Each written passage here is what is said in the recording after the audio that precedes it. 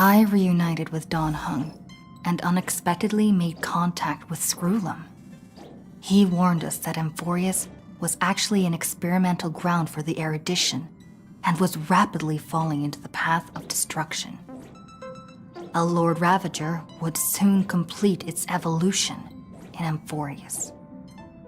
To tackle the crisis together, I stayed behind in Amphoreus as an informant, while Don Hung returned to the Express as planned to seek help. On top of that, Screwlum informed us that March 7th had also been drawn into Amphoreus earlier. However, the current priority was the Era Nova. I quickly arrived at the Vortex of Genesis and met with Finan. The Era Nova ritual was supposed to proceed smoothly under the guidance of Lygus, but the appearance of the Flame Reaver once again left the fate of the world hanging in the balance. We struck down the enemy's mask, only to discover that his face was identical to Finan's.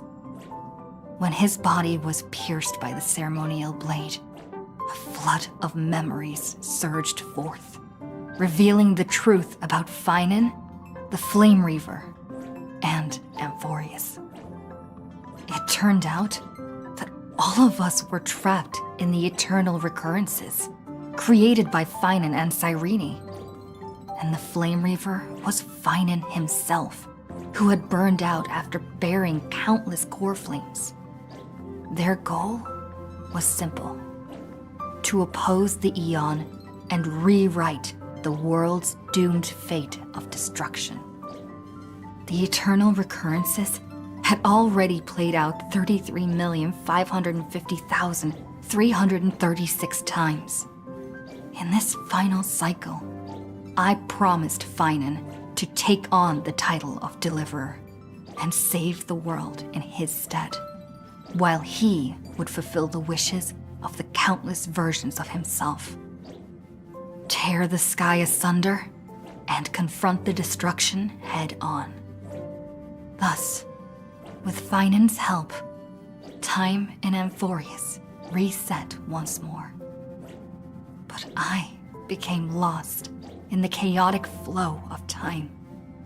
At the critical moment, Mem, who had regained all her memories, sacrificed herself to send me back to the beginning of time.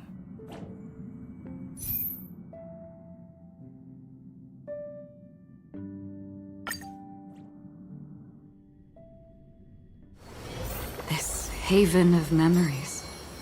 Every time. Hello. Your surprised expression is just like what the memories recorded.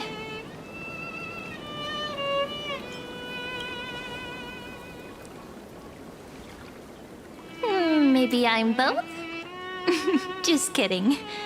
If I had to choose, then I'm probably closer to the latter. It's pretty unbelievable for me, too. It's like I had a long, long dream.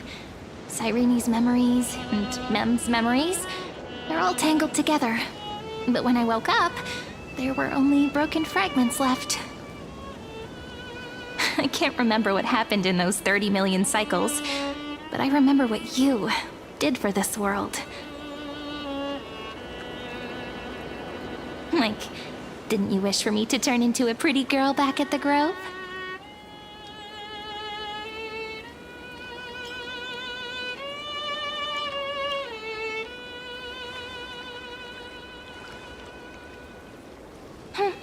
You didn't?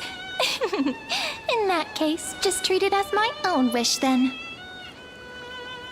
There's so much I want to say, but unfortunately, this isn't the time to reminisce. With the memories of the previous flame chase still intact, we've returned to this place at the beginning of time, so we can carry out our promise to Finan. The descent of Iron Tomb may be looming over the horizon, but we still have a chance to change everything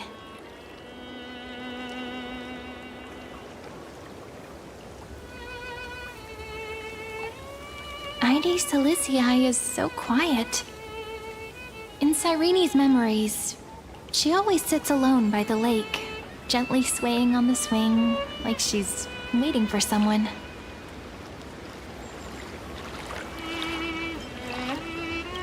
Yes, Finan too embarked on his journey because of this view. He then walked alone for more than 30 million cycles. Thankfully, you arrived during his long wait, friend. Is that also why Cyrene did what she did? It sounds weird, doesn't it? It's something that happened to me, but I'm talking as if I'm an observer. But that's just what those memories are like. Vague and unclear, as if encased in thick ice. The only things I remember are the days I spent with you. Amphoreus will fall into an ending of destruction after the next Era Nova. But those stories went out of fashion ages ago. In a proper romantic epic, the hero's supposed to foil the villain's plot, right?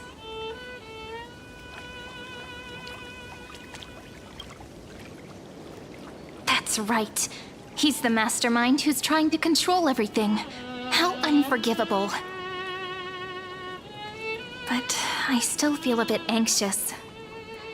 Lygus chose to walk into the spotlight and reveal everything, which means he still thinks the current situation is under his control. Maybe he still has an ace up his sleeve. Think about it. Even the name Lycurgus is a fake one. We have no idea who or what he really is. Which means it's probably time to borrow that treasure you're carrying, friend.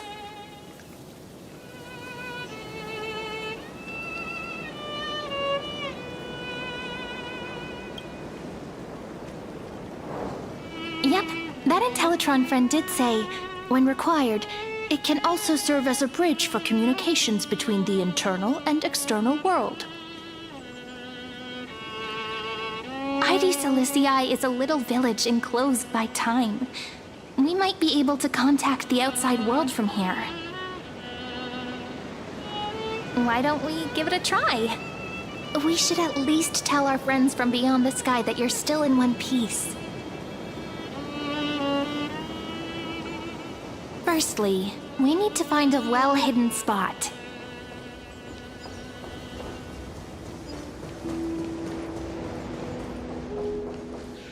It's super quiet here. Sounds can't get in or out. Back in Cyrene's memories, this room was her secret base. No one noticed her practicing Orynyx's prayer here, or trying to speak with the gods in secret. But today's different, isn't it? We aren't trying to contact unreachable gods, but humans from other worlds. Real people. I'm prepared to witness that miracle, friend. The way Cyrene talks is so similar to Mem. I have so many questions. I'm also worried about how Dawn Hung and March 7th are doing. Here's hoping the chronocognitive anchor can still function normally, because I really need answers.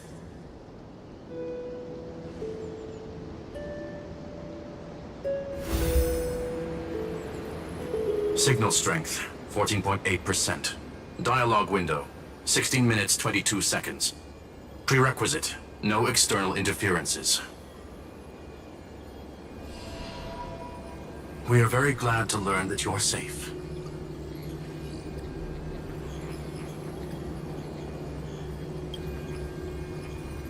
Pity. Now's not the time to celebrate. Having two geniuses standing here means you are in big, big trouble. Listen up, little one. The Destruction's eyes are gazing upon this place. No, I'm not joking, and no, it's not Droidhead. It's the real Nanook. Time is running out, so I'll explain in terms you understand. This world, Amphoreus, is in fact a testing ground, where the Lord Ravager, Iron Tomb, evolves through self-extrapolation. Hiding in this segmentum, unknown to other life forms, it has endlessly repeated the process of era nova, seeking a solution that could obliterate the erudition. For some reason, the experiment entered a prolonged state of stagnation. However, it has now restarted. Prediction. If effective intervention is not performed, Iron Tomb will complete its self-coronation in 14 system hours and initiate its plan to destroy the entire path of erudition.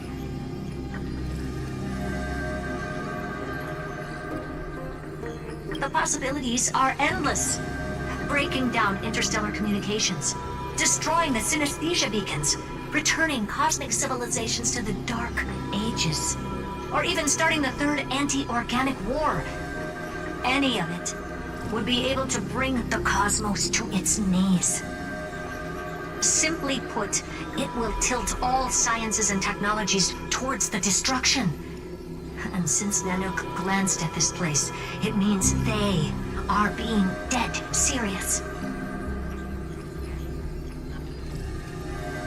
Based on info provided by the IPC, Iron Tomb probably isn't like Selenova or Zephyro, who are overlords ascended from human beings.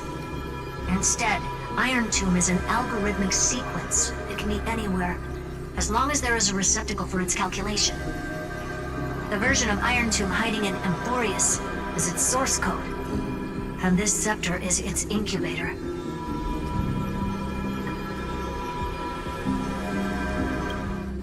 Yep. Think of it as the program having reached 99.98% completion already. And then it's over. Something in the shadows has been driving everything forward. It's the observer named Lygus. Speculation. He's the Scepter System's administrator. He wants Iron Tomb to break through the knowledge singularity. I don't know why he wants to do it, but he'll remove interferences at any cost. You're the only variable within this world, and you're the only thing he fears. So listen closely, little one. The speed of time is different in Amphoreus compared to the outside. Destruction is just about to arrive, but you can still play Deliverer one last time. The cycles have already been broken. You've entered what is theoretically the last cycle Amphoreus will ever be able to run. And Iron Tomb will break out of its prison as soon as the process of Genesis is triggered once more. But now there's an abnormality within the experiment. You know what I'm talking about. One of the model's 12 factors. That is one of the 12 demigods. Destroyed himself using the power of the destruction. Finen's signal disappeared from the cycles the moment Nanook cast their gaze this way. That means World Bearing's computational logic is currently flawed and bugged. Yet it's the factor directly related to the process of Genesis.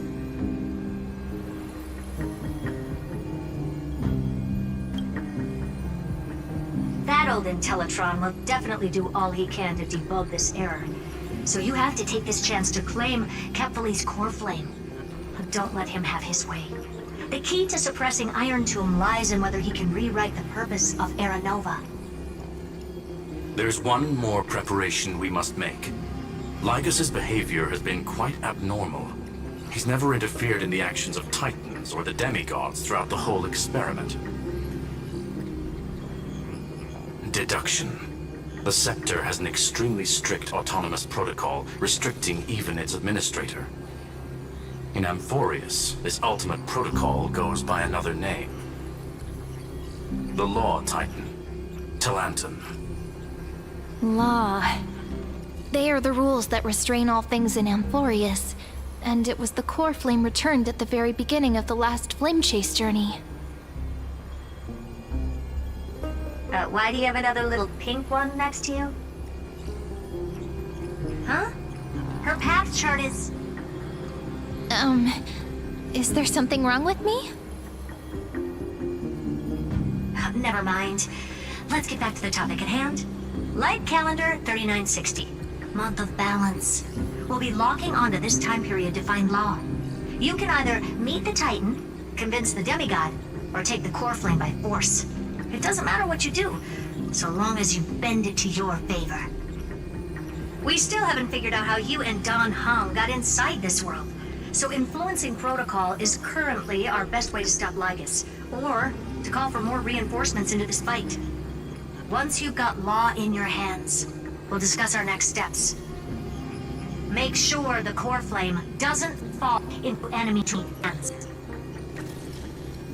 Herta, the firewall's interference is getting closer. Time is running out. Please ask any questions you still have as soon as possible.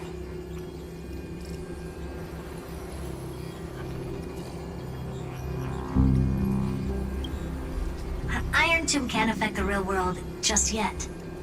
Don't worry. Himiko and the others are more concerned about your well-being than their own.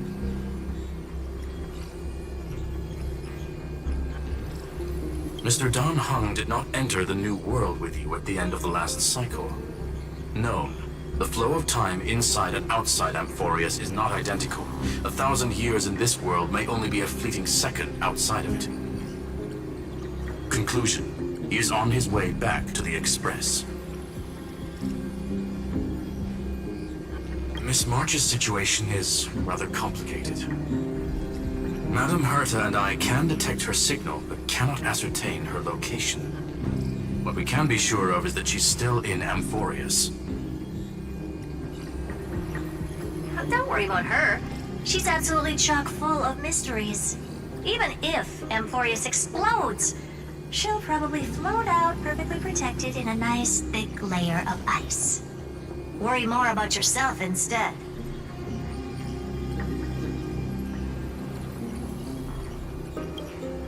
I believe in your capacities.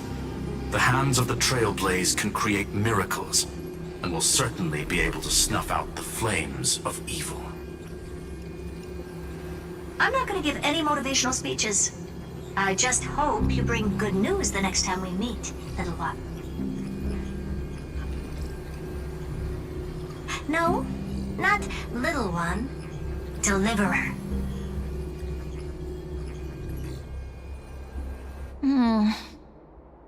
Those two geniuses certainly have memorable personalities.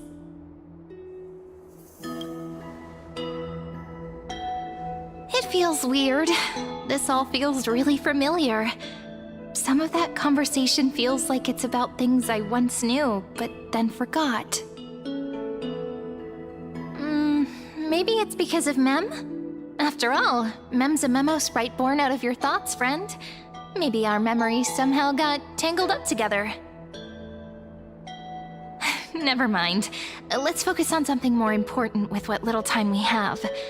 Just treat me as an ordinary girl with secrets, okay?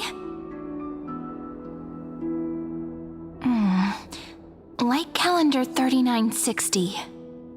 I remember that Talantin had already fallen by then, and the Chrysos heir who inherited that core flame is named Saridra.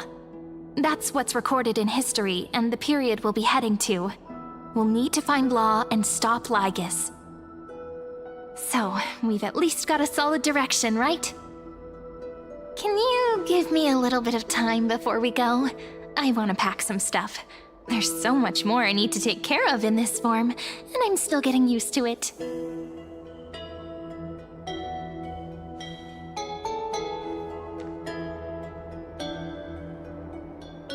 A relaxed scene like this probably no longer exists in the outside world.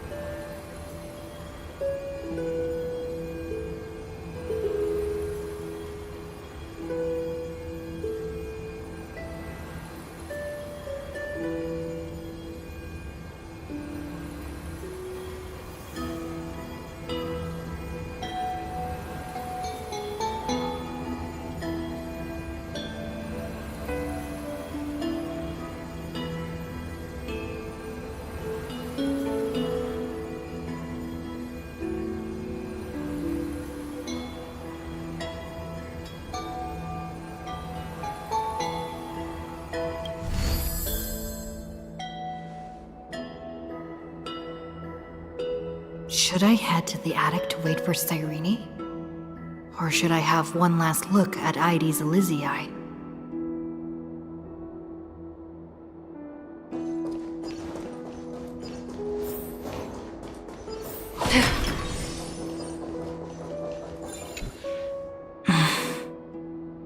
This village is where Finan's life started.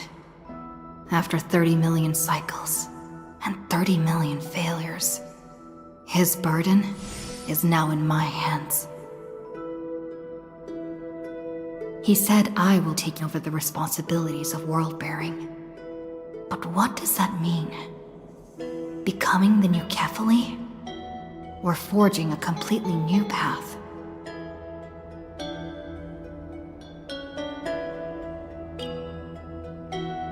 Destiny must have brought me here for a purpose. This isn't a coincidence, but an eventuality created after 30 million quantitative changes. There's nothing to fear. I'm destined to play the most important role in this final battle. I've already beaten another Lord Ravager after all.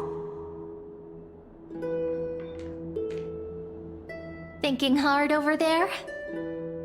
I finished packing. I decided to just bring these few things in the end. See? There's a journal, a quill pen, and the ceremonial blade of the Priests of Time. Holding it calms me down for some reason. The scent of the black tide is now calm. Finan must still be fighting them in some way. This will be Amphoreus' final flame chase journey. But it won't be the end of us. It'll be the beginning. Friend, are you ready to become a hero?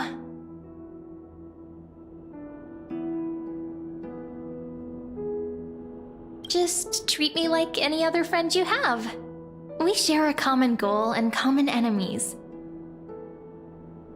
And we may also share a common future. A future that has never emerged in any other cycles before. I believe in you, friend. If you still can't get used to it, just call me Mem like you did before. Just kidding.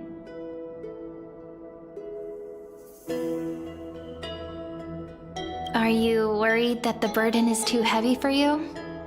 Don't worry. Maybe the answer isn't as complicated as you think.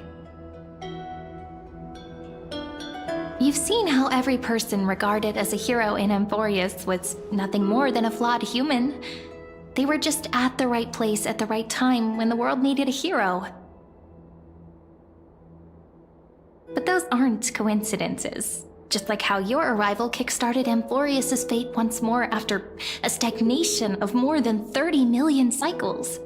It's the inevitability of being a trailblazer. A person's personality is their destiny. Your own hero's journey already started the moment you decided to board that express.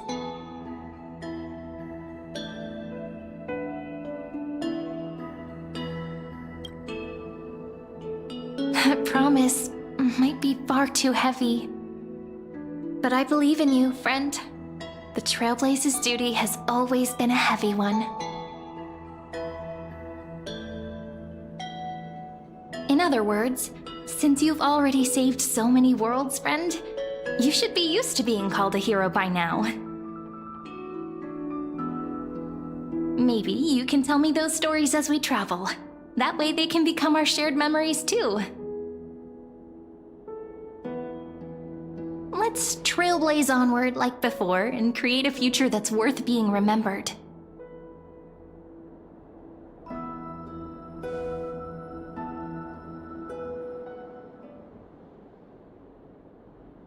It seems you two are prepared to head out. Then you should indeed treasure the view before you. Have much time left to enjoy such solitary delights.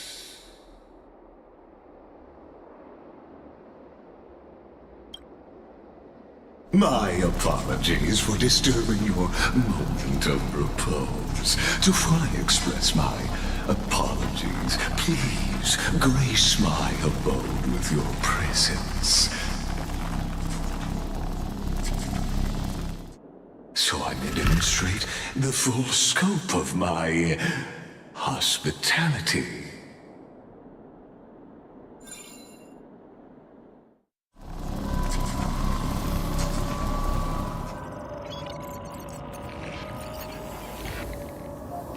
What is this place?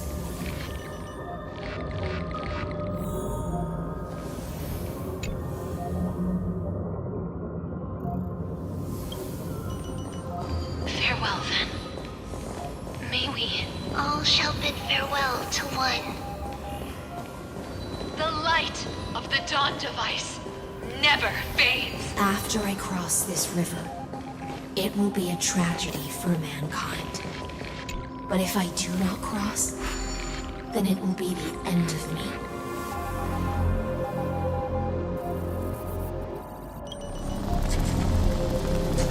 Outlier. Executing command. Record.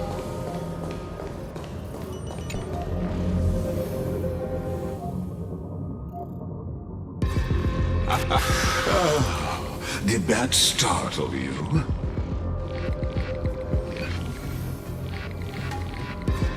This is the intersection between Amphoreus and the real universe.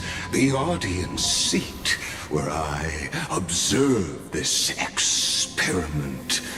You can also call this location the Exomyth. What you see is the true form of the eternal land and the 12 demigods after they've shed their disguise of legends. Doesn't it look marvelous? Amphoreus is like a microcosm of the cosmos. People love to portray the romance of the starry skies, but their tales often forget a different and far more truthful type of universe. The moment ancient Antikytherians sketched geometric shapes on the sandy beach and recorded the first numerals and symbols on parchment, the universe turned into a silent equation flowing under the pen of these relentless decoders. Erudition. It was once the mother tongue of the Creator, the pen of divinity, and the first lyrical verse ever written by free will.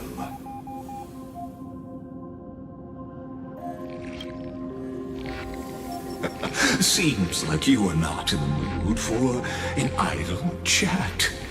That is fine. I simply wish for you to understand that I have no intention of being your enemy.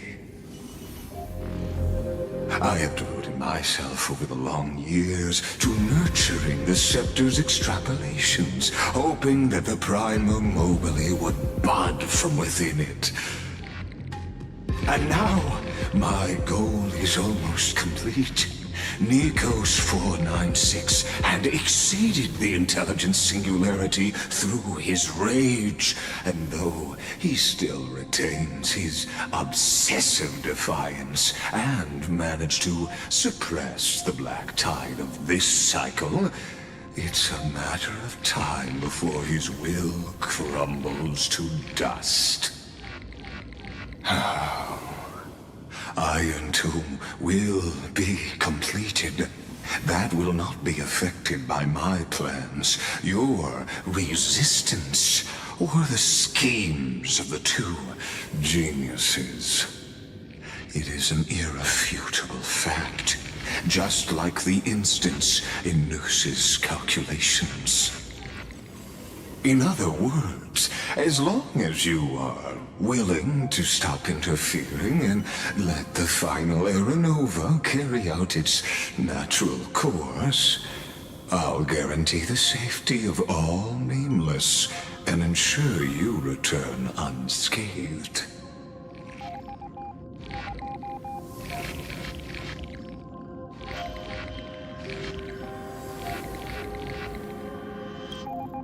You've always had a choice, my lady. You can either accept my sincerity or face the consequences of defying it.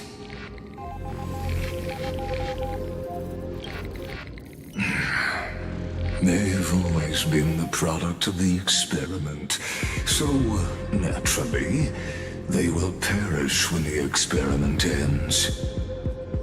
That outcome was predetermined long ago, so I will not embellish such a regrettable conclusion.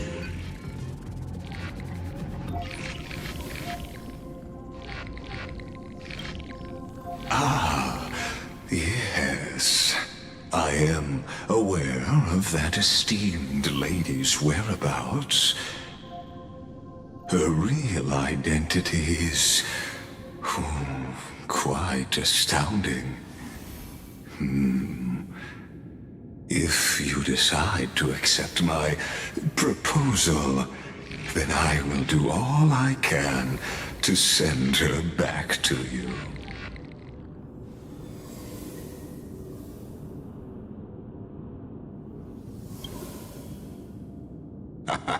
You are indeed worried about your safety and that of your companions. Rest assured, as a fellow pathstrider of this path, Nanook's gaze left a brand on your soul long ago. You harbor the seed of destruction within you. But you need to learn how to use it in the right way. That vital knowledge is also my bargaining chip in this negotiation between us. For there are few in this world who are truly capable of such a feat. And I happen to be one of them.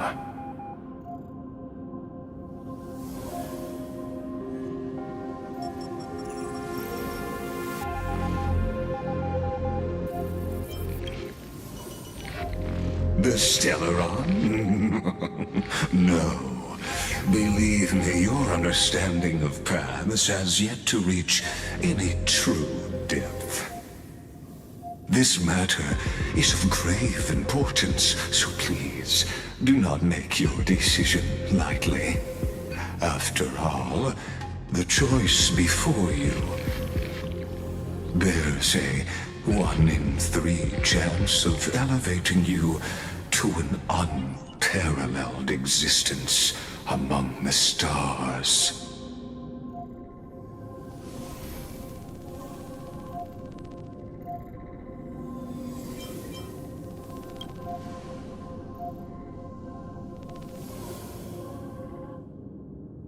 I now see the full scope of the determination in your words.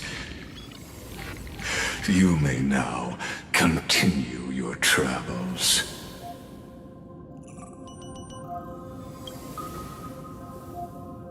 It seems you haven't realized something about this place. The exomyth is the erudition's domain.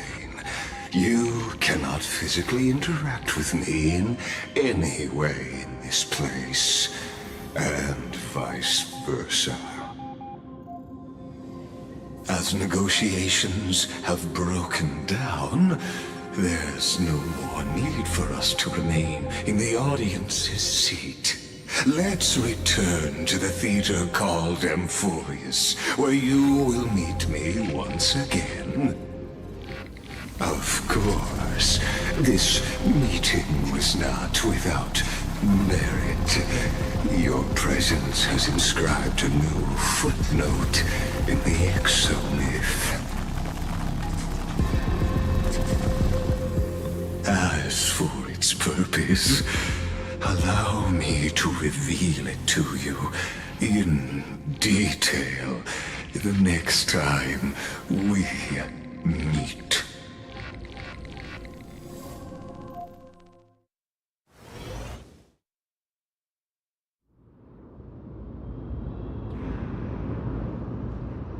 "100 years ago, the flames of war consumed Akama. The Outland forces broke through the dawn. Golden blood flowed with greed, and enemies descended with Kefali's eternal slumber, painting the holy city's walls in scarlet. Its generals had vanished, and the elders prostrated on the ground. The throne of worlds kept silent to the pleas of the people. Until the heaven and earth cracked open. Not the gods answering the people's prayers, but a legion rising from the sea of blood. Dawncloud's spires fell in the sulfur rains, and the legion's commanders stood atop the broken idols and roared.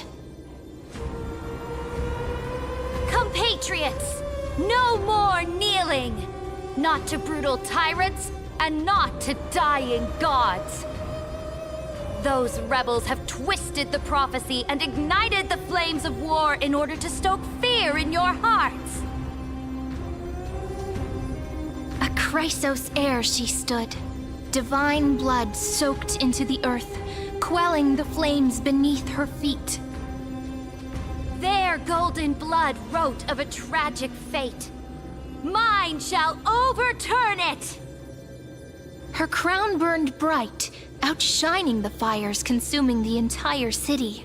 She raised her scepter high, and the people gazed in the direction she pointed. My blood flows in you now. Heroic compatriots, follow me, and we'll seize the reins of fate. Drive the enemy from Kefali's dawn. Smother their flames with their own dead. Win glory.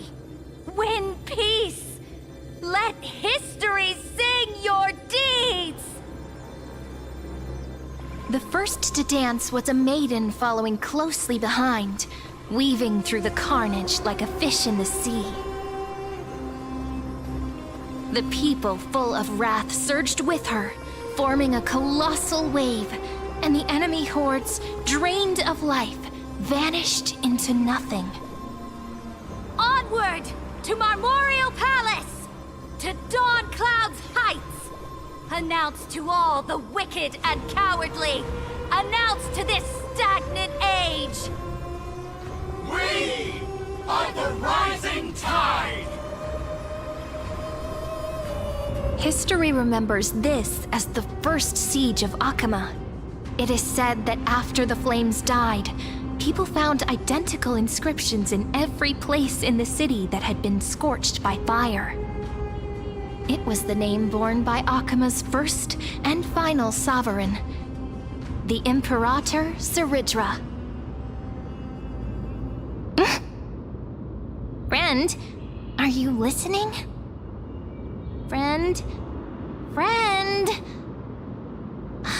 Honestly, you were the one who insisted on reviewing history, yet here you are, dozing off? Wake up! Otherwise, I'll have to... Wake up! Otherwise, I'll have to...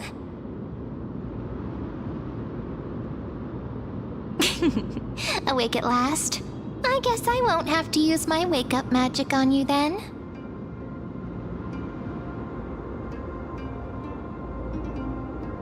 Fine, as you say, just meditating. We've arrived. A familiar place. The Temple of the Three Fates. If everything went according to plan, it should be shortly after Talantin's fall. And also the end of the first Flame Chase journey. Indeed.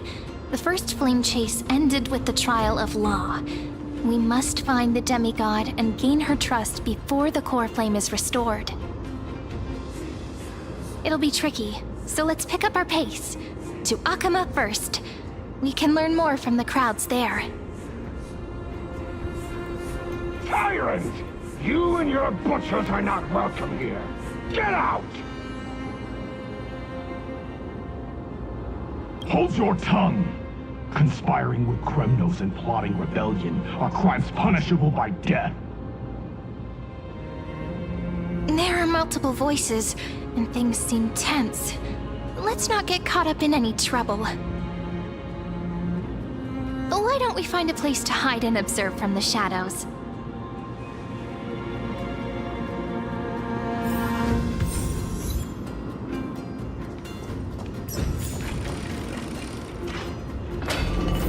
At least Kremnoans keep their faith. Wait, isn't that...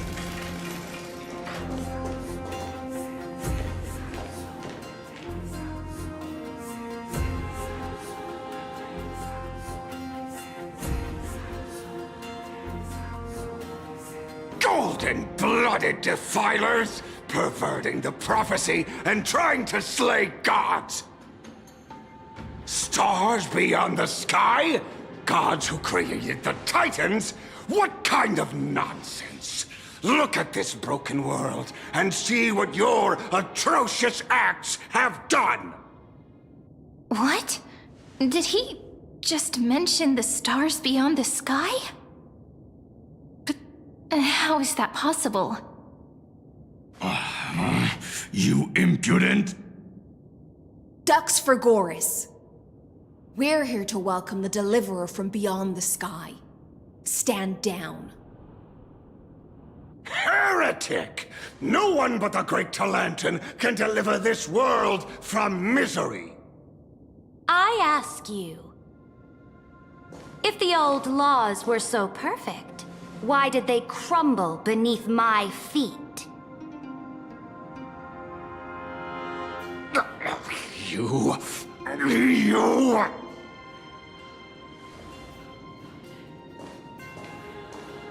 Talantin is long gone. Now I am the law. Challenge me, or submit to my judgment.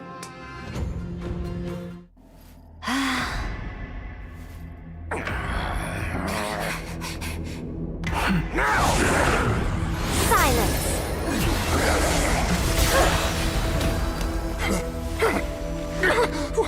What gives you the right to judge a priest of law? That's because I came, I saw,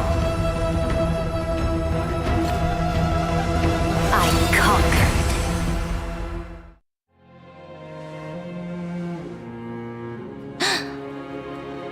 Ducks for Goris, take the ashes of this man and scatter them in the temple among the crowds. Tell them that the High Priest attempted to take away the rights granted to the people by the Imperator. Thus, he met his fate. Yes, Imperator. Now, these two accidental guests. Dux Gladiorum, if you please. As you command.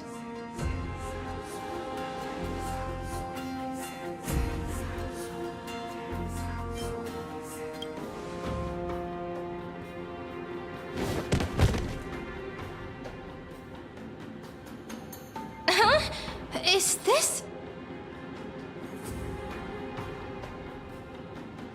Correct, but not the kindness you know.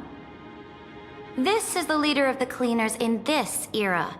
Since the start of the Chrysos War, they've made it their mission to wipe out the Chrysos heirs. Even now, even after I've united all the city-states, these vermin still lurk in the shadows, hindering the flame-chased journey. Moreover, I know that the 27th person to inherit this role bore many grudges against you and nearly doomed the second flame-chased journey. The enemy of my enemy is my friend. So, out of courtesy, I present to you this corpse as a gift. careful. Let's wait and see what happens. She's probably trying to scare us. For the sake of order, I am known by many titles. Flamebearer who ends wars, Tyrant of Dawncloud, Empress of the Holy City, and Imperator of the Flame Chase. But in light of your unique identities, I'll allow you to address me by my real name. Saridra. On behalf of my people and this land, greetings, Deliverer. If I may, how do you know her identity?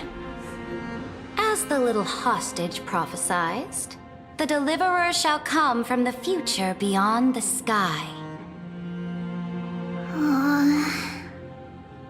Gray hair, golden eyes, skilled in wielding a mace. They would arrive in Yanisopolis on this day. There's no mistake.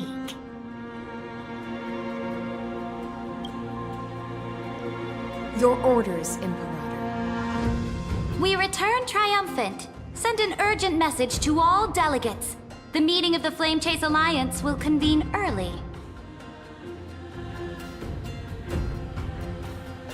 As for you two, Akima knows what you seek. We'll confer in the Holy City. Doubtless you have many questions, but save them for later. Please follow us. This is not what I expected at all. The demigod we needed to find was just waiting for us, and she knows of things beyond the sky, even eons. How could this be so different from the previous 30 million Amphoreus cycles? Who altered history?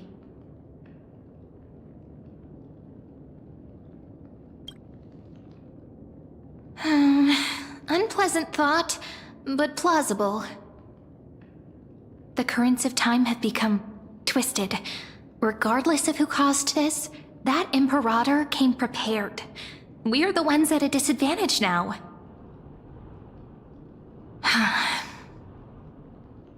We might as well dance their dance. Let's go with them to the Holy City. We've received the Imperator's favor because of your unique background. As a result, the people of Akima will certainly respect you more. Just put that to good use, and add a bit of your experience and charm. Should be easier than last time, right? If we figure out what happened in this cycle, we'll be able to turn things back in our favor.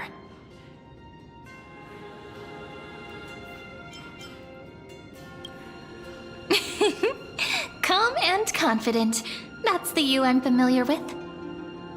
Guests, please. The journey to save the world starts with a single step. Let's set off, my friend.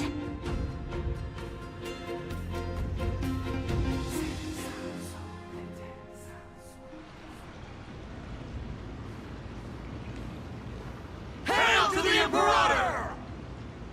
Hail to the Golden Heroes! Hail to the Deliverer! Told you, you're the headline act. All this spectacle is for you. Guards, your service to the Holy City is appreciated. How have things been?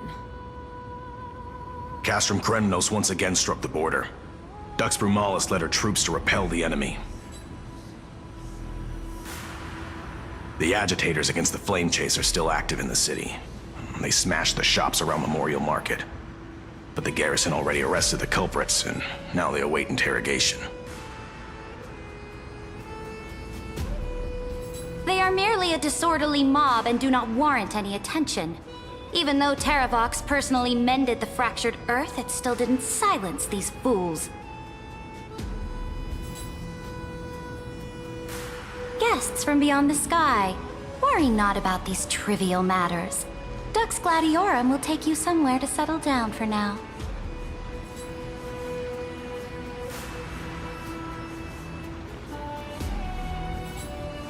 Please allow me to introduce myself. My name is Hycelens, and I am the Dux Gladiorum who swears fealty to the Imperator, as well as the Knights Commander of the Achaemen Alliance. Later on, the Imperator will invite you to attend the meeting of delegates to discuss the Flame Chase journey. Your arrival has convinced us that the future promised by the prophecy is certain. Under the Imperator's command, Amphoreus shall break its chains and reach the world beyond the sky. With all due respect, what exactly do you know about us and what's beyond the sky? As a humble subject, I cannot freely express my own views to you. Please forgive me. I knew it wouldn't be that easy. Time waits for no one. Please come with me and rest now before the meeting later. Achaemen, under the Imperator's rule, is no longer in the shadow of war. Indeed, Dawncloud stands as the hero's residence. The Imperator put much thought into its design, in order for it to serve as a sanctuary from the burdens of battle. Please experience its marvels firsthand, heroes. When the Imperator arrives, I shall come to summon you.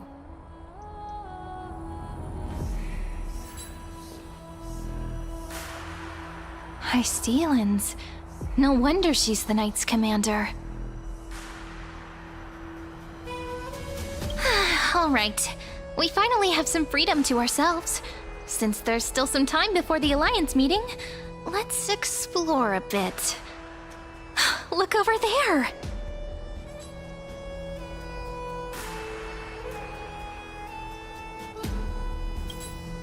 Not the ones you're familiar with.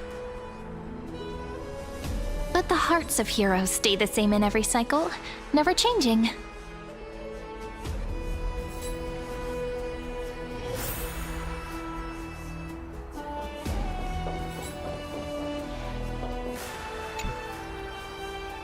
Dux Brumalis, our great Imperator, found the mastermind and executed him in public.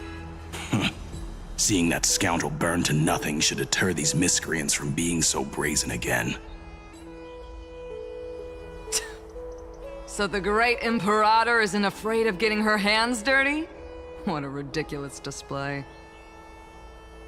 What do you know? No matter what sins the people commit, they are still the Imperator's people, and it's only right that they be judged by the Imperator's own hand.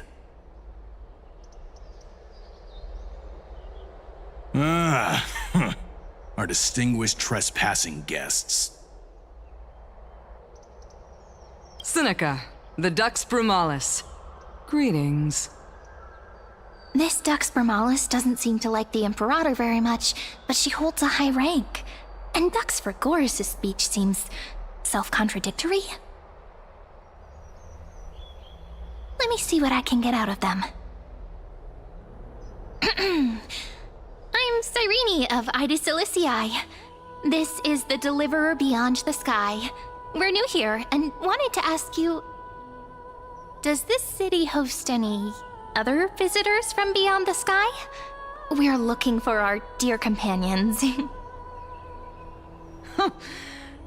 Drop the charade. But yes, there is someone in this city who is all too familiar with the world beyond the sky.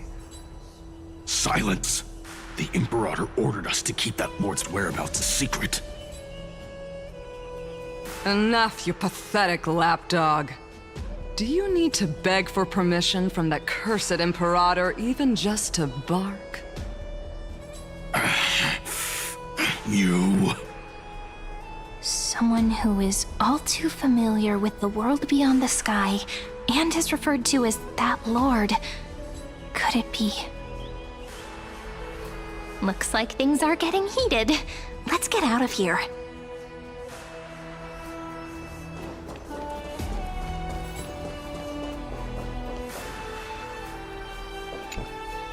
How are we supposed to talk to the heroes of deliverance? What if they're really intimidating? Virginia, don't be so nervous. Once they hear your poetry... Ah, heroes, you're already here. Greetings. I am Apollonius, the Dux Helcolithus, one of the 5 sages of the Grove of Epiphany, advisor to the Flame Chase army. This is Virginia of Castrum Kremnos, the Dux Carminum and imperial scribe of the great Imperator. Hello. I'm Virginia. I compose poetry. I'm Serene from ID Silicii. This is the Deliverer. Nice to meet you both. They're not as frightening as the rumors claimed. This is our first time in the Imperator's realm. Akima is even more magnificent than we imagined. If you all weren't here to look after us, we'd be completely lost and confused. The Akima you imagined is long gone. Under the Imperator, this city has been reborn as the capital of the world. Bask in her free-spirited winds. For anyone who fulfills their duties to the Imperator, these winds shall forever remain at their service. But what if... Those who are loyal do not need to consider the consequences of betrayal. But if you're curious, why not head to the lake and take a look? Those elders who lie at the bottom of the lake are the best example of what happens when you disobey the Imperator. The elders of this cycle were all... Looks like that priest who was sentenced to... Aggie, you're still so listless today. Did you have trouble sleeping again? Yes. We know. The Titan's prophecy haunts you. If you want, you can talk to us, just like when you were young. No matter what, we'll always remain by your side. I know. I also understand that fate cannot be changed. It is not the future that I worry about. I spent all last night weaving clothes and linen for the refugees. The Chrysos War is born of injustice and has shattered their dignity. They deserve at least some basic decency. If Amphoreus one day abandons this, then all of us, commoners, Chrysos heirs, Titans, become no better than beasts. Oh, we have guests. Welcome. I am Aglaya, the Gold Weaver. These rags on you are not worthy of the title of Deliverer. I must prepare some proper attire for you. What is the matter? Your gaze seems somewhat unsure. Does your Aglaya differ so much from me? Greetings, Deliverer from beyond the sky. We are Trebi of Yanisopolis. It's very nice to meet you. Although, introductions are probably unnecessary. We know you've witnessed the future of the Flame Chase journey even more clearly than we have. Witnessed the future of the Flame Chase journey? The prophecy also told you about that? Indeed. Orynyx reshaped Amphoreus through the prophecy. Although, regarding the Deliverer, there were not many details beyond your appearance and the time of your arrival. So, please, don't worry. Feel free to relax and relax some more. It was Orynyx who told mankind that the Deliverer from beyond the sky would descend upon Amphoreus. More crucially, they revealed a future entirely different from the Aranova. Though we still must challenge the gods, in the Time Titan's prophecy, this path leads not to a new world, but to the true starry skies. This is also what the great Imperator has been striving for all her life. Your arrival further confirms everything. This can't be real. Even you find this surprising? Fate really is unpredictable. Perhaps the upcoming meeting will hold even more surprises.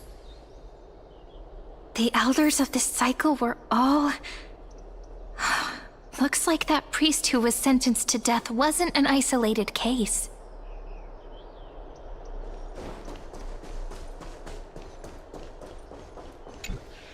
Little fish from beyond the sky. Did you rest well? The Imperator and the delegates are about to arrive. If you are ready, please follow me to the meeting.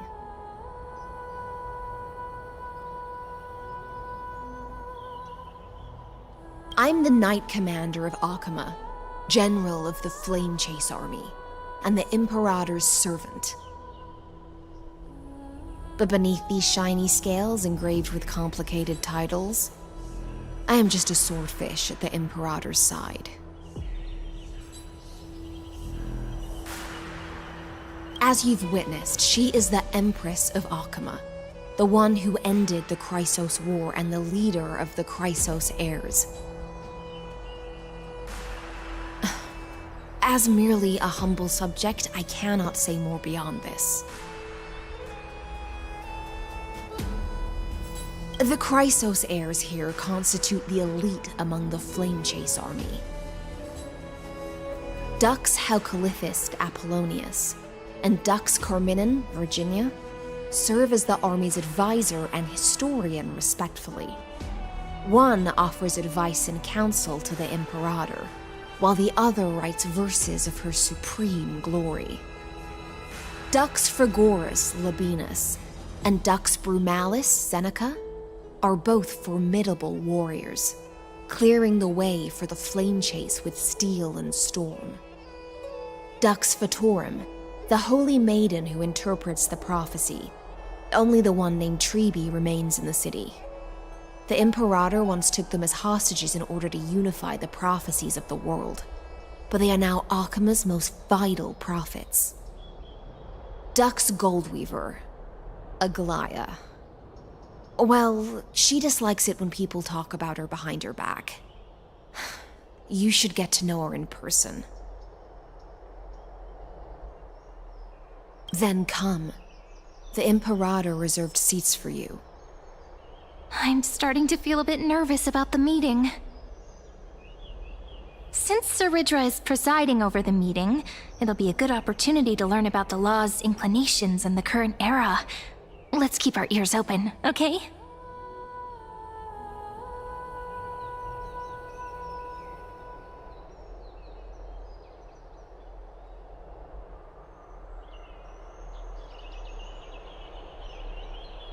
Good sir from Paphos, what do you think the Imperator is planning calling this meeting so early? My homeland can't endure anymore. Who knows? First, she wants to hunt Titans. Now she says there are even greater calamities. Her madness is the greatest calamity. Exactly. Chrysos heirs, deliverers. What about us ordinary folk? How much are we worth in her eyes? Things feel pretty tense here. The history books said that the Imperator aimed 3 cannons at Dawncloud to make all the delegates obey her. Will history repeat itself in this cycle? Yes. Similar acts have occurred, and not just once. However, whether history will repeat itself, you'll soon see. Those are the 2 spots reserved for you. Please take your seats. What is it again? Look, that's what they were talking about before. What is we this? stop? So it turns out. Ladies and gentlemen, silence please. The Imperator has arrived before her faithful council, and the Alliance meeting is about to begin. All right. In the names of Talantin and Kefali, The Akama Alliance swears upon the gods. Cease the pageantry. I pray not to the vanquished. What? Kefali, of course, needs no further explanation. As for the law, at the entry hour 2 days past, a scout should have brought news of the conquest to all of you. Unfortunately, guards found his corpse among the rocks not far from the city.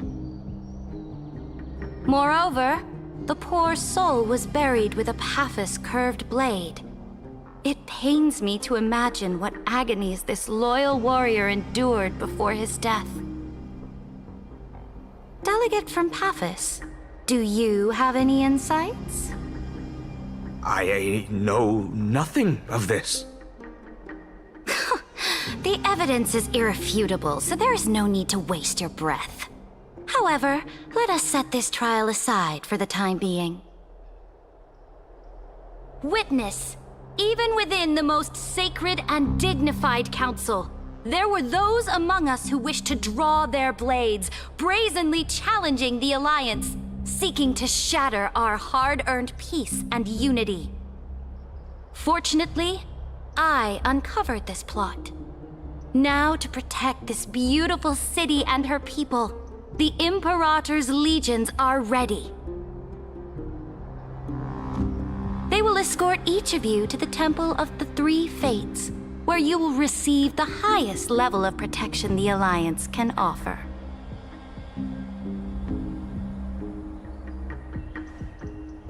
Then, the Legion's warriors will join me in embarking on the campaign against Fagusa. This is clearly a trap! Imperator, did you summon us here just to trample on the dignity of your allies? This is not enough. What we do? Things are starting to get pretty intense. Comrades, you've all seen her true face now. According to the ancient laws of Akuma, only with the consent of 2/3 of the elders can the legions carry out the commander's orders. The ancient laws. Didn't you destroy them long ago? You defected during the first siege of Akuma, voted unanimously in favor of the Council of Elders restructuring, and just yesterday, you desecrated them with a blood-stained blade. The decaying old laws fell with Talanton and are no longer deserving of respect. But if you still insist on proclaiming yourselves defenders of the law, then be silent and offer up the highest respect to this core flame in my hand. That really is the core flame of law in her hand. Since there are no objections, then the original agenda of this meeting, the campaign against Fagusa, is hereby passed. The Flame Chase Army's hunt for the Ocean Titan begins today. In order to prepare for war, all allied city-states must surrender command of their militaries and pay all war taxes by the end of the month of Evernight. At this moment, I would also like to introduce to everyone the newest honored guest to join our alliance. The Deliverer, revealed in the prophecy of time, has descended from beyond the sky. With her aid, we shall shatter the chalice of plenty and return Fagusa's core flame to the holy city! Stand this! Absurd. Simply absurd. A deliverer from beyond the sky. This is just like that prophecy about slaying gods. It's a lie you've used to grow your power. Ladon has already sacrificed countless soldiers. And now you want me to send even more of my brothers and sisters to be used and discarded by a tyrant?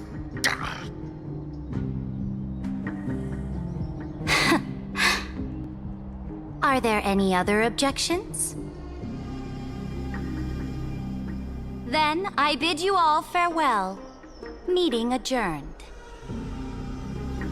Deliverer, please wait. I still have important matters to discuss with the two of you.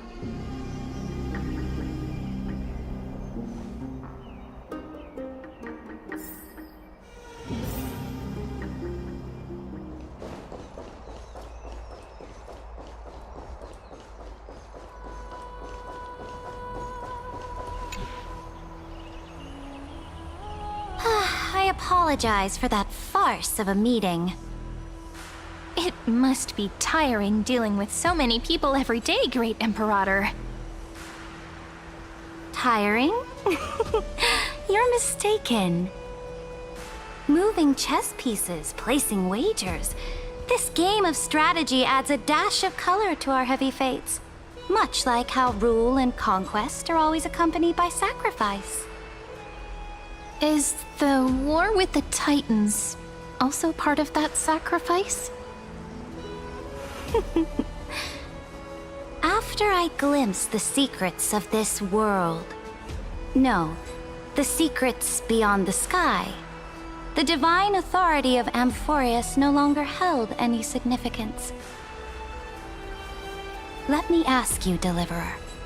Is it true that beyond Amphoreus' sky, there are magnificent deities called eons? Ah. The word fact has never been so intoxicating. Then, please tell me more. How will you use this great power to guide the people? In the future you envision, where will our flame chase journey lead?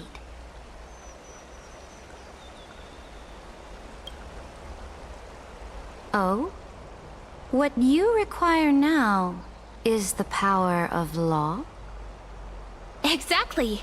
Just as the prophecy foretold, she is your deliverer from beyond the sky, and she also has reliable allies. If they can intervene in Amphoreus' laws, we may have a chance to alter this world's impending fate and reverse its destined end.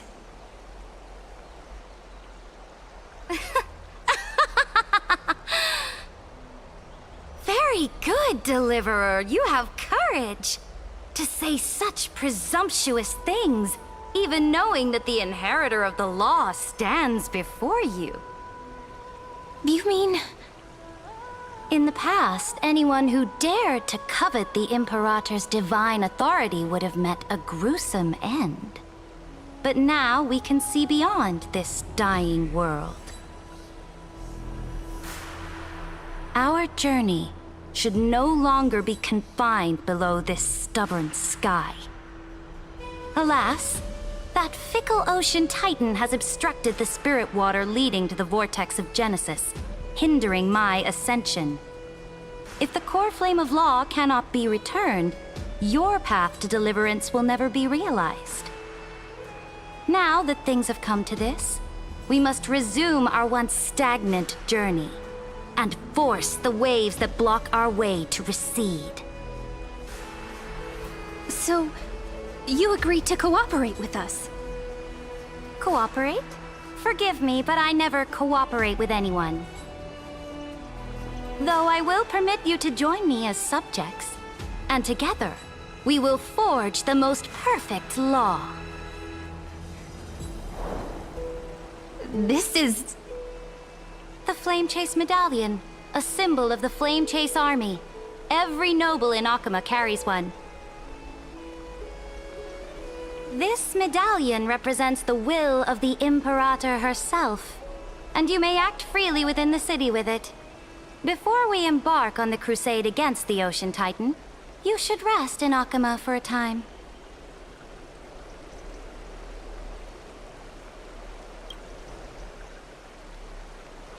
Oh? Your advice is acknowledged. From this moment on, prove yourself through your actions. As long as no boundaries are crossed, I fully respect the choices of my subjects. May your journey reach that sky full of stars, Great Imperator. Your attendant certainly knows how to curry favor. Go now. Take a bath first. You two... reek of seawater.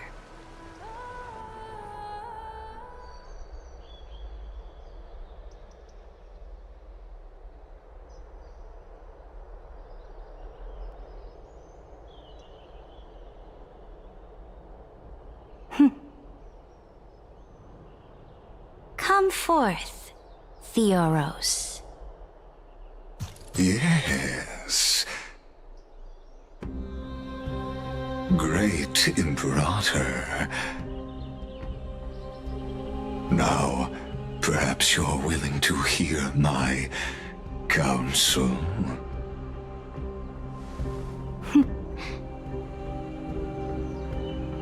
Those two arrived just as Orynyx described, and just as you said, they showed a thirst for law. At least this proves that my judgment was right. Sparing your life was the correct decision. You've once again confirmed that your wisdom is no empty boast. Now another choice lies before you. With whom shall you ally to tip the scales of law? Me, or that deliverer?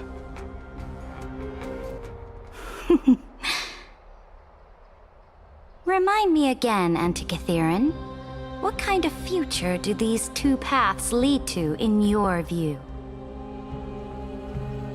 I shall tell you.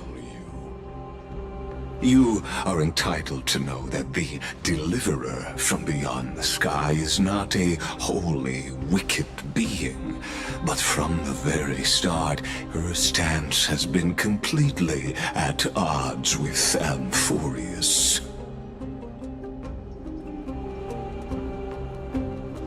The road they have chosen will bury Amphoreus' grand aspirations. This world, which follows the path of destruction, will inevitably stray far from the glory it was meant to enjoy. But on the path I have revealed to you, the people of Amphoreus will slay their creator in the name of the Imperator and conquer the worlds beyond the sky. You will command the mighty beast known as Iron Tomb, bringing waves of war and conquest to the universe. Beings across the cosmos will bow before you, offering their allegiance. So, what's the price? The price is insignificant. All that is needed is for you to sacrifice that fragile, incomplete humanity to the destruction. As a Chrysos heir of the prophecy, you have already chosen to abandon it, have you not? Off you go, Theoros. I have already made my decision. Once I ignite the core flame of law and burn away the old, outdated rules,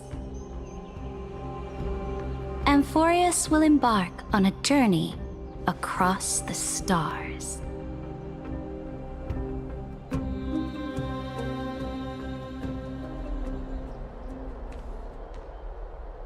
The Imperator is quite forceful. She didn't give us any chance to ask questions. And she's clearly hiding something. What do you think?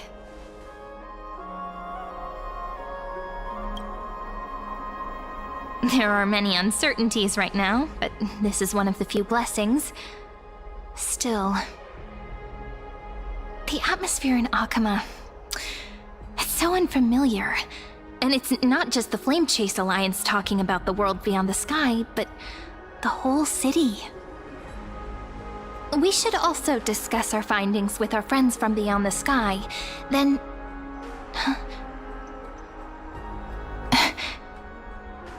then... we should go enjoy the renowned bathing culture of the holy city and relax. It's the thing I've been looking forward to most on this journey.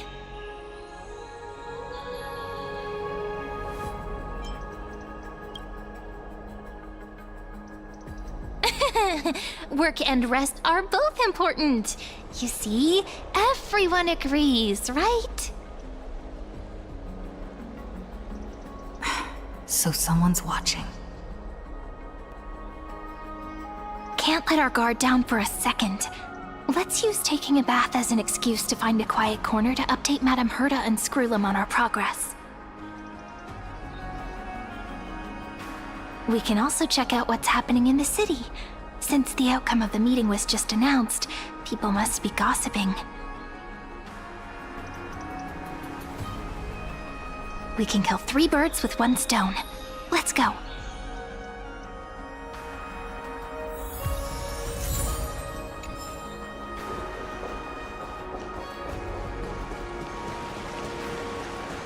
Oh, so many people! The holy city is so lively. Did you hear? At the Alliance meeting, the delegate from Leyden stormed out in anger.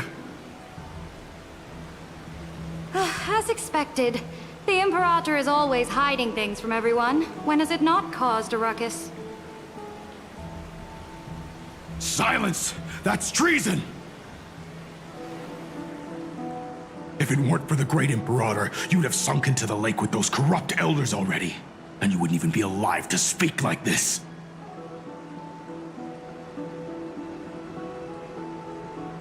Oh no. It's the Imperator's loyal dog. Let's go. We can't talk in front of this guy. Ugh. How disappointing. Oh, honored guests, we meet again. Looks like I'm not the only one who came to the baths to unwind after the meeting. For the upcoming campaign, please make sure to rest well. I am Dux Fragoris, a trusted officer of the Great Imperator, willing to fight alongside the Deliverer in the coming battles. Ugh. Another war? Ever since the Imperator took control of Akuma, we haven't had a day of peace. Idle chatter. The atmosphere is a bit tense. With rumors flying around the city, you must be troubled. My apologies. After every Alliance meeting, there are always some pests in the city who get restless. I prefer to ignore them. Pests on the ground don't affect the sky in the slightest. They just complain from the shadows that the sun's light is too harsh. Besides, the Theoros has already promised the Imperator her fate. And these clowns will eventually realize their foolishness. May I ask, who is this Theoros? The Imperator has ordered us to keep his lordship's whereabouts a secret. Ah, so it's his lordship. Stop trying to get things out of me. Leave me alone. I didn't even need to try. Big and strong Dux Fragoris really can't hide anything. Theoros. What an ominous name. Bad news. He's been staring at us the whole time. Let's move to another place for now. We don't know how much Saridra has concealed from us. In the worst case scenario, we may have to face more than one enemy.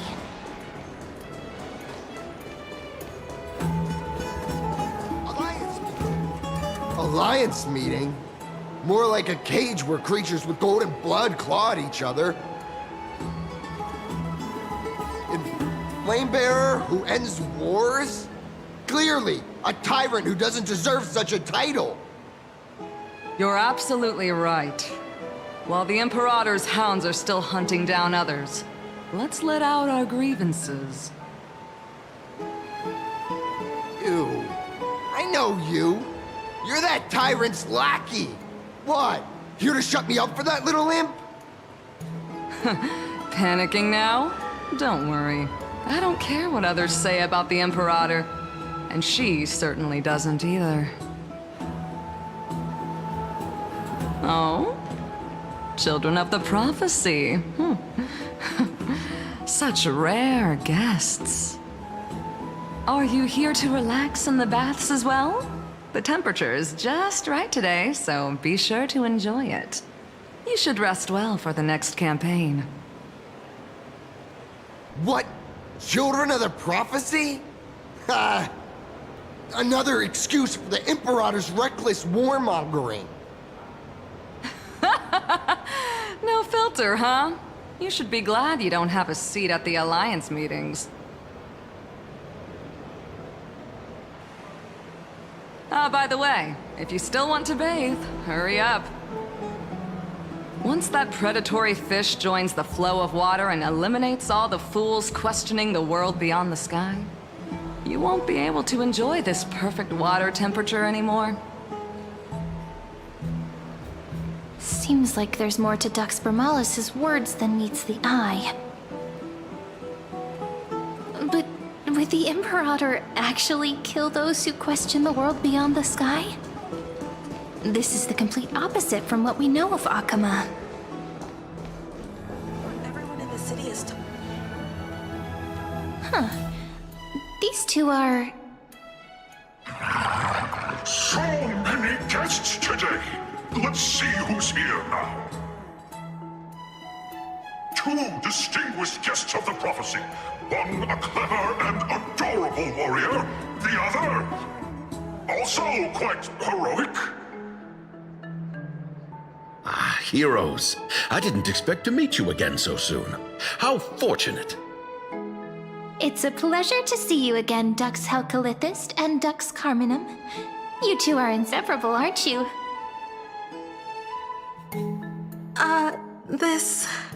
This is... Oh, she wants to find someone to help with research for her new work. I'm the far-seeing eye and all-hearing ear of Akama. I see and hear every single thing that happens in the streets and alleys of this place. I'm the perfect partner for research. Ahem. Enough small talk. Here's the latest news from Akama, as you requested. The children of the prophecy arrived in the Holy City, and the Imperator unilaterally stripped away military power. The Alliance meeting ended in discord, and there may be bloody upheaval. As expected. I get the feeling you might have embellished a bit to keep people's attention. I swear on my stone mane, I would never do such a thing. But if you wish to quell this terrifying news, perhaps a more explosive topic would help. Never mind. While the influence of rumors can be minimized, the fact remains that the great Imperator did swiftly consolidate military power in an almost threatening way. It's undeniable. Heroes, I know the Imperator's way of doing things may seem a bit autocratic to outsiders, but soon you will witness her blade dance with enemies on the battlefield. I can't comment on the source of her loyalty, but when that blade is drawn, you two, as bright as you are, will surely see the deep thoughts beneath her exterior. The Imperator's blade. Is he talking about Miss Hysealan's?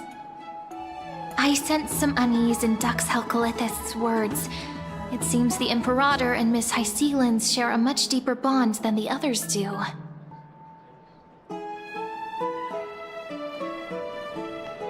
There are eyes and ears everywhere. Is there any place where we can have some privacy?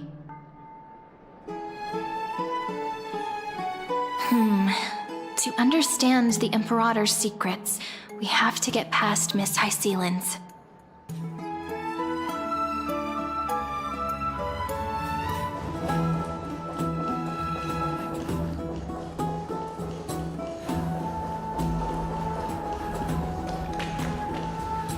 This place was your original bath chamber, perfect for avoiding prying eyes. I wonder if anyone is using it now. Huh? The smell is... Wait, don't go in yet! Who's there? Oh, the little gray fry in pink sea hair. Little sea hair? You barged into here without warning. Was it an accident, or did you wish to bathe with me?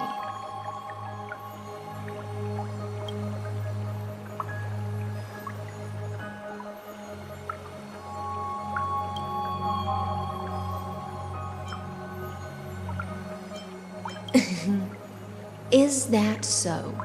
That your eyes shine brighter than pearls? Sorry, we didn't mean to disturb your bath. We'll leave now. It's no big deal. There's no need to panic.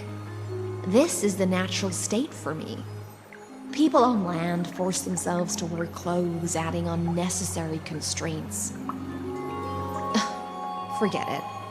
If Duck's Goldweaver heard that, she'd scold me again. All right. Please make yourselves comfortable and wait a moment.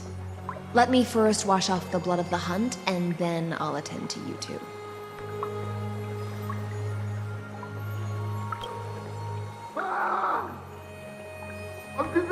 The delegate from Ladon has been assassinated! Quick!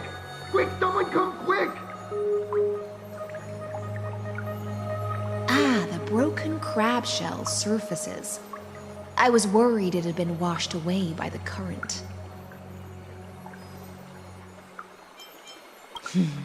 Viciousness is a form of praise to the blade. I see. No wonder there was a faint smell of rust in the air before I even entered. Why? Is it because the Ladonians refused to contribute troops to the Flame Chase journey? Or just because they offended the Imperator? Because the new era of the Flame Chase doesn't tolerate stagnant blood. For the ignorant masses who cling to outdated laws, only bloodletting can wake them up. Right now, the rebel forces on the frontier are rising, and Ladon has been secretly supporting them. They loudly chant the slogan, "Return to the Era Chrysia," unwilling to relinquish military power. They're just building momentum for the rebellion.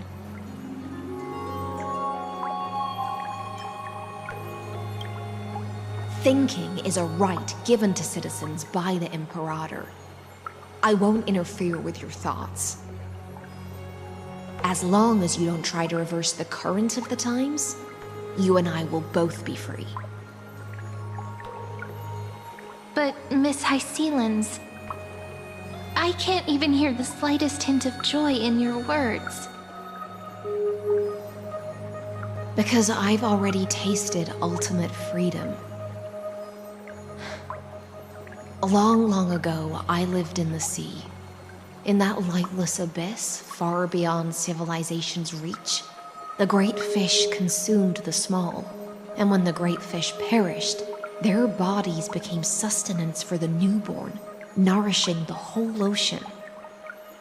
This is the tide that carries civilization forward. Anyone may be devoured, or meet the fate of inevitable decay. Are you suggesting that ultimate freedom is in fact the cruelest fate for life? I only mean that if life wishes to preserve its dignity, it must first be bound by the law. There's no need for me to say more, little sea hare. We're of one mind. Whether the Imperator's law can guide the schools of fish and lead us to a truly free ocean, let us wait and see. But for now, let's pause this heart-to-heart. Another fish has come, following the scent of blood.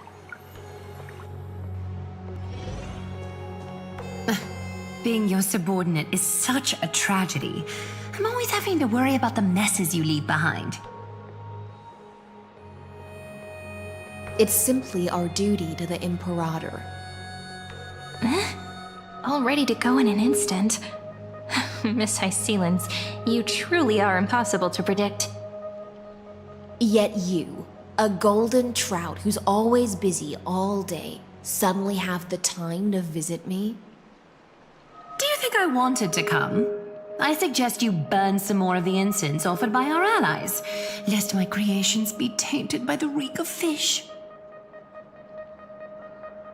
I'm only here on the Imperator's behalf to remind you to prepare for the banquet. Fine. But I must retort.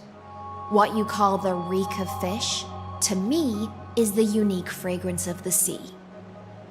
Besides, if my fine clothes get stained, won't you just gift me new ones? I won't.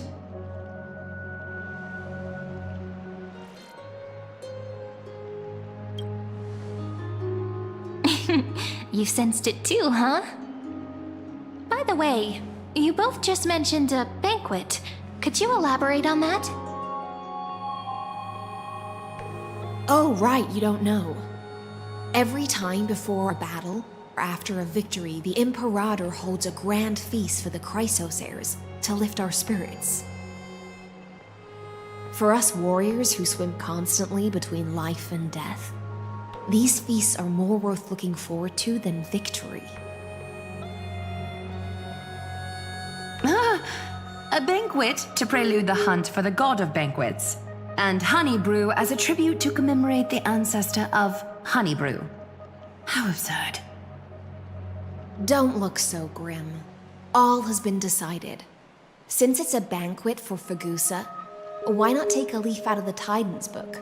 Live in the moment and enjoy life to the fullest. I'm not as carefree as you. That little Dolos kitten is already causing enough trouble for me. And on top of that, I still have tailoring commissions to complete. By the time the cool flame illuminates my eyes, I might not be able to focus as I used to. Glaya's eyes. Curious about these eyes? People often compare them to jewels. But I've already made my decision to ask romance for eyes that can see everything. I wonder what this world will look like when I take the divine authority. In the future, you will still be the finest weaver in the world. Is this also a prophecy from the Three Fates? It's even more accurate than a prophecy. After all, she has already witnessed it, right?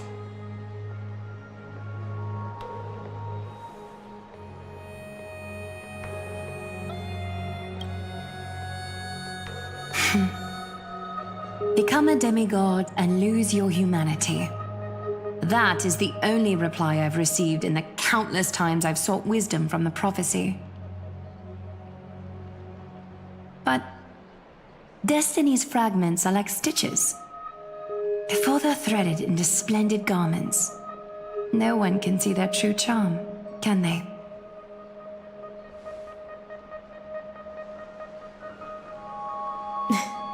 Aglaya has always been troubled by the divine duty she must bear. But thanks to you, she seems to be in much better spirits. Just as she knows how the spinning wheel trembles, I can sense the smallest changes in the damp air. As for whether we know each other well, I've swum beside her since she was a child. Most of the time, I can understand the whispers in her heart. For those words she was too shy to say herself, I'll raise a glass to you on her behalf. Now, I leave this bath chamber to you.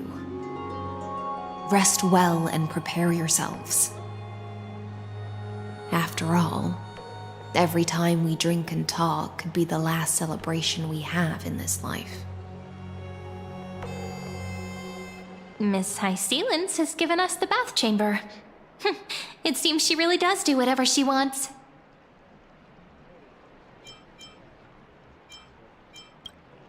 It seems that way. This also means she could return at any moment. If we're having an important discussion, we must remain vigilant. So, let's seize the opportunity and report our current progress. We don't want to keep everyone beyond the sky waiting.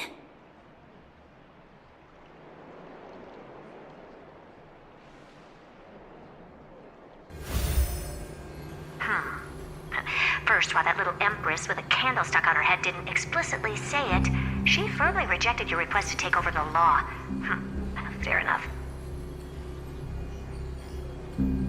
Second, Lygus is indeed in this timeline, but since he's somehow connected to that little empress, you have no way to find him.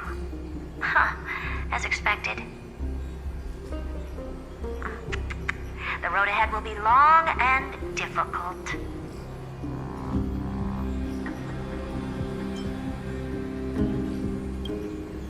Looks like I guessed right then. Next time it'll depend on my mood. We've made some progress here too, but nothing to get too excited about. Our time is short, so let me summarize. Concerning the origin of that Intellitron, the firewall he created uses Catorzane algebraic expressions. But ever since Aiden invented the 9-worded formula, this kind of mathematical logic no longer exists in the cosmos. Lygus is definitely connected to the Genius Society, so stay alert.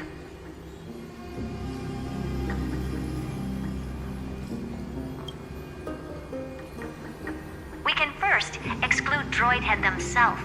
They specialize in minding their own business and wouldn't intervene personally.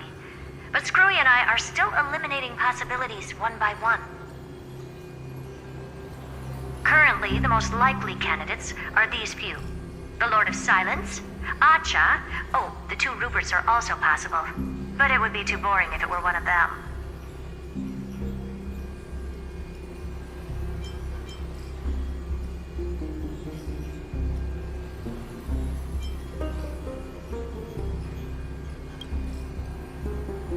I've told you, his technology is both outdated and complicated, no less than genius.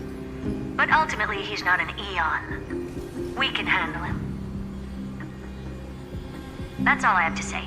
We'll depend on you to continue pushing things forward within this world. Keep in touch regularly. And remember, don't let your guard down.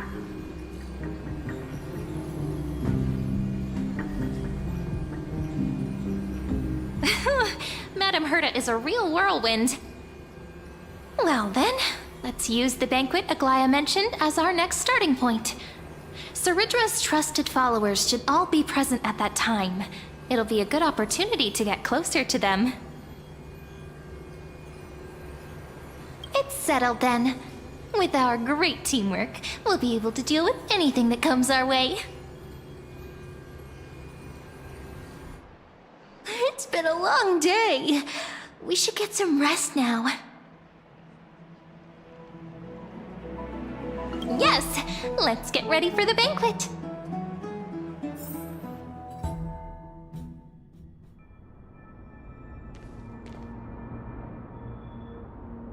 Look, the venue's right ahead.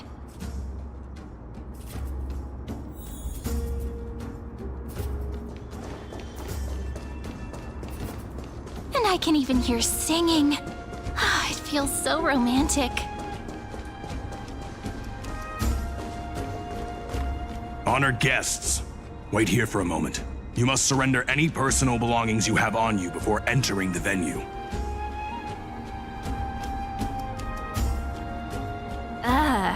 This hero always brings down the vibe whenever he shows up. The Imperator's elevated position means she must always remain meticulous and careful. Please do as I say, guests. It would avoid any unnecessary misunderstandings. I get that you don't want people to bring outside food into the banquet, but is it really necessary to confiscate the books and quill pens? Even a quill pen can become a deadly weapon in the right hands. I'm asking for all your items. All, Miss Cyrene. Your belongings will remain safe. They will be looked after appropriately by dedicated staff. Looked after appropriately? Dedicated staff? Talk about a vague choice of words.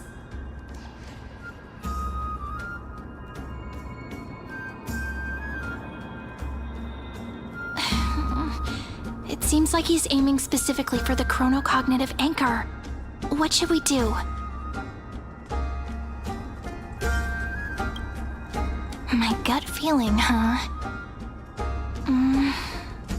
Why don't we go with their plan and hand over the chronocognitive anchor to be looked after? After all, if the little Imperator is paying this much attention to you, she probably already knows all about our whispered conversation with the geniuses. I can pretty much guess what'll happen next. But that's actually gonna be our shortcut, right? Guests. All right, we'll listen to you. Here you go. Also, please pass on a message to the Imperator from us. She can trust my friend, anywhere, anytime. Thank you for your cooperation. The Imperator has some urgent business she needs to attend to and will arrive shortly. Why don't you head in with the other guests first and enjoy the feast? Isn't Ceridra supposed to be the focus of the banquet? But she's not even here. Why is it so difficult to talk to her?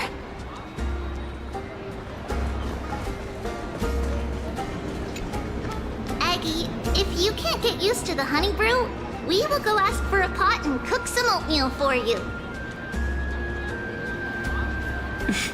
No need for that. This banquet is just too loud. And nothing and no one here is interesting. I just don't really want to be here. Lies!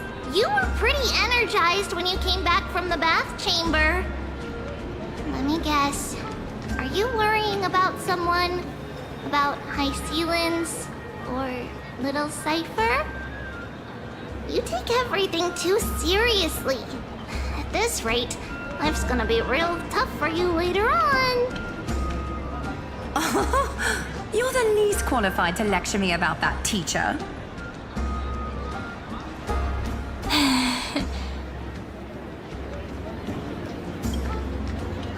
Dear guests, are you here for us? I mean, are you here for Treeby or Aggie? No. I'm just wondering whether you've seen the Imperator. The Imperator? No, we haven't. Our sovereign has always acted however she pleases. Though she gave us ranks, she'd never tell anyone her whereabouts. Perhaps the only thing she tolerates are chess pieces. And the sky reflected upon her crown. I see. Why do you two look so distressed? That's not what the Deliverer should look like. Why don't we have a toast? While we still have time for pleasure. Here. To the destinies and sacrifices of the next millennium. Then we will toast to the tomorrow that will set fate free!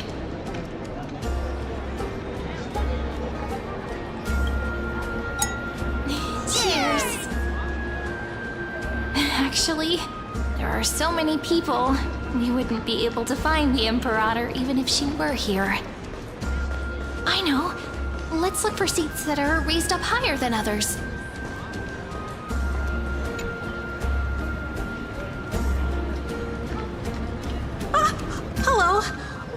Welcome to the banquet.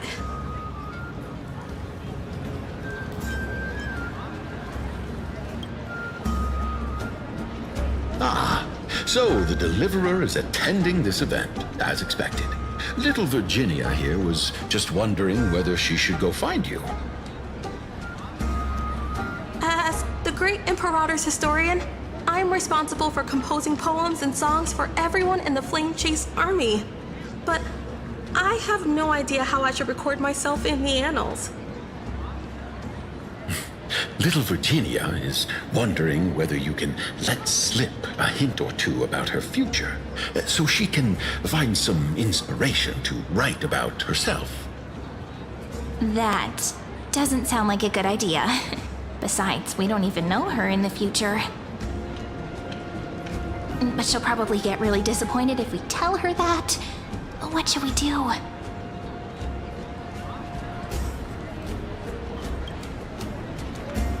All right, I got it. We can't reveal too much, but I think it wouldn't hurt to start your poem with the future. Maybe use something like, "With hope, I write down the tale of tomorrow for myself, silently waiting, day after day, till the moment it fulfills its promise." How's that? Oh, that's exactly what I'm after! I'm so inspired! Thank you so much! I feel like I can actually finish composing the heroic saga of Flame Chase once we end this campaign!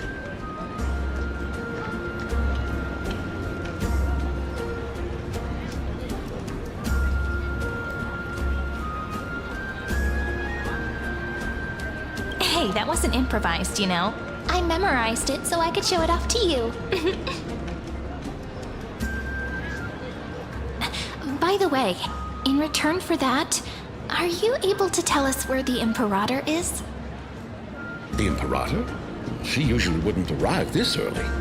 She believes that rulers should stay silent in places where their subjects hold private conversations.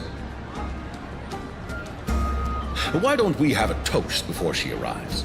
To reason, which is held but not revealed. To romance, which will surely be returned.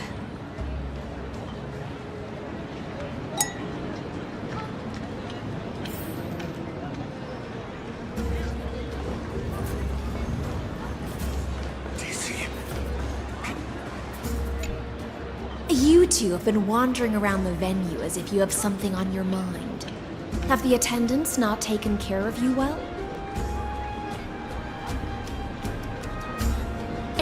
No, we love it here. It's just... we're a little concerned, seeing how the Imperator still hasn't arrived. Don't worry. I know what you've been waiting for. Come, sit with me for a while, will you? I'd like to share a personal secret with you.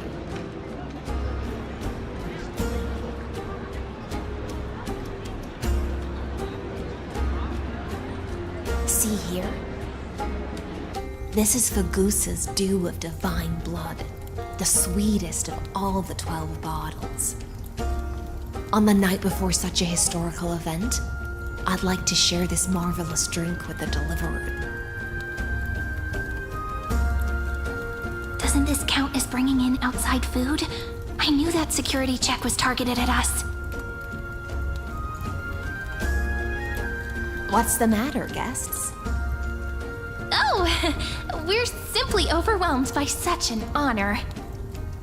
Are you worried that I might have poisoned the dew?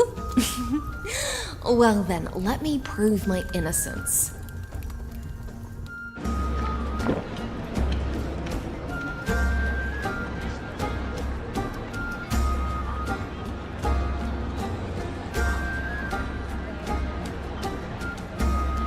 See? It's completely safe. I feel like Miss Hysealins wants to talk to us about something. Why don't we go along with her for now?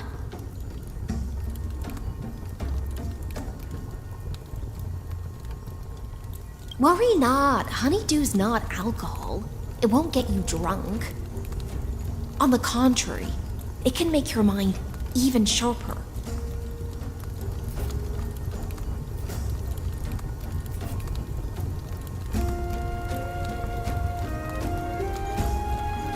Please, have a taste. Would you like some too, little sea air? I can drink it myself. How is it? Sweet enough? Calm at times, tempestuous at others. That's the taste of the ocean. It'll do you good to understand Fagusa's fickleness before we set off to face their waves. Just like how you're about to understand the secrets within this dew. Now, please turn around. Very, very quietly.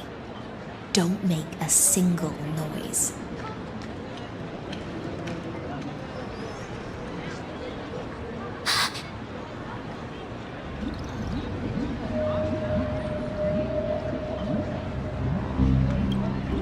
The dew of other gods all intoxicate humans, but the god of banquets dew is an antidote that can awaken humans from a sea siren's enchanting song. Since the start of this banquet, all the guests have been under the spell of my song. None of them can see the Imperator and that Amphoreus. But you two, I wish for you to see the truth. Is this also what the Imperator wants? This is my personal request. I can't bring myself to trust that Amphoreus. The Flame Chase army changed after he descended with Orynyx's divination and brought the prophecy of the stars to Akama. His seductive whispers harbor something malicious within and will ensnare those of us blinded by ambition. You are the deliverers of the prophecy and know about him far more than I do. Perhaps only you can find traces of the truth from his actions and words. Then we can show the Imperator the right path forward. Oh, but isn't this acting behind her back? Amphoreus has become far too weak. Even heroic actions protecting her from harm must be conducted under the water's surface. I am the Imperator's blade, and I must clear the way for her while remaining concealed in the torrents. Then, ensure I'm pointing my sword towards the true enemy. Can you promise me something, Miss Hycelens? Ask away. My friend has in fact come here to stop that villain's evil scheme. Our goals are aligned. But as to the decision the Imperator must make, she has no wish to transgress her authority. We just want to tell her everything we know. I believe the Imperator will be able to tell right from wrong. I never doubted your loyalty. I'll pass your words faithfully on to her. Provided we can gain the advantage in this tug of war, that is.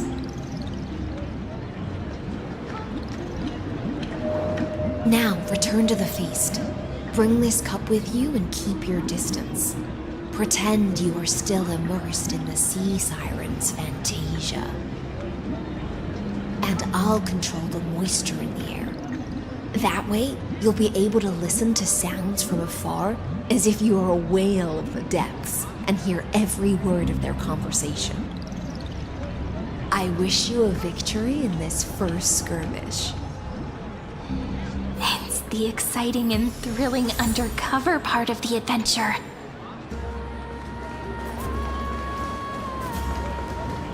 Let's mingle in the crowds here. Relax, relax. Try to act natural. Where's the Imperator?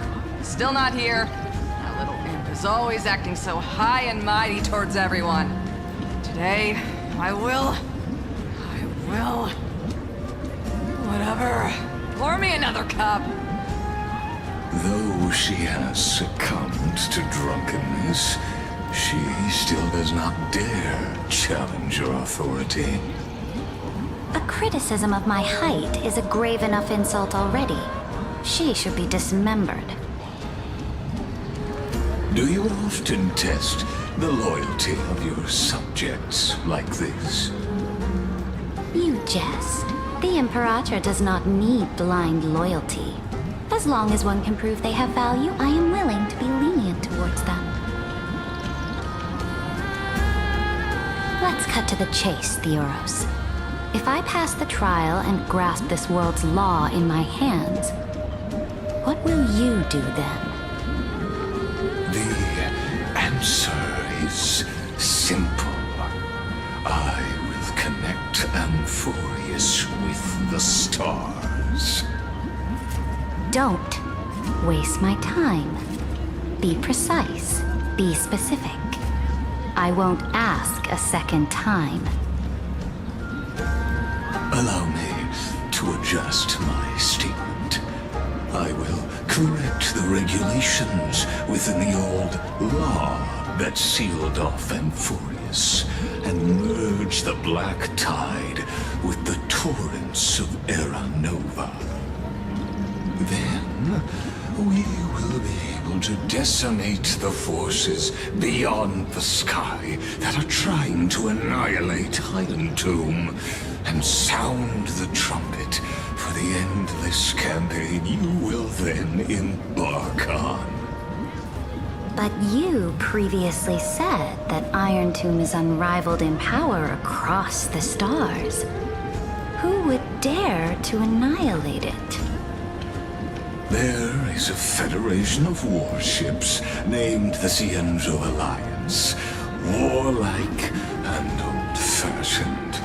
A cult named the Genius Society, loosely organized, but steeped in abject insanity. Oh, there's also the Astral Express, a group of lawless vagrants. That so-called Deliverer is part of that last group. Those vagabonds mistakenly believe they can connect the stars through alliances instead of conquest. But history has already given them a tough lesson. There are countless other organizations besides, but when the Lord Ravager sweeps across the cosmos, they will certainly all bow before your empire of destruction. The Achaemenid Alliance is invincible! If those civilizations are not as feeble as you describe, then they may still have some value in testing the quality of my blade. That being said, even the smallest and weakest city-states should build an obelisk to the Imperator, so that their people can constantly recall the glory of her conquests. Walk a little longer with me, Theoros. I don't like how this is going. Our little Imperator seems fascinated by the destruction. Great fight. A little sea hare? It seems like they're still talking. Get closer. I'll keep carrying their voices to you.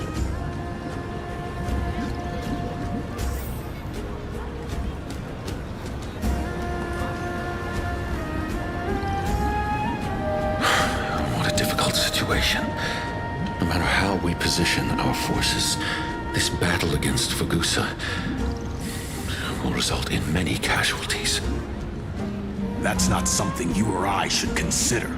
The Imperator has already placed the chess pieces. We just need to fight for her until our last breath. How astonishing. The commanders under you have such different personalities, yet they share the same loyalty.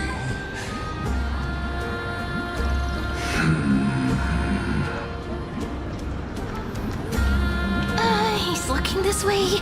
Quick, do something. something and pretend we can't see them.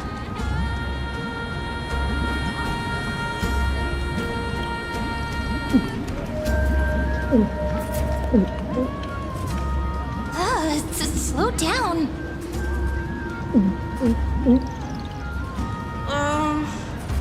Are you okay? What's the matter? My apologies. I was just checking whether everything was fine with those two distinguished guests of yours. And it seems like all is well. Let us continue our previous conversation regarding the soldiers fighting for you. Are they aware of the price they must pay for the trial of law? If I recall correctly, you've already lost a bout against Talantum due to offering insufficient sacrifices. You dare mention my name alongside the word lost? Forgive my transgression, great Imperator. Watch your words and actions. All you need to know is that my victory in the trial is guaranteed.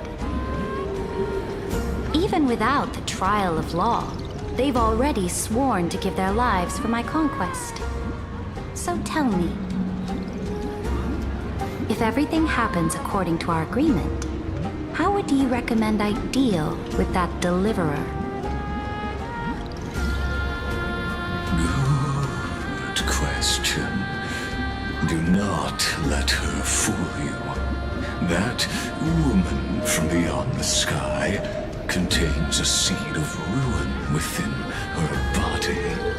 She must not be allowed to tarnish your glory. Therefore, the wisest decision would be to hand her over to me. You plan to torture her? Calling it experimentation would be more appropriate.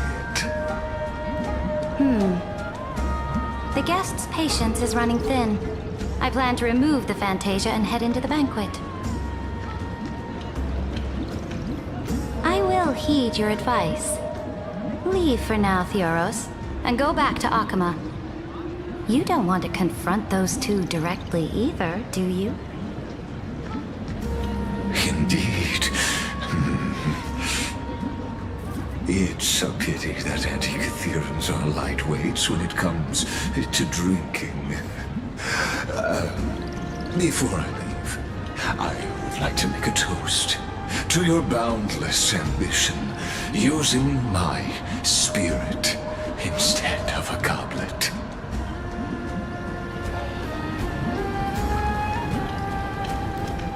As I expected, that Theoros' schemes have been revealed. Thank you for your bravery, guests. It's time for me to dispel the Fantasia. This will be the Imperator's last public address before we head off, and therefore, likely, the final chance to change her mind. I will try to get you a chance to speak, and I'll also prepare for any contingencies. The rest is up to you.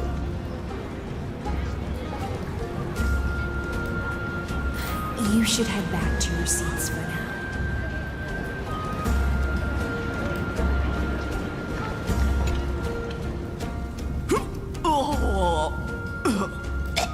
This honey brew sure wears off fast.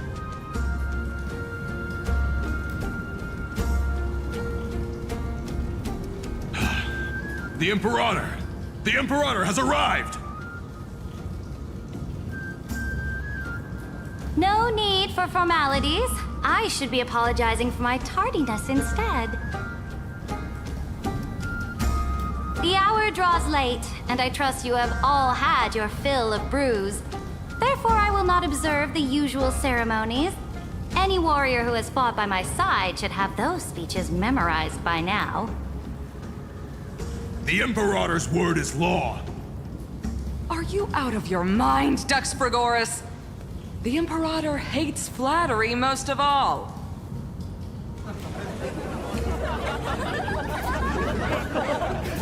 A joyous atmosphere is a better fit for showing me your resolve.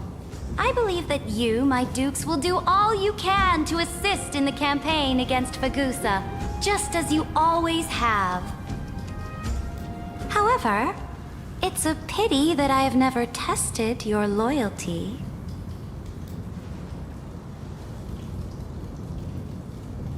What does she mean? The purpose of tonight's banquet is not to raise our morale, but to establish which allies our alliance can actually trust. And sever the heads of the traitors as a toast to all before we march. Yes, some among us have discarded their vows in order to foment vile conspiracies. Now listen! These traitors are standing right here in broad daylight.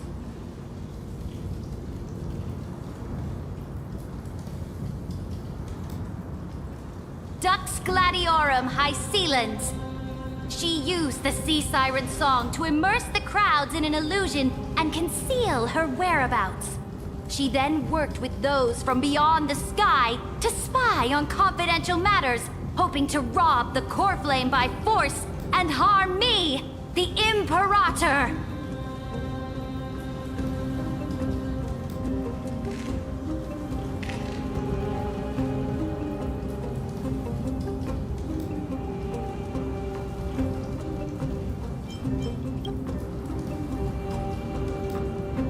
Imperator, I can explain. Silence! Do you remember who used to own this blade? She met you once, back at the Temple of the Three Fates. It was Kindness, the head of the Cleaners. She was the first to draw a blade against the Imperator, and personally made herself an example for my enemies. Under the shade of the olive groves, the people of Akama said they would never bow to me. In the frozen, lethal fog, the people of Idonia said they would never bow to me.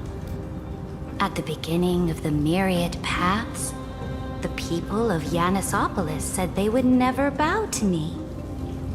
But now, they all lie silent.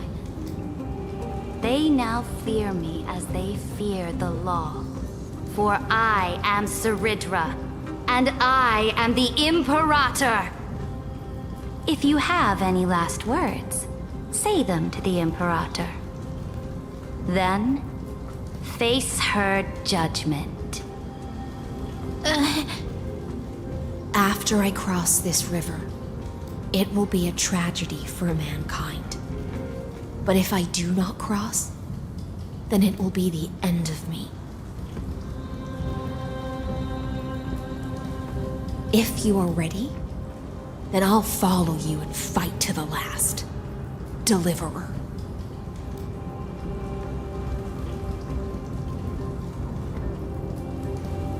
That's right, friend. Now, use your identity and add in a bit of experience and charm and testify to the Imperator as we promised.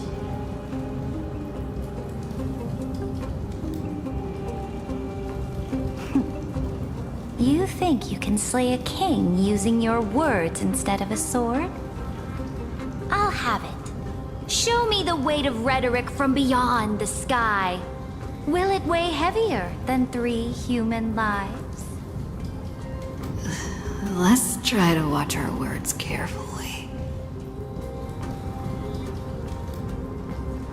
Before I arrived in this world, the Chrysos heir of world-bearing was a young man with the pseudonym of Finan.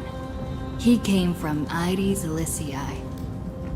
In order to combat the lies of the Era Nova and deliver Amphoreus from the ending of destruction, he lived through history 30 million times, hoping futilely to find a breakthrough. And Cyrene, the young woman standing beside me, also carries an equally heavy destiny.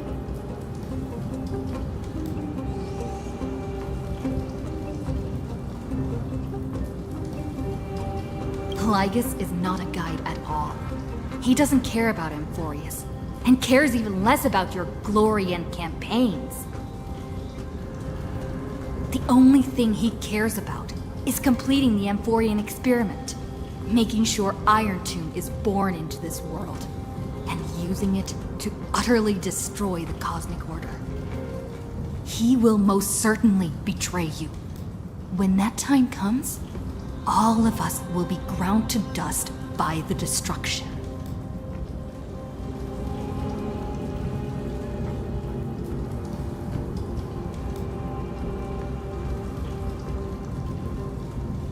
I have seen many beautiful worlds. The road chosen by the Trailblaze is to explore, understand, establish, and connect. That will never change. We will continue our journey until we have united the entire cosmos. Therefore, if you choose the way of the destruction, then I'll place your ambitions in the same basket as Lygus and smash them into pieces with my baseball bat.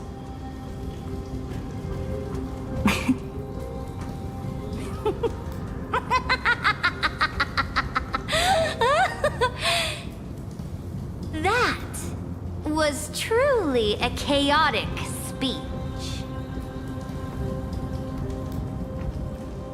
All that needs to be said has been said. Dux for Goris, Dux for Malus, escort the traitors to the prison.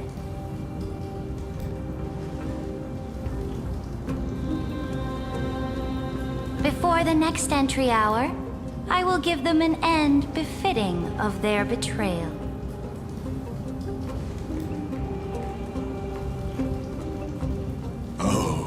Great Imperator, your ambition certainly eclipses all things. You're still here, Theoros. Of course. As the Theoros, I simply cannot miss this moment, miss witnessing the fall of a nameless one. Or perhaps I am waiting for you to give me an answer. Why would someone as powerful as you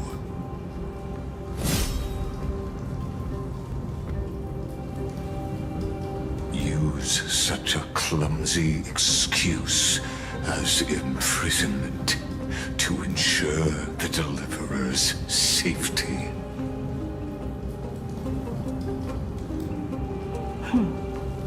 So you finally tossed aside your act. I must point out that you are just as impressive an actor. This banquet was always going to be a game of chess, where you would try to control both sides and turn both them and me into your pawns.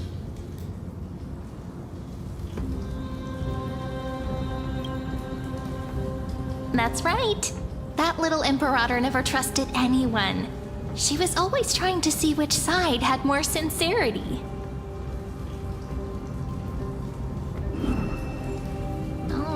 All right, we'll listen to you. Here you go. Also, please pass on a message to the Imperator from us. She can trust my friend, anywhere, anytime. But as to the decision the Imperator must make, he has no wish to transgress her authority. We just want to tell her everything we know. Now, use your identity and add in a bit of experience and charm and testify to the Imperator as we promised. And we won. Sincerity will always remain the greatest shortcut to people's hearts. can toss your words right back at you like Kyrgyz. Why would someone as powerful as you pretend to be immortal and kneel before me? Unless you enjoy giving flattery and prostrating yourself. You are mistaken. I am only trying to ensure the experiment's autonomy, meticulousness, and perfection, thus avoiding any unexpected outcomes. A forceful intervention will only create larger errors, reduce efficiency, and introduce ugliness. How had you fulfilled your promise of giving the law to me and completing the Era Nova, then Amphoreus would not have deviated from destiny's course. Oh, but you broke your promise. What a pity. In that case, I must carry out my duty as the administrator and eradicate all factors steering the experiment out of control. Factors such as you and her. Careful. Careful. What was that voice? Was it Oryx? I found you. I finally found you. Be careful. This land will face disaster.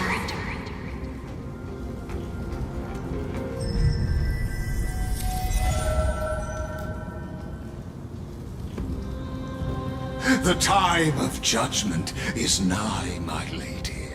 The prison I have built for you is now complete.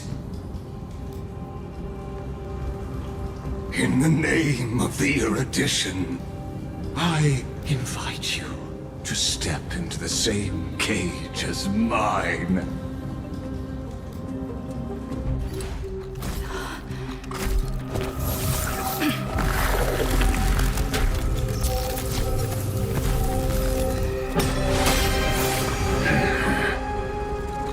What's the meaning of this, Imperator? I did not permit you to act.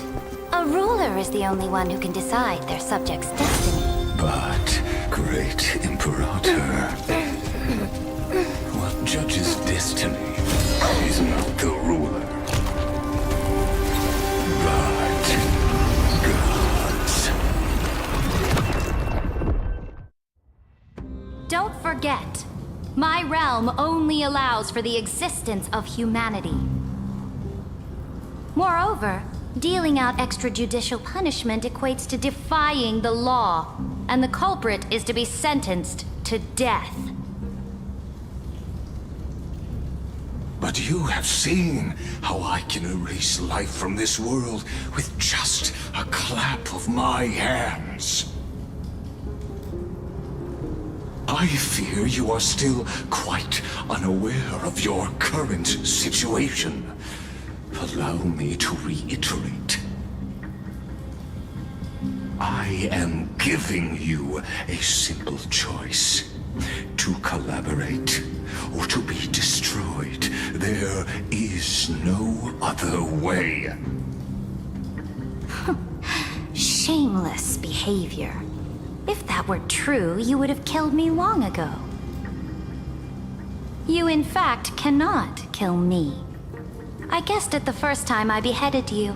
Because of the law, you cannot be completely destroyed. And the same is true of the Chrysos heirs.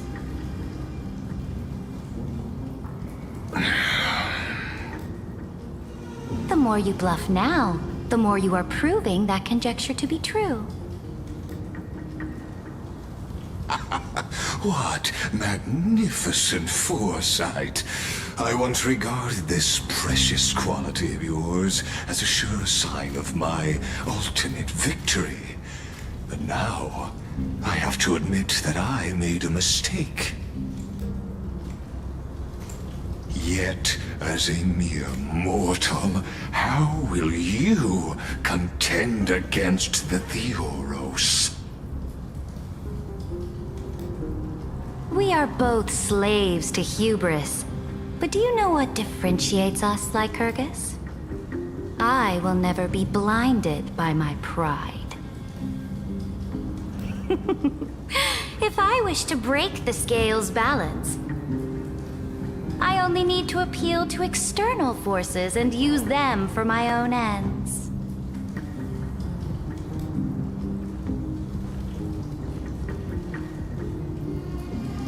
Finally, we get to meet face to face, Senior Society member. I offer sincere acknowledgments for your many past achievements, but I must deeply regret your current perspective.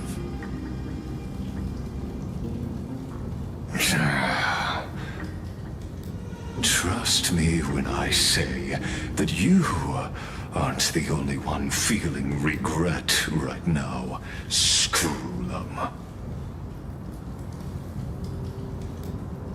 So you two are the allies from beyond the sky the Deliverer spoke of, and why she demanded the divine authority of law.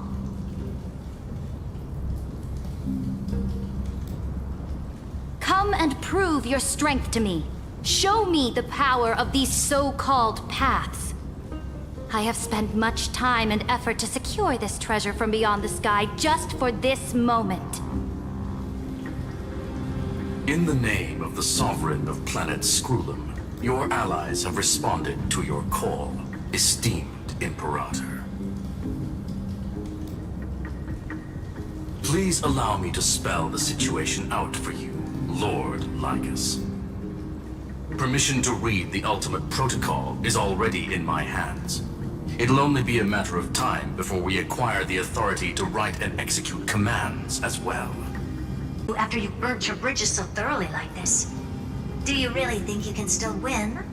Oh, seriously. Don't embarrass the society.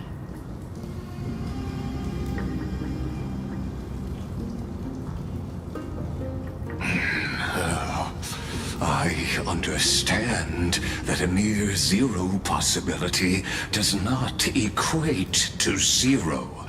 That argument is very persuasive to me.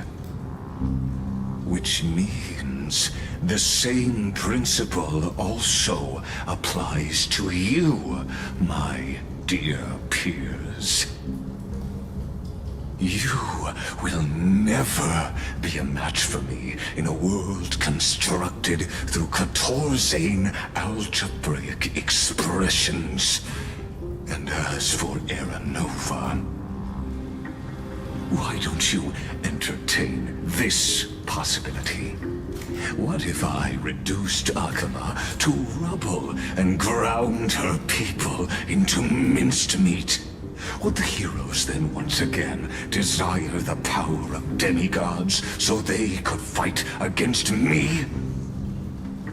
Listen, Iron Tomb is fated to be born. You may shackle me and put me in chains, but I have thousands of ways to ensure the destruction's descent. And what I just mentioned is only one out of those thousands.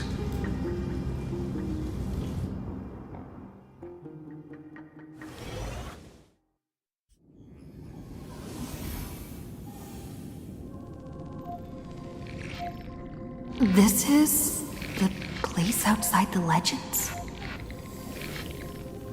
This doesn't feel the same as before. How should I get back? Warning! Warning! Warning! Warning! Warning! Warning! Command... isolation? Since we parted ways last time, I have modified the exomyth into an audience area exclusive to you. Now, you'll be able to silently wait here for the final act of Amphoreus to begin.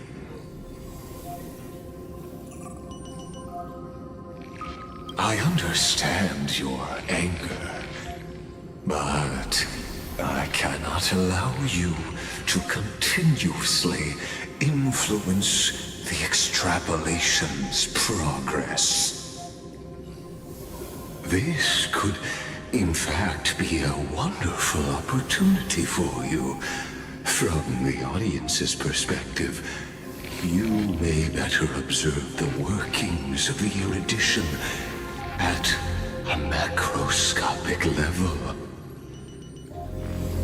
In this place where time flows far slower than within Amphoreus, you will witness the end of that world's saga.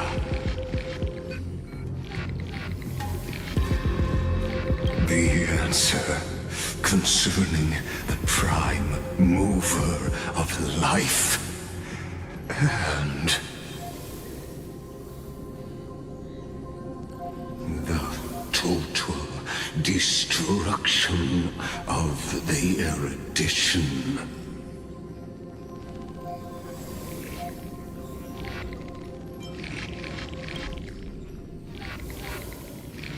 Do you see me as their faithful disciple?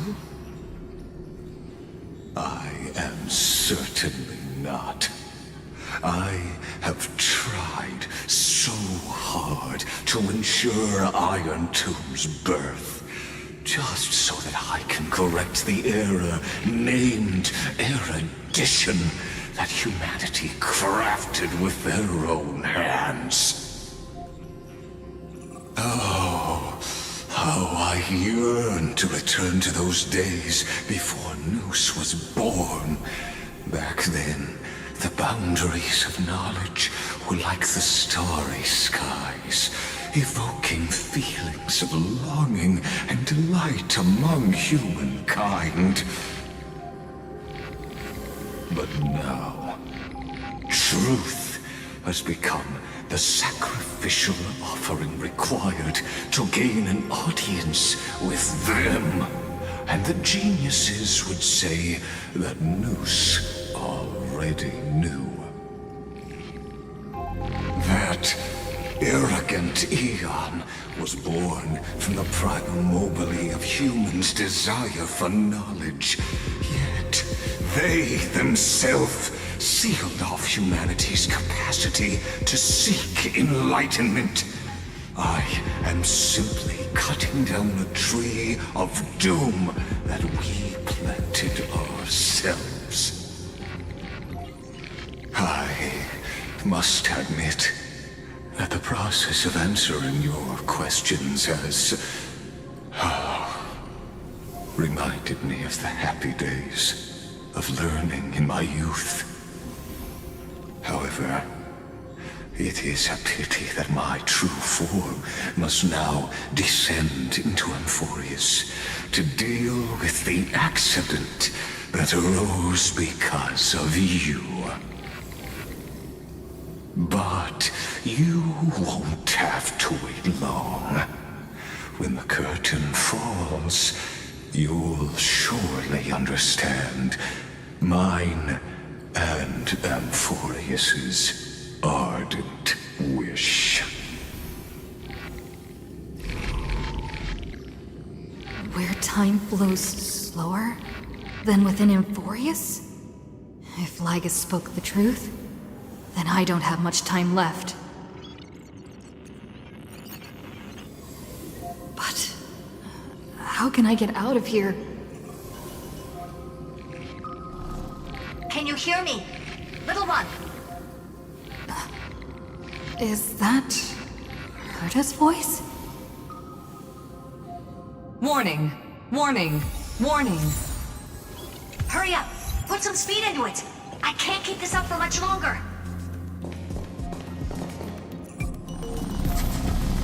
That old Intellitron overlooked one little detail. And Screwy and I finally found an opportunity.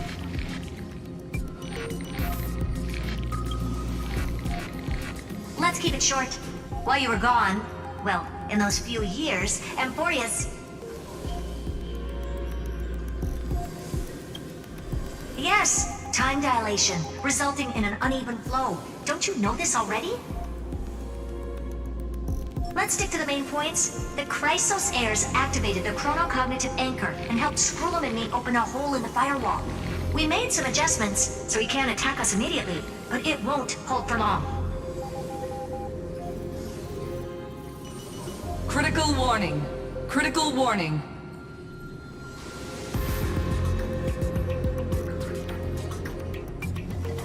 Time is running out. Here's the conclusion.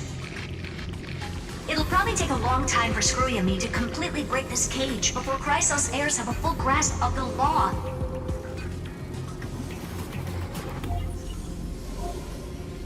To be safe, we'll continue to launch side-channel attacks on the system to give you opportunities to escape. You need to seize these opportunities. So start moving, and find a way to pull off a magnificent jailbreak. We detected another Path's influence. Critical warning. Critical warning.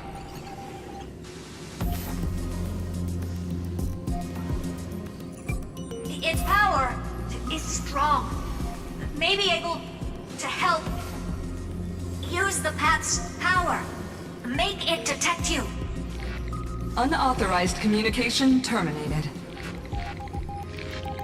Is Herta saying a certain Path's faction has arrived in Amphoreus? And I can ask them for help? I mastered the powers of different paths in my previous journeys. Think hard and figure out exactly which faction has arrived at Amphoreus, and which path's power I should use to call for reinforcements. Are these showing my memories?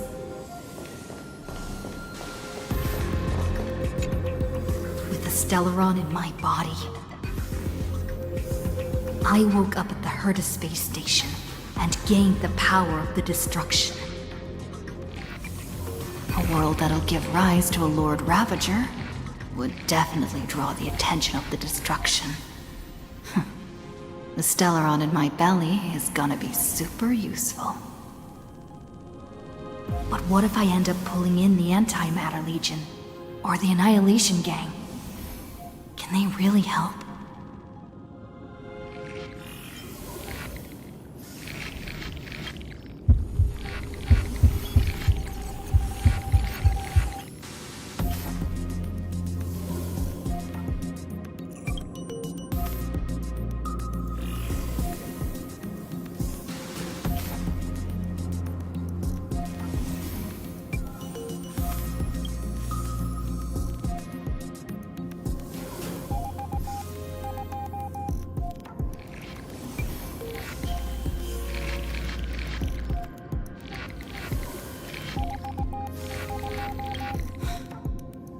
Failure is not necessarily a bad thing.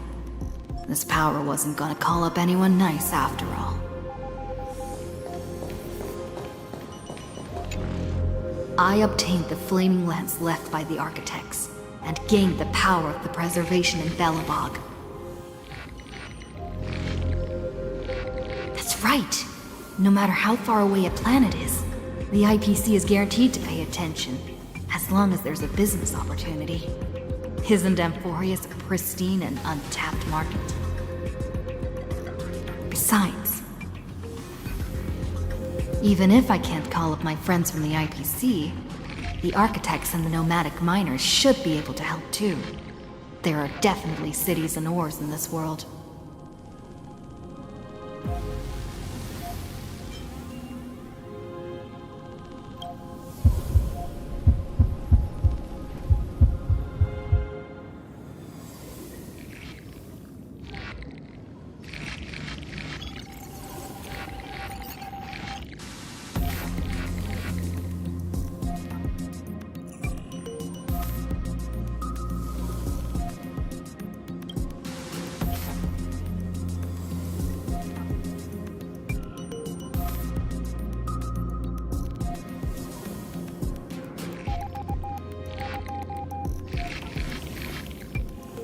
Seems like since Amphoreus has no overseas market, the IPC's hand can't reach it.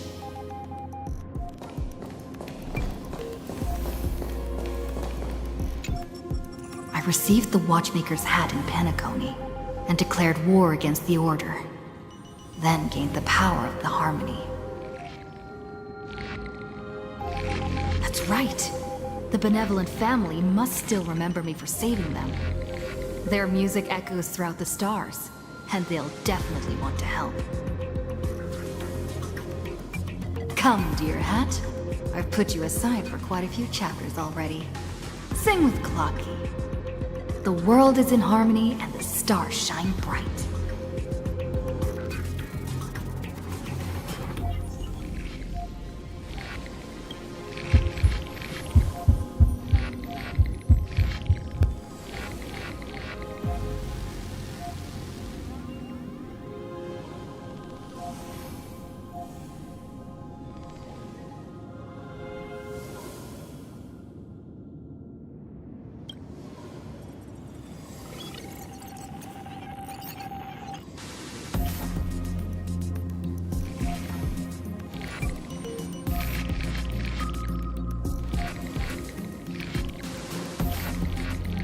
Doesn't Lygus want this story to have background music?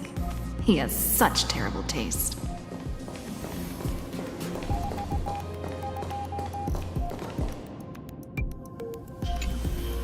The Remembrance. That's right. I came to Amphoreus because Black Swan asked us to come. And I even got a glance from Fu Li here. The Garden of Recollection must be intricately involved with Amphoreus. Traces of the Remembrance are also everywhere in this world. I don't know what they want, but I don't have many choices left in this crisis.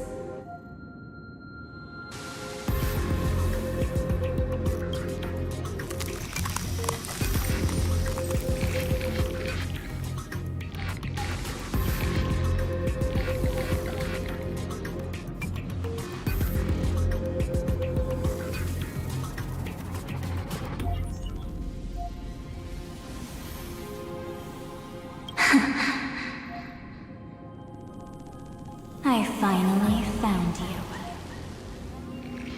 Following the sound of memories. A pathstrider walking both the Remembrance and the Trailblaze.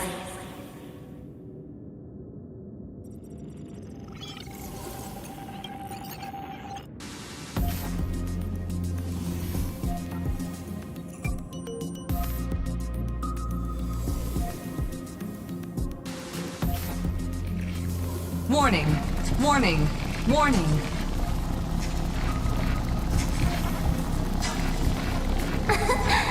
Erudition's prison cannot stop us, for we lie outside the logic of zeros and ones.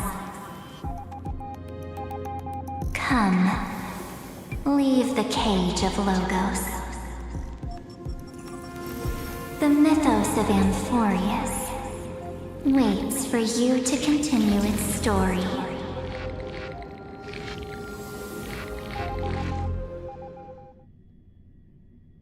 When that brightest star, that star heralding the dawn, finally rises, a boat, so used to drifting, at long last enters an island's safe embrace. Oh, Pathstrider, we have helped you break free. Hurry and set off. The Child of Remembrance awaits you. March? What's she doing here?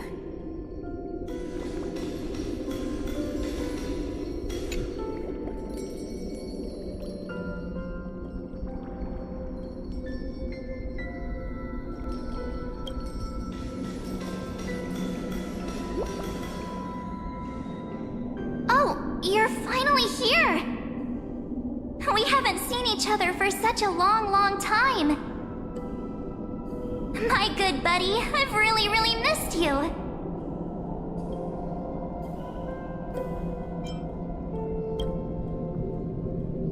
Huh? When was I dead? It's been so boring waiting for you in this place. There's no one to chat with, no internet, and not even anything to eat or drink. It's basically a prison. Now the great hero is finally here to save me. Yippee! You must have seen a lot in Amphoreus during this time, right? You gotta tell me all about it.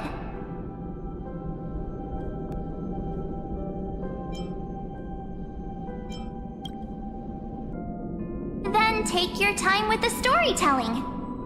Or do you not want to talk to me? But let's get out of this spooky place first. This is not a good spot for a reunion chat. Why don't you take me back to reality? A strange voice told me that I can enter Amphoreus if I keep following this road. So, let's head off. I still don't know what that world even looks like. Why does March feel so weird?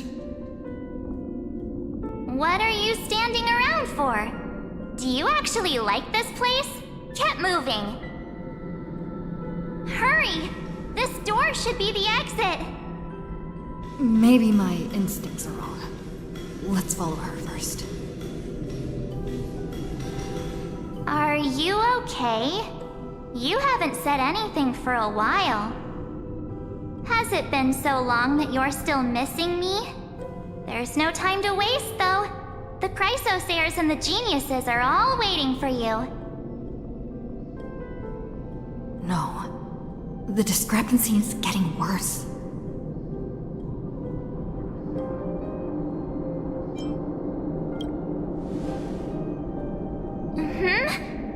No, he's not. Maybe I just happened to miss him. Never mind. Don Hung's super reliable. We don't need to worry about him. He's probably waiting for us somewhere. All hail and hearty. No. The Geniuses would have made sure that Don Hung made it back on the Express. Besides, the March I know wouldn't be so dismissive about her companions.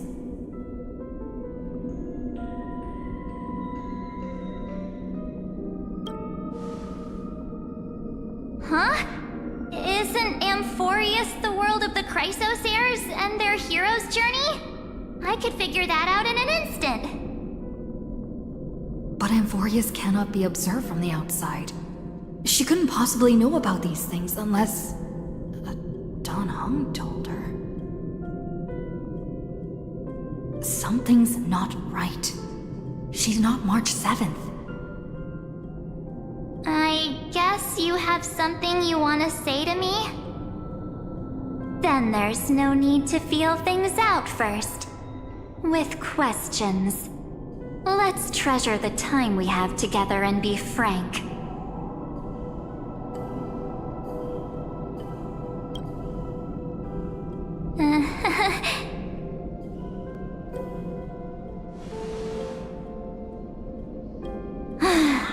As expected.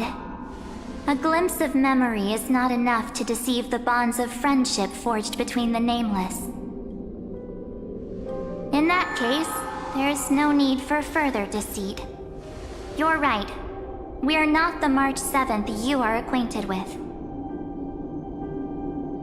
But we can send you back to Amphoreus, as long as you are willing to help us.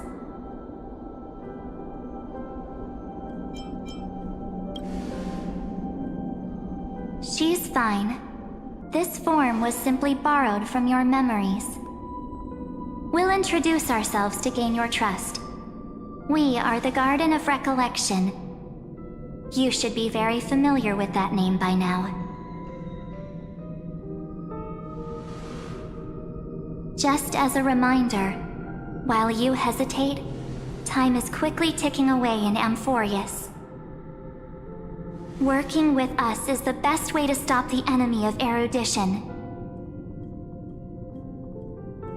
Erudition would treat any results unrelated to the experiment as garbage and throw them out.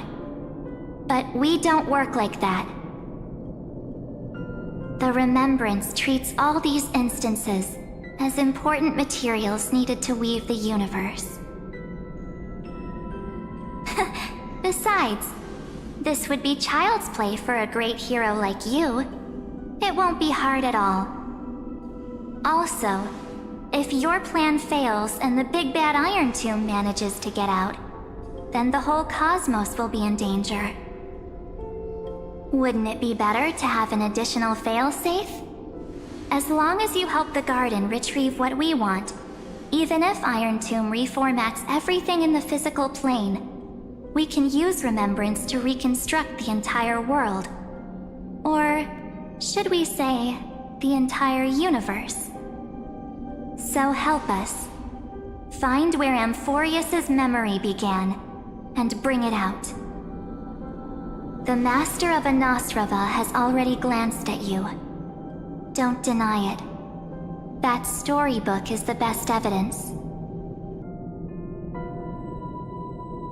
Say, you aren't seriously gonna be moved by their pretty words, are you? I am the one who commanded those little ones to lead you out of the prison. But I didn't expect to attract little gnats trying to take advantage of the situation. While Remembrance can help you return to Amphoreus, there's no need for you to do it the way they want you to. Of course, there's also no need for you to make any deal, or pay any price. For you, this is probably a long time no see. My dear.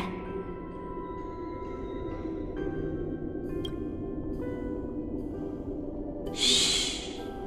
There's no need to say anything. I know.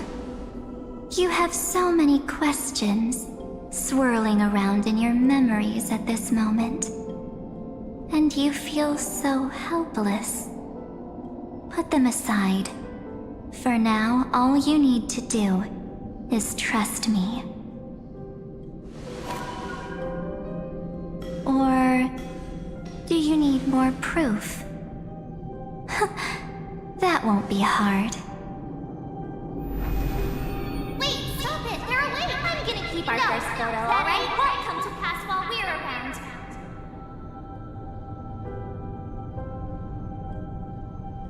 And now, The statue. Is that John Hunter's brother?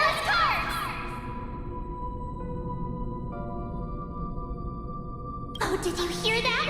She just called me, but Emma, the universe is full of pain. We won't escape from it.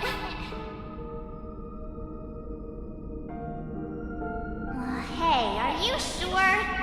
Maybe a couple of punches will help to jog your memory.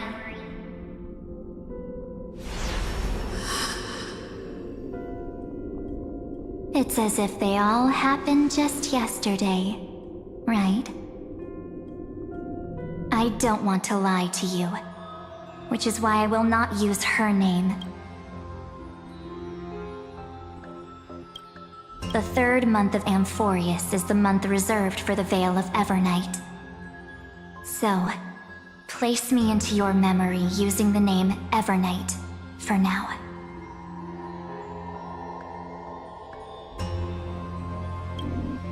I'm happy to explain more, just not now. We might have a lot of time to ourselves, but Amphoreus does not have that luxury.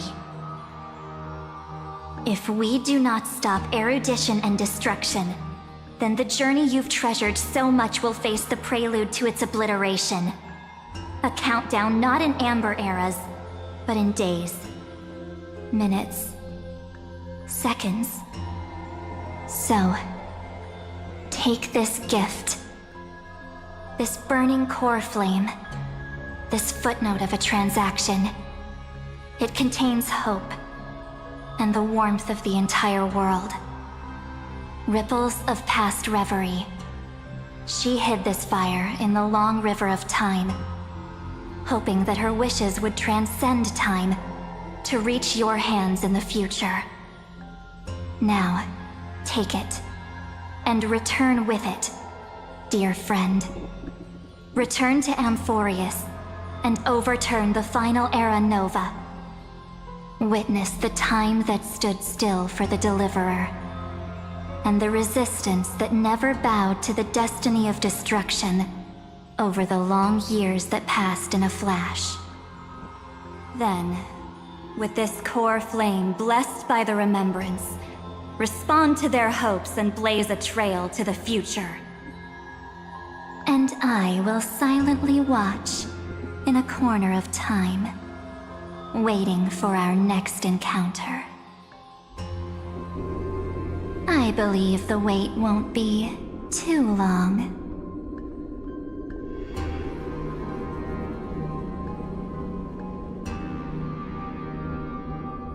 What exactly is happening? Keep going.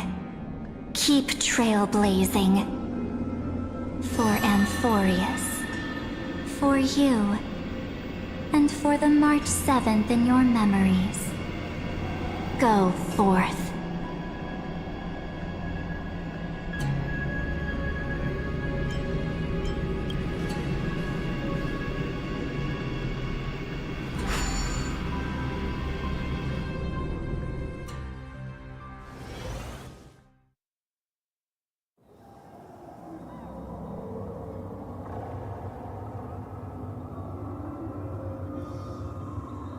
Is this Akima?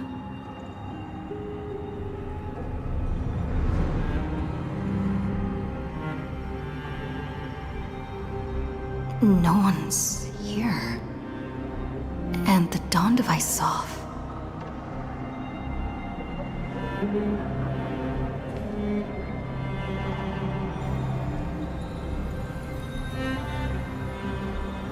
Am I too late?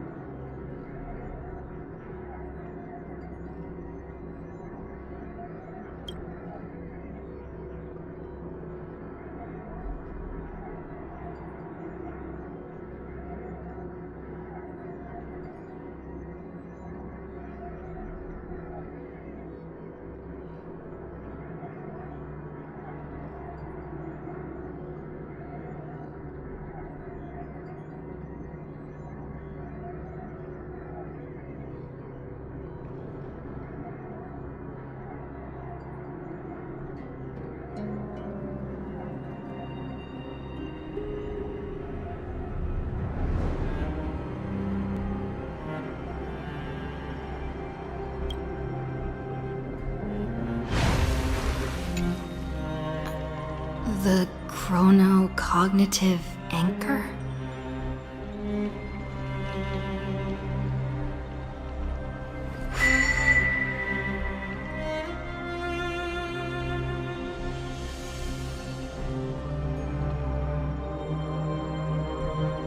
There's so much I wanted to say for our reunion. Yet now that you're back, there's only one thing to say. Welcome back, friend. It's been such a long, long time.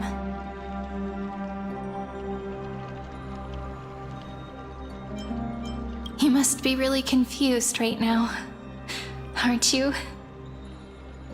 So much has happened in Amphoreus while you were gone. But don't worry. The Deliverer can't afford to be lost, no? Now, please follow me and turn the pages of time and hear the words everyone left for you. I'll tell you the story of this 1,000-year journey. That way, it won't just be my memories alone. Cyrene can't hear me?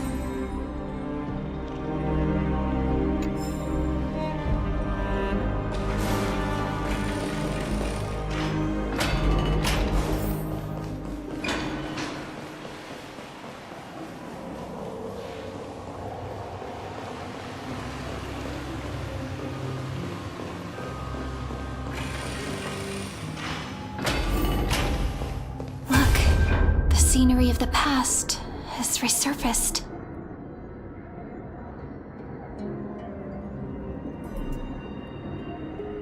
Time flies. 200 years have passed since the Deliverer's fall.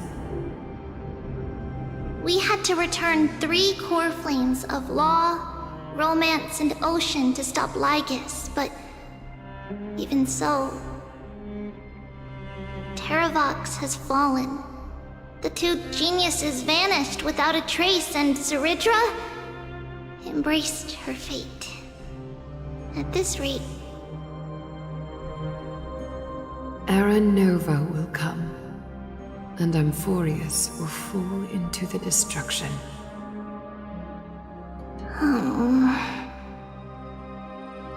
It seems the key to rewriting the end once again lies in the core flame of world-bearing. According to the instructions left behind by those 2 geniuses, we must get it into the Deliverer's hands, no matter the cost. But how? We need to find a way to hide the core flame. And we must buy enough time to keep Lygus at bay. About that, Rini might have some good news. She had that dream again last night, but the Titan's voice was clearer than ever this time.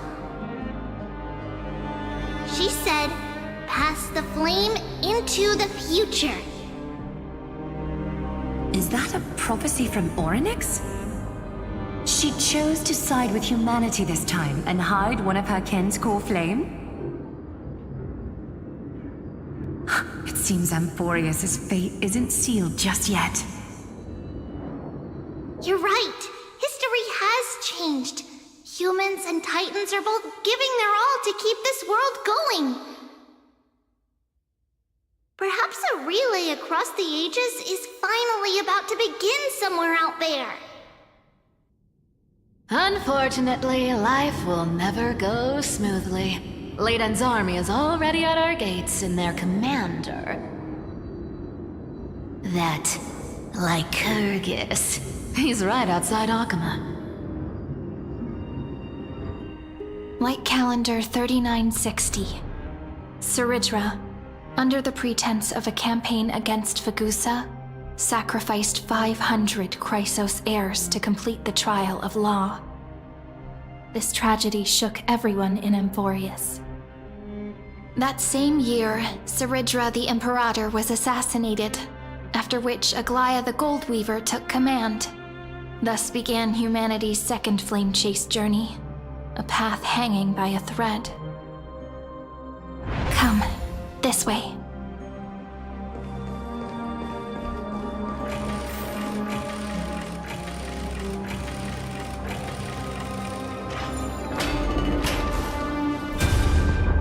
The eternal holy city?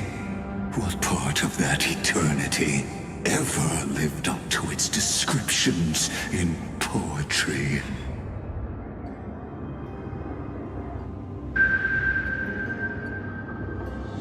The Memorial Palace lies in ruins.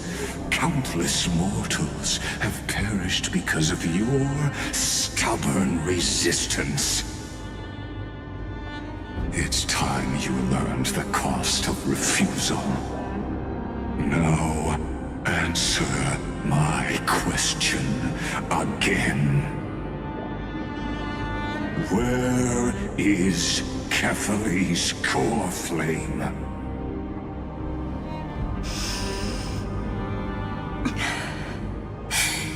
You really think you'll find it by razing the holy city to the ground? From what I see, all you'll get is dust and disappointment. Don't forget, you can't kill the Chrysos as mentioned in the prophecy because of law. I have never denied that. Which is why I now place my hope in the faithful citizens of Akama. Perhaps they'll give me what I seek in the echo of your screams. Now then, I'll be cutting open your chests and using your scalding golden blood to baptize the masses. Allow me to apologize in advance. We shall start with you, blind and foolish Lady Goldweaver. Leave this to me, Lady Aglaya. You must get away now.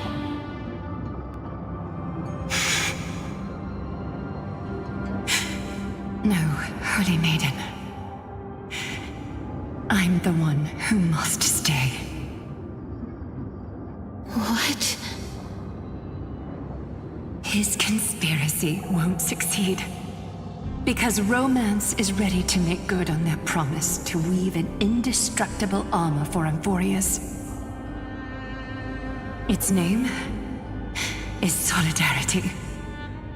You must escape with your life and carry word of my death to those still fighting, then keep going with them.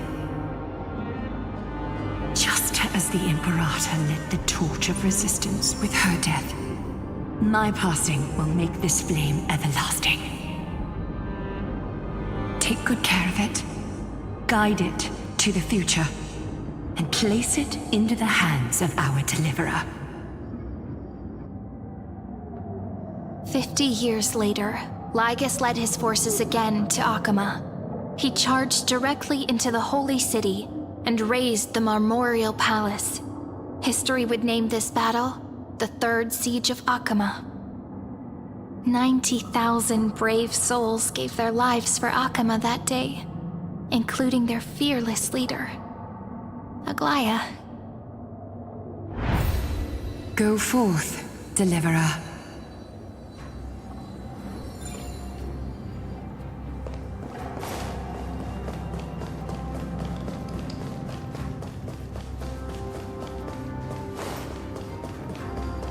Go. When the frost melts and the snows give way, the flowers will bloom again. You'll find me there. So what you're saying is, Princess Homebuddy is never coming back, is she? She just left, like that. Since Cass has made up her mind, we can't let her resolve be in vain.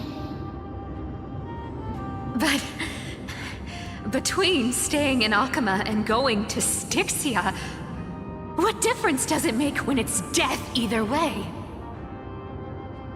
I'm against relocating.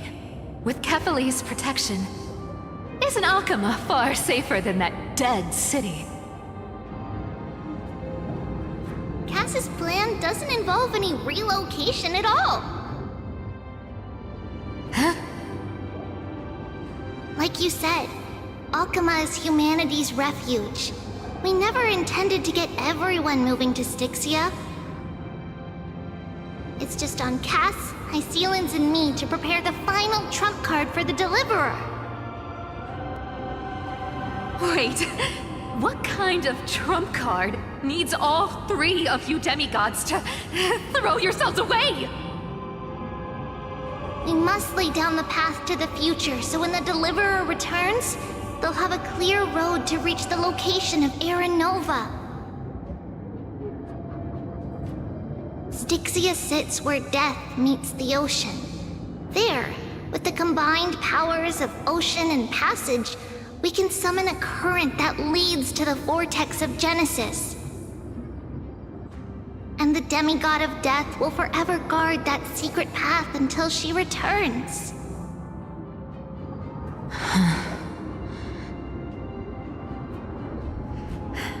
We all know Lygos will set his sights on the vortex of Genesis.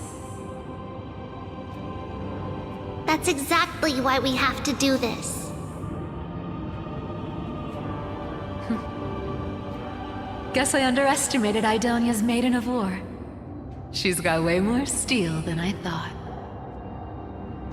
And Cypher, we need you to head to Castrum Kremnos as soon as possible. By any means necessary, forge an alliance with Strife. The prophesized Crown Prince has already been born. He shall become the new defender of Akama, protecting this land after we leave. You don't need to worry about that.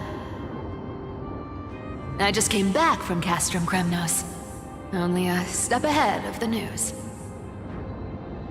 Treeby, something's flying towards Akama, and it's really fast.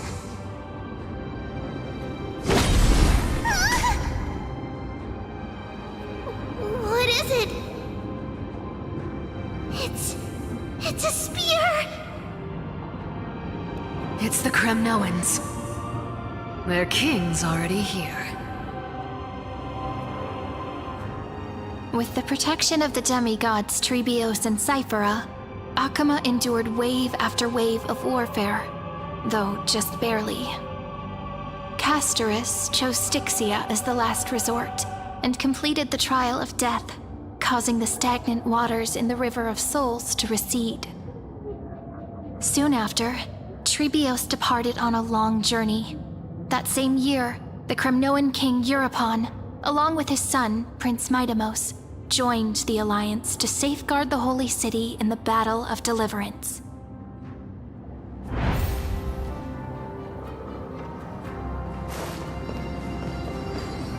Go on, and see you tomorrow.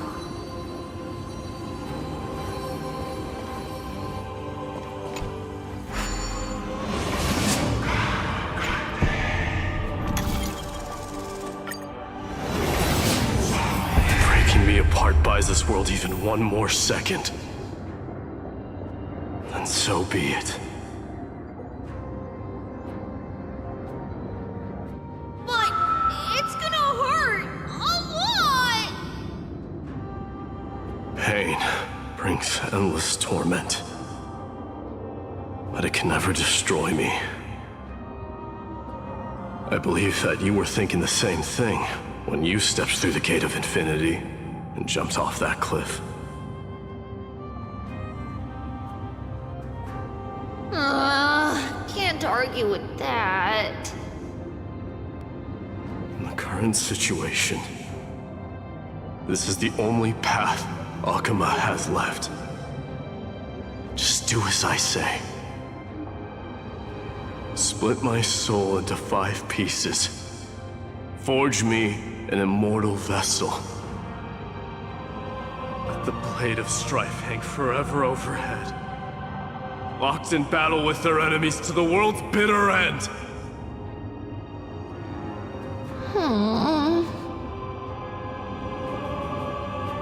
There's no need to be sad, Lady Trebios. Haven't we already taken great strides towards that promised tomorrow? In this life, my people no longer have to drown in false guidance. Kremnos has washed the blood off its fate. Amphoreus no longer needs a god named Strife. So let me shatter the former laws and turn the Lance of Fury back into a weapon that protects the world. We understand. By the way, can you do me another favor? The 7 sages from Grove of Epiphany are already en route. They'll arrive in waves to join the Resistance in a couple of days. Among them is a scholar named Anaxagoras. He has extraordinary insight and fears no sacrifice. This soul-rending ceremony wasn't just my decision. It was his counsel. His wisdom will surely be the backbone of Amphoreus' survival. Watch over him. Carry on this everlasting flame for me. Through Anaxagoras' ritual, the demigod of strife split his soul into 5. Courage, honor, tenacity, sacrifice, and reason. Each sealed in blood crystal and cast into battle. The people held a 10-day funeral to mourn their fallen god king. And through his sacrifice, humanity was granted 200 years of peace.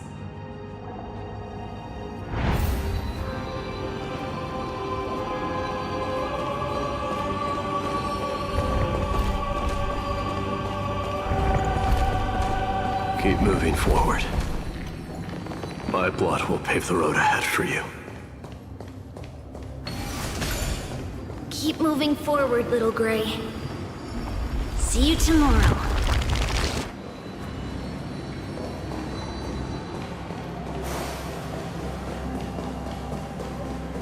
That seamstress wasn't wrong when she said a lie needs more lies to keep it together.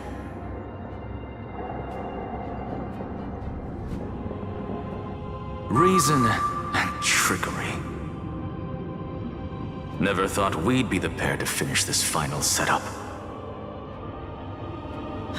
Can't catch that Tin Man without your little slides. Besides, this is our last shot. Not the time to be picky, right? Don't oversimplify it. Lygus just found out Akima's been an empty shell for the past 50 years. He's bound to be furious. At this rate, he could have done anything. That's exactly what we want. Rage blinds even the brightest minds. Doesn't matter how much of a genius he is, the principle still holds. Once he storms into the council and confronts me head on. You trigger your alchemy with a boom and turn him into a caged beast. Easier said than done. You still have to pass yourself off as the deliverer without anyone catching on. And you really think a human alchemical array can bind a godlike being? That's just nonsense. What? Getting cold feet? Or you just don't believe in the almighty worth of the demigod of trickery? Just tell me straight. Can you do it or not?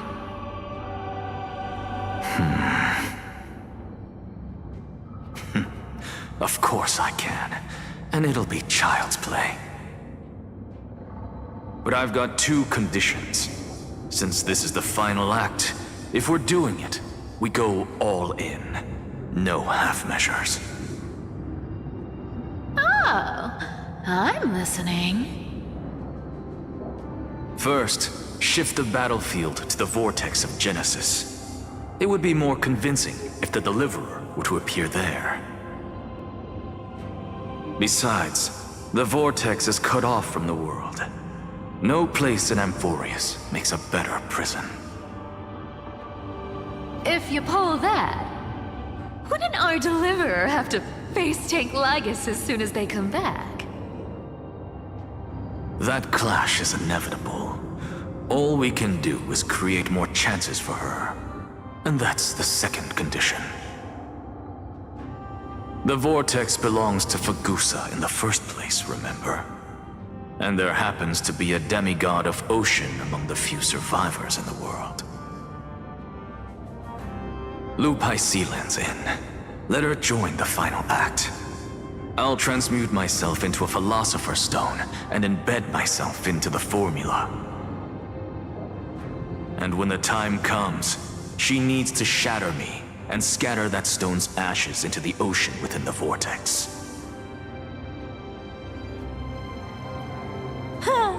I guess people weren't wrong when they said you're insane, Grove Boy.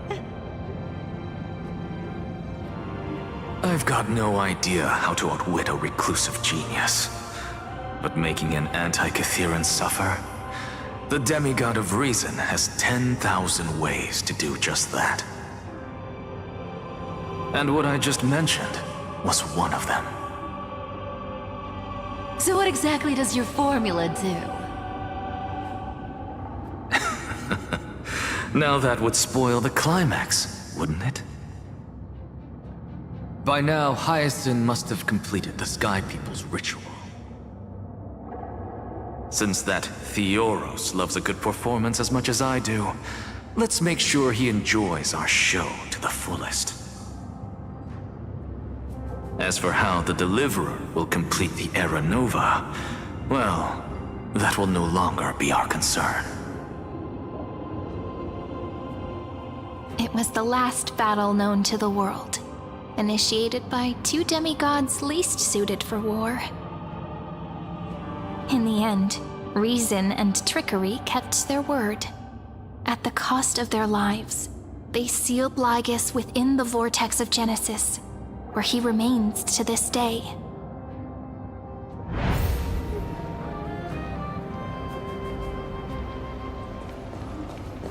Go forth. Finish the greatness left undone.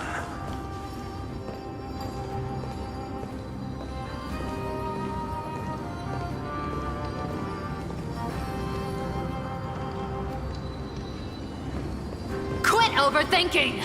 Just run! Keep running. That'll be enough.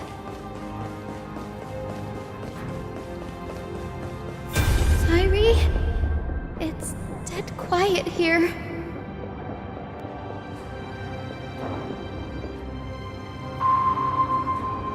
Akima will stand eternal. Miss Cypher's lie has crumbled after all.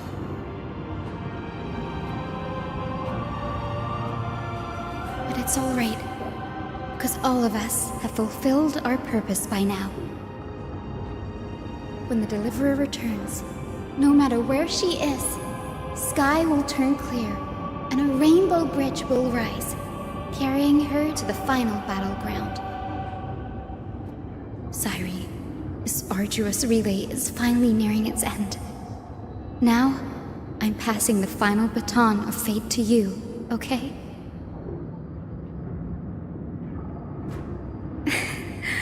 No, that's not quite right. After all, it was you and her who lit the first spark of this journey, wasn't it?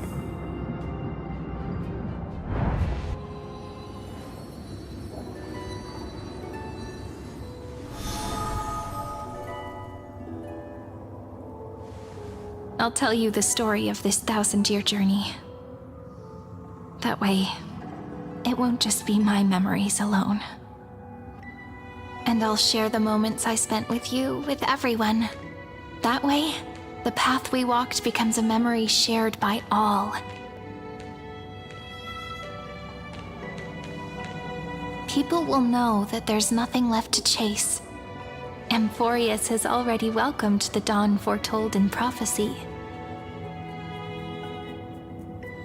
Just like I said, this won't be harder than the last time, right?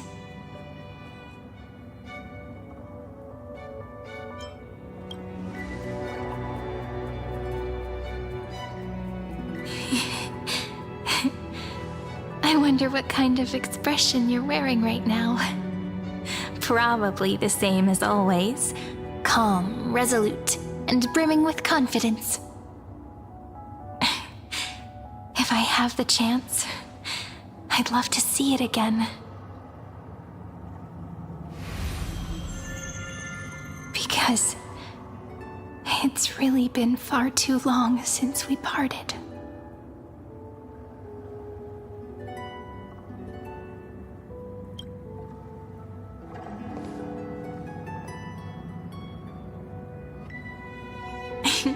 Someone as sharp as you must have realized by now that this isn't reality, but a maze of time. As the last link in the relay, I will return to the Temple of the Three Fates, tell Orynyx all of our stories, and bottle every page we've written into the little flask of memories. And then, may it set sail in peace, drift down the river of time along with the core flame of world-bearing, reach your side, and lead you back to Amphoreus. Just like the first time we met, right?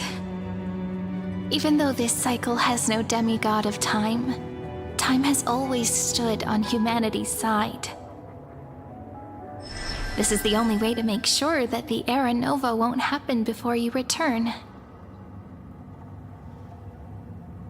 And the only way I can safely entrust the completed final flame chase journey to the Deliverer's heart. After all, the new world will be born from your memories, and the protagonist of this story mustn't be absent.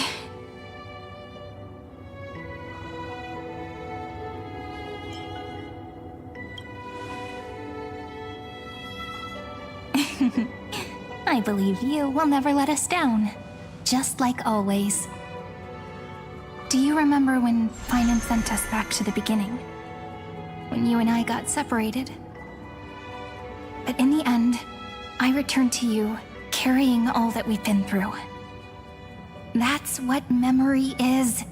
It may wear down and fade in the river of time, but it never truly leaves. When that hidden corner of the heart is stirred, the past returns even more beautiful than before. So don't worry. Let the 33,550,337th Flame Chase journey become part of you too. I've gotten a lot better at it with the experience from the last time. Next, you will head to Styxia and find the Vortex's entrance guarded by the demigod of Ocean, before charging toward the final battlefield.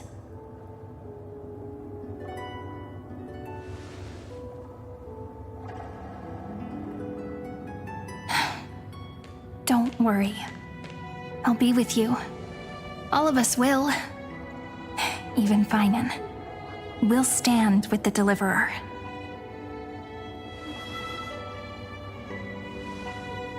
So say a short goodbye, then set off. Just like we promised at the start. Toss away all unnecessary worries and troubles, and bring our smiles and determination into tomorrow.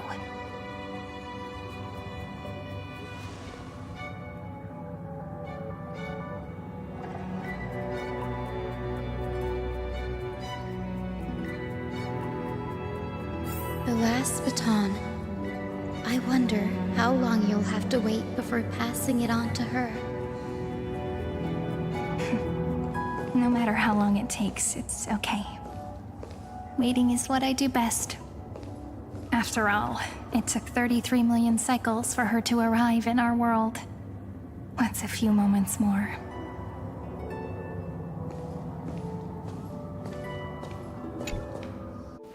But, Sairi, what if you wait and wait, but that hero never arrives? That won't happen.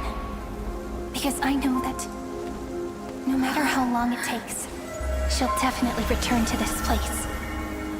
We can't let her down.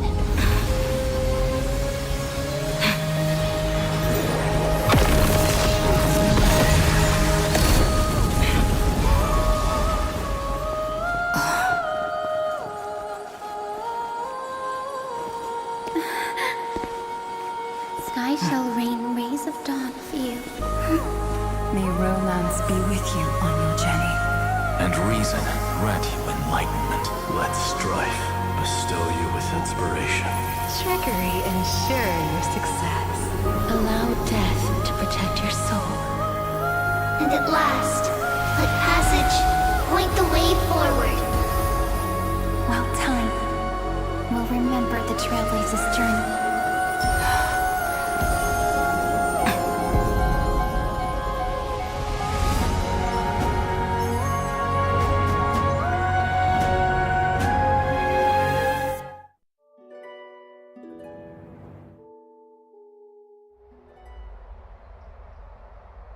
Is this Styxia? What happened to this place? I need to find the entrance of the vortex, guarded by the demigod of ocean. High Sealens. Is she still there? Long time no see, Trailblazer. Generation after generation of Chrysos heir heroes have tried to defy fate with their blood and tears, either voluntarily shattering their souls or waiting in eternal solitude. But alas, fate can never be defeated. Reason and trickery may bind my flesh, but my will shall never fall silent.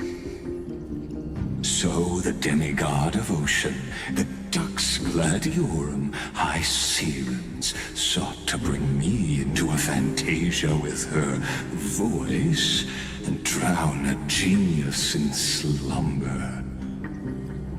But alas, it was all a hopeless dream. That warden fell before I did, due to erosion of time, while her prisoner remained unchanged.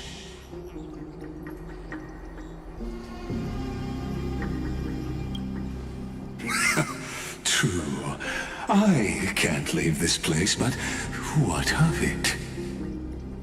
You should have heard of this fable. In a shadowed cave lived a people, imprisoned from childhood, and chained so that their legs and necks are fixed, forcing them not to look around at the cave, each other, or themselves. Behind them is a fire, and before them loomed the stone wall of the cave. The flames cast shadows, while the rocky surface threw back echoes. To them, that false play is the whole world. Yes, I'm trapped in the cave, but I know it's all just a fleeting illusion. I don't struggle in dreams. I wait. And now, my deliverer has come to defeat me and save this world that never owed you anything. Oh, you'll need to awaken the singer here and unseal the prison called Vortex of Genesis. You'll be the one to unshackle me and bring the cave crashing down. Of course, I don't mind waiting a little longer.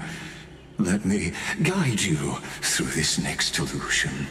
One last memory from that prison warden. I hope you'll watch the stories of this fantasia closely.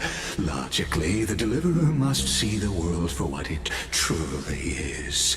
Emotionally, this memory captures the fate of everyone in Amphoreus better than anything else. Only by feeling it for yourself can you understand my point of view. The meaning of destruction.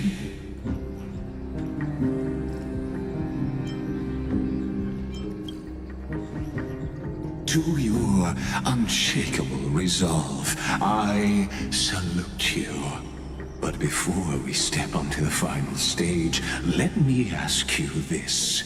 In the spirit of that fable I told you just now, can the prisoners in the cave learn to see the shadows and echoes for what they are, and stop mistaking them for reality?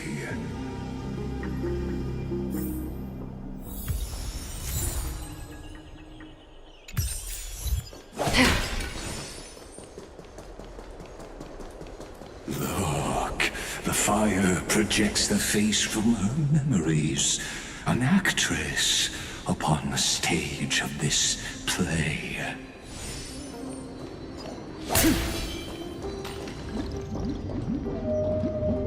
The dark tides flood the sea, and our kingdom teeters on the edge. Fear not. Our queen has gone to the borderlands. She'll quell this calamity herself. This is the scene when the Chrysos heir of Ocean was born. She was once of a Titan-kin race named Sea Sirens. At that time, Kozlana had suppressed the Black Tide's rise, but he was unable to remove Iron Tomb from its roots. The Black Tide still roiled in the depths of the world, and the kingdom of Sea Sirens was the first to face the destruction head-on. Listen, I heard Electra's voice. She's calling to us. Let's go. Her voice carries the queen's command.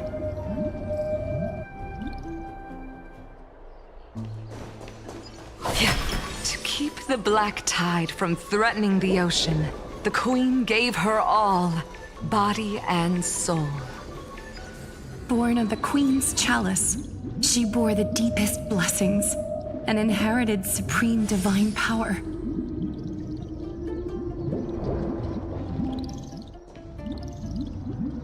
My sisters! You're finally here! Of course, Electra. Your beautiful melody drew us here.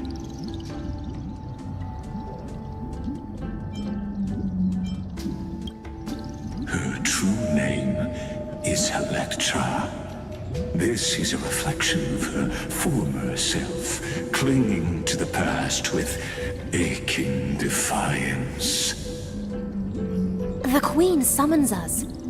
She must be near exhaustion. The Black Tide will soon enter our borders. Then what do we do? Will our seas fall to darkness and terror as well? Don't worry. We shall lift the chalice in her stead to catch the Black Tide, and stand together to safeguard our realm and its people. Such tiny Titankins, thinking they can stop the tide of truth. How naive. And that naivete is the root of all suffering.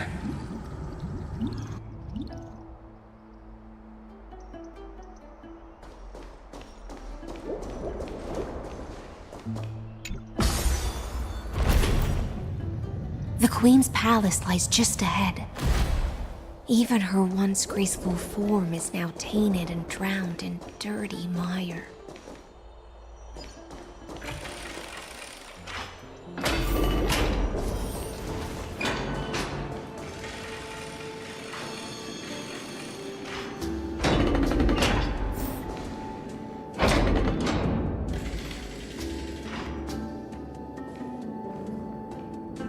Oh, Magusa, our noble queen, we've come at your call.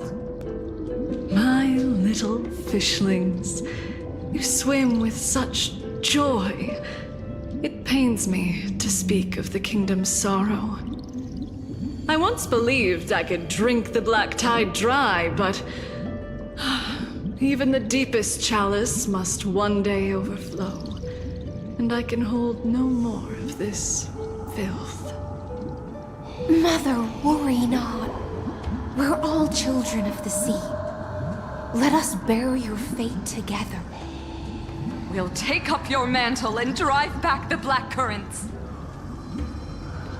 We'll mend your sacred chalice and take in the cursed filth. My little fishlings, when the spear of strife falls, you may retreat in peace. I promise you, on the surface, the city-states will hold a feast without end in your honor. This is the last gift I can give you.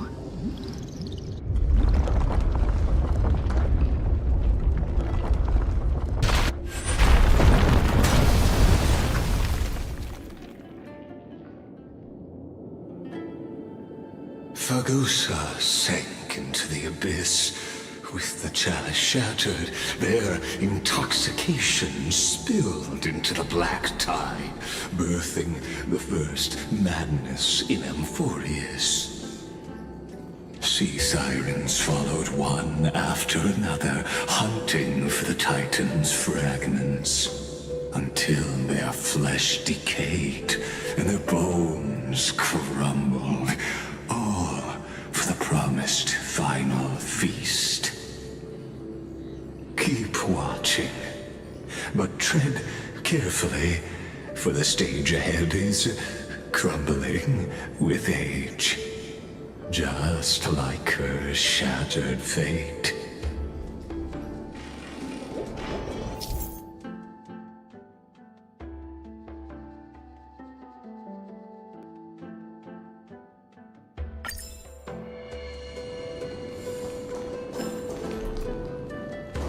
Clinging to the past only blocks the road forward.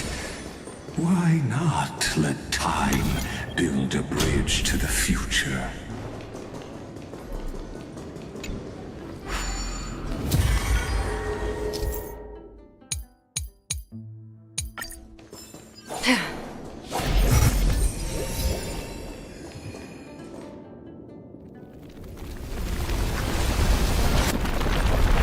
Chandelier's still giving way.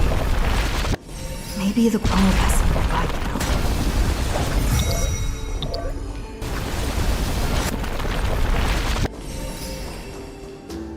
Your wisdom far surpasses even the bounds of reason's model.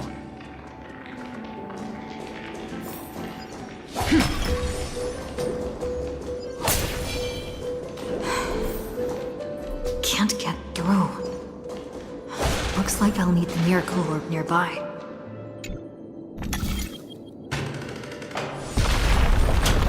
The ending was written long ago. Even you cannot rewrite it. Just like this poor chandelier.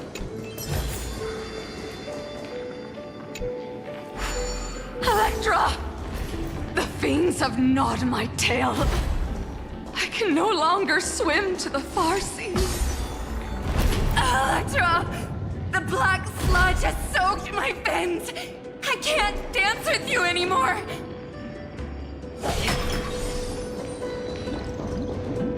Sisters, don't give up. Remember the Queen's promise of a feast in the city called Styxia. I haven't forgotten. It visits me in dreams every night. I dreamed of a shining city, its lights piercing the deep gloom of the seabed. I dreamed of children placing garlands on our bone holds, and poets praising the sea sirens for shielding the world. But what a shame. We can go no further. Please, sing to the humans for us.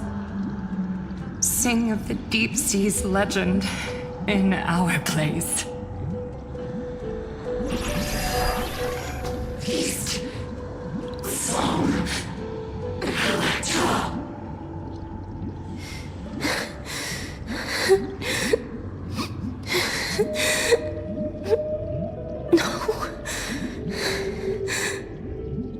The sea sirens were tainted by the destruction. Their flesh rotted away. They became the black tide creatures of this cycle. Farewell, sisters. I'll finish this last task, then return to prepare your feast. And so, only one sea siren remained among the sea floor. High sealens, swimming alone through the seas, burying her kin and searching for the fragments of the chalice of plenty. Though most of that journey was in vain, why not use the power of time to leap ahead toward the journey's end? To reach the Spirit Basin, I'll need to call upon the power of the Chrono Vessel.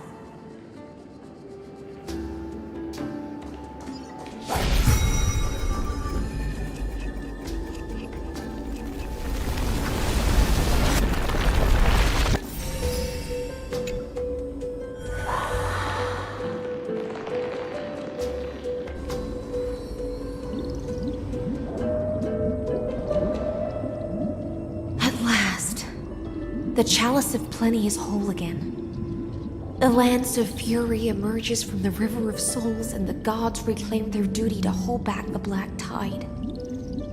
I am freed from endless toil, and now walk toward the rites at Styxia.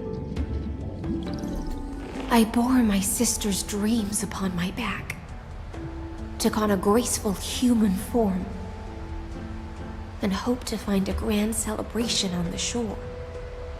My fins became legs, my scales became skin, and the sea foam on my body became a shimmering gown.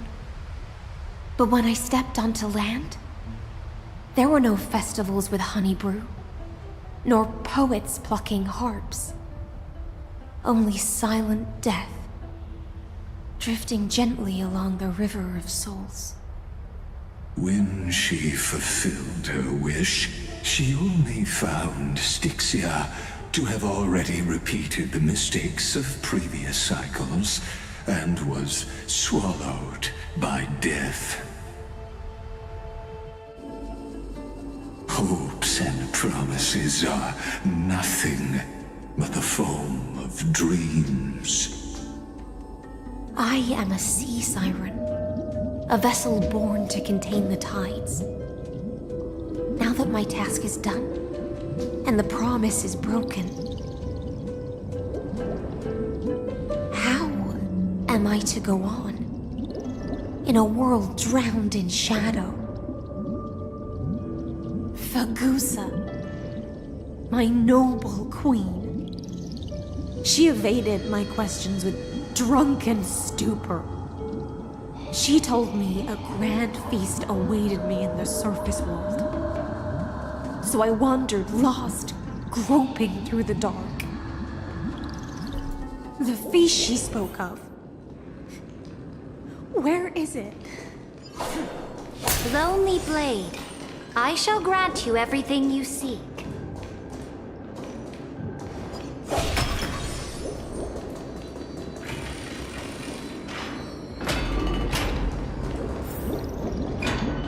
After wandering the surface for ages, the lost sea siren met her future conspirator. You quelled the wars alone and forced strife into retreat. This swordfish that commands thousands of legions, whom does she serve? Yes, Ceredra, long before she became the Imperator, was already burning with ambition. Sovereign who follows prophecy. I am no one's sword. I am just a wandering fish, seeking clarity through bloodshed. Then how about letting the sword dance for me? And letting the violin sing in my name? Tell me, what is it you seek? All I want is a feast where I might belong. Such a demand is trivial with the Sovereign's authority. I'll grant you a banquet worthy of conquest and comrades to toast beside you. But Knight, you must offer me your heart. My heart? Yes, a loyal heart that will generate no betrayal. You were deceived by gods and drowned in the ocean's darkness. But now, I will lead you forward and be your light. So be it, noble monarch. The law you proclaim shall govern my every breath. So be it, noble monarch. I am simply becoming someone else's vessel once again, and accepting a duty given to me. And thus, in her hollow drift, she finally found a new purpose, like sunlight piercing the deepest trench.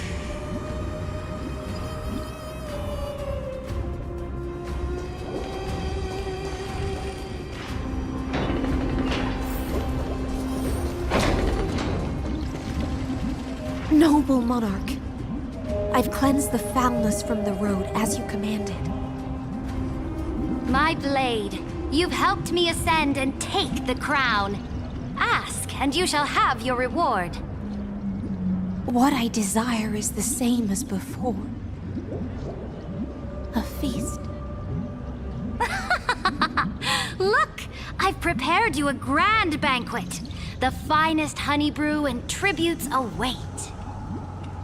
Fish are drawn to light by nature, for the deep sea knows only gloom. Now I found a flame.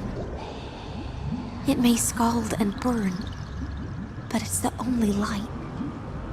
Come, let us join the feast.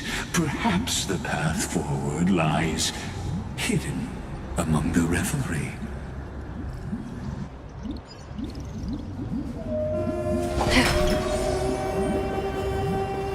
Have you heard that the Imperator's about to begin a new campaign? Her glory will no longer be bound by the borders of Amphoreus.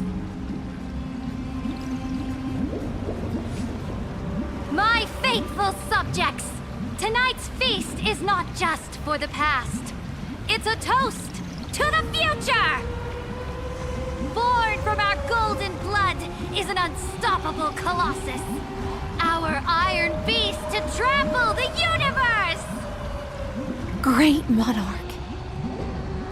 I've heard the universe teems with great threats. Can we truly remain invincible? Fear not.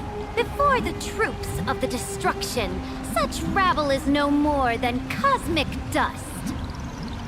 Surely there's a planet draped in oceans out there in the stars. Once I claim it, it shall be yours to rule. And to the rest, your triumphs will not go unrewarded. I promise you a new age, free of fear. Now, raise your cups to our conquest among the Sea of Stars! Sea of Stars! Sea of Stars! Conquest among the Sea of Stars. What a grand vision. Yet, to the Siren Knight, only feasts still stir her heart. Come now, join me. Witness the end of this futile dream. Where's the way out of this illusion? come quick! Let's celebrate together! I've saved the finest brew! Come taste it with me! Noble knight, you are truly a blazing spark. It is my honor to share this banquet with you. Noble knight, you have earned victory with your blade, and you have every reason to revel in this moment of triumph. Let me pour you a glass of honey brew. Noble knight, with the sovereign now enthroned, this triumph is yours as much as hers. Let me raise a toast to you. Noble knight, your strength is boundless. Lead us to conquer the universe, and let us toast to that vow! Then drink we shall. Raise your glass. In the deep sea, I never knew what fire was. But when I set foot on land, the first light that I saw was the flames of war, lit with golden blood. It scorched my fins, made me feel pain, and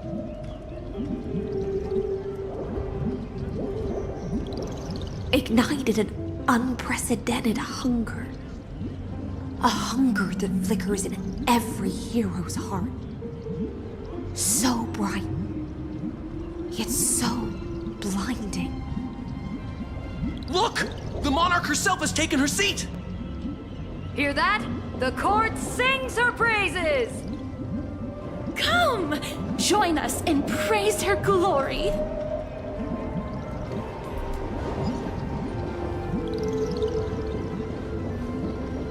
One eye of hers sees glory, the other sees corpses. And yet, she cherishes the name of glory more than fear and death. As they say, the coward died 1,000 times before his end.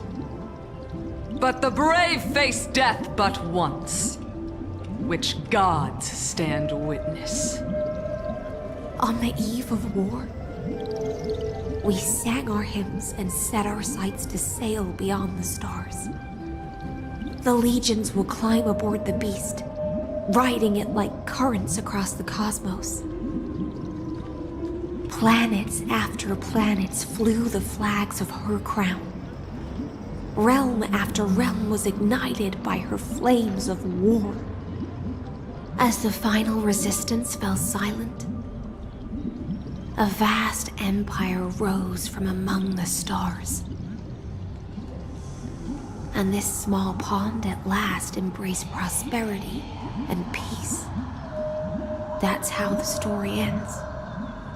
Tell me, visitor, in this dream, did you enjoy the show?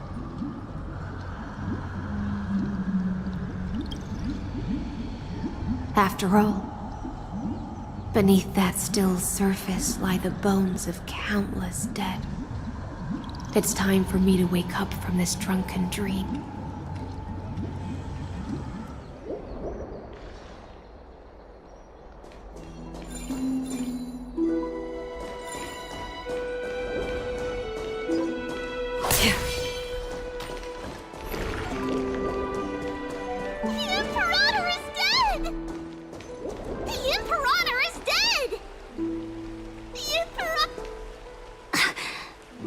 People once cheered for my ascension. And now they cheer for my fall. The cosmos. The battlefield that I cannot reach.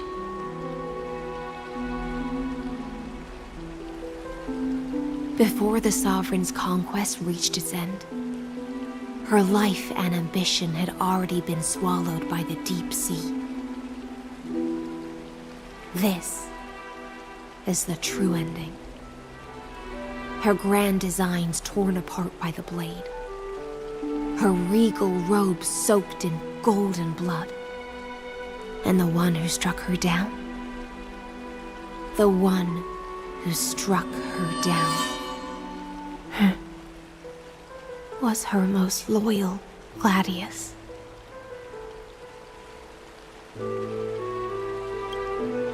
I don't need to explain myself. A fish in a pond has no hope against the surge of fate. I wandered the shore, found a flicker of flame, only to snuff it out with my own hand. I don't understand. If the ocean's feast, the Imperator's dream, and even Amphoreus' existence are all illusions, then what's the point of our journey? When the Deliverer returns, I will let this absurd celebration come to an end. But Greyfry, I can't help but wonder how I dearly wish this feast of the Flame Chase would never end.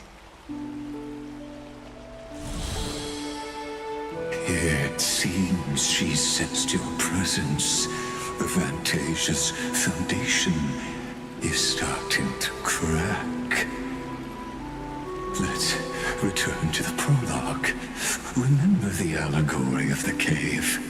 Can the prisoners in the cave learn to see the shadows and echoes for what they are, and stop mistaking them for reality?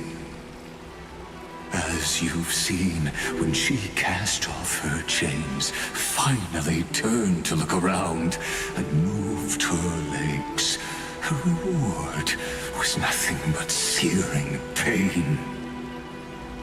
The light will blind her, for the fire behind her had never once actually touched her eyes. Her legs will buckle beneath her, for she had never learned to walk forward.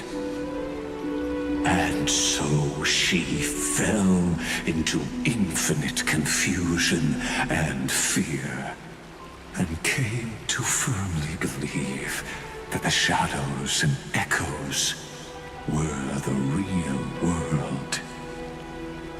But we in the cosmos, are we truly any wiser than she was? Now, nameless one, fateless one, ask yourself this. The paths you tread, the eons you worship, everything you've trailblazed with your own hands, could it all be someone else's projected shadow? Let's leave that question till after the curtain falls. Once you've unearthed every last truth and reached the prison built for me by the demigods, I'll speak with you face to face. I, the Theoros, have walked the 30 million histories born by Kozlana. 1,000 years is a mere atom in a grain of sand to me. Amphoreus, compared to the cosmos, is but that grain upon a whole beach.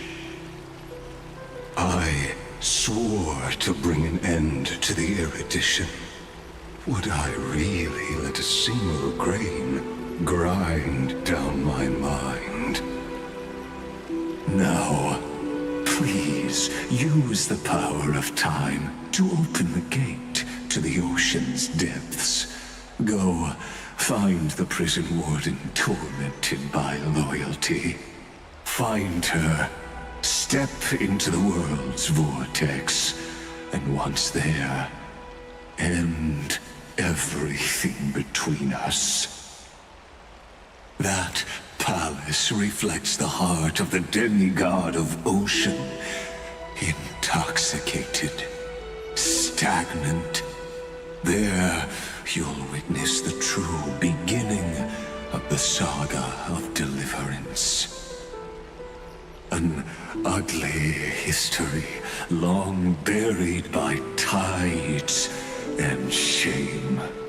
A staircase of apotheosis that the Imperator forged with the golden blood of 500 human sacrifices under the pretense of conquest. I'll wait for you at the heart of the world.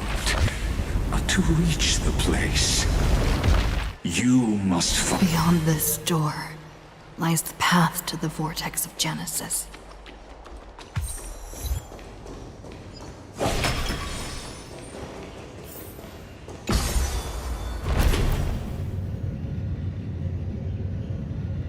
Now step away from this false banquet. And then onto that bloody stage.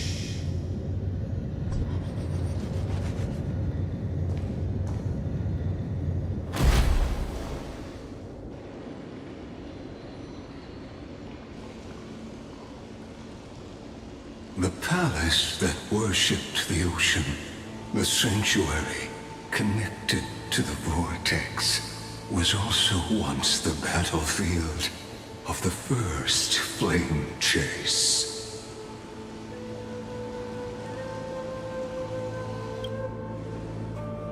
Her exuberant song halted the passage of time in this place, imprisoning my body and shielding my soul from deterioration, all just to await your return. The twisted time and space reflect her confusion.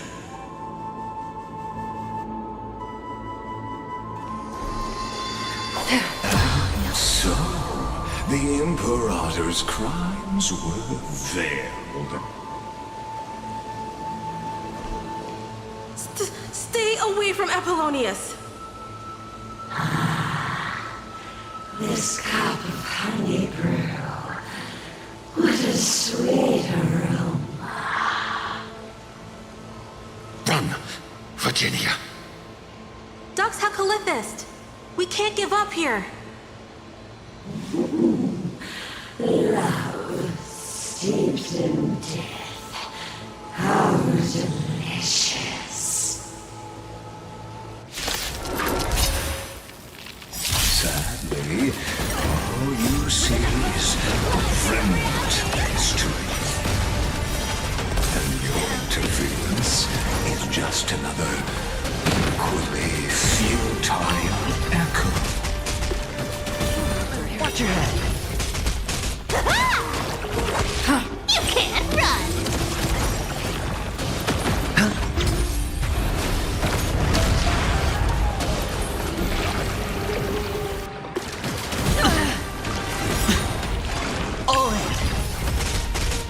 Bust.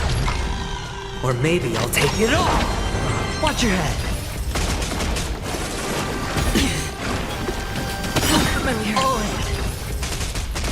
With enough believers, lies become reality! Yes!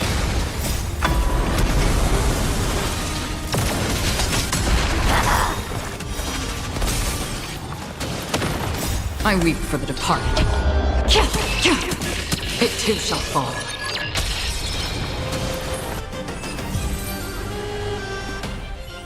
Apollonius, look. I chased the enemy away.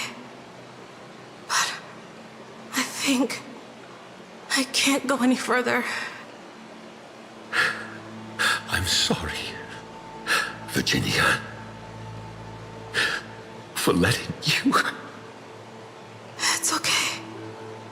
I'm glad to die by your side. Ah, such an ironic twist of fate. even as the foundation of the world crumbles, the heartless Imperator still made the same decision she did in the past 30 million cycles. During the first Flame Chase journey, the Flame Chase Legion stormed Styxia. Tens of thousands of sea sirens surged from the River of Souls, crashing toward the heroes like a tidal wave. The hell before you is the recreation of that very battle. Apollonius, look. I chased the enemy away.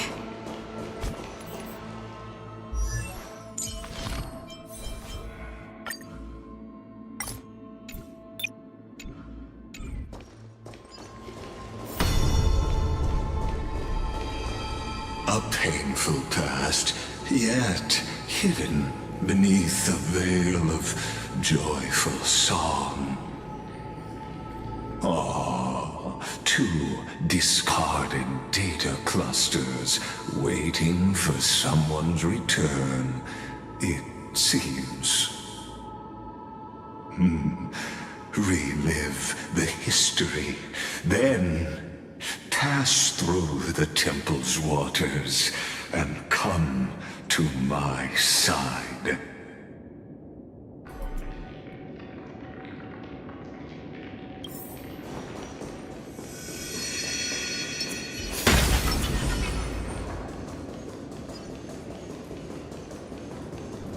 Isn't that the Deliverer? He finally made it! What a wretched way to die. The Flame Chase army, devoured by warbling fish, never saw it coming. Look, the cruel Imperator and her Knight Commander, the pitiful Warden. What a perfectly matched duo of test subjects. Their hands drip with blood, golden blood. Raise the bridge and cross the river of fate. This path of the prisoner is far from over. Imperator! Imperator! Did you see my gallant deeds, Imperator?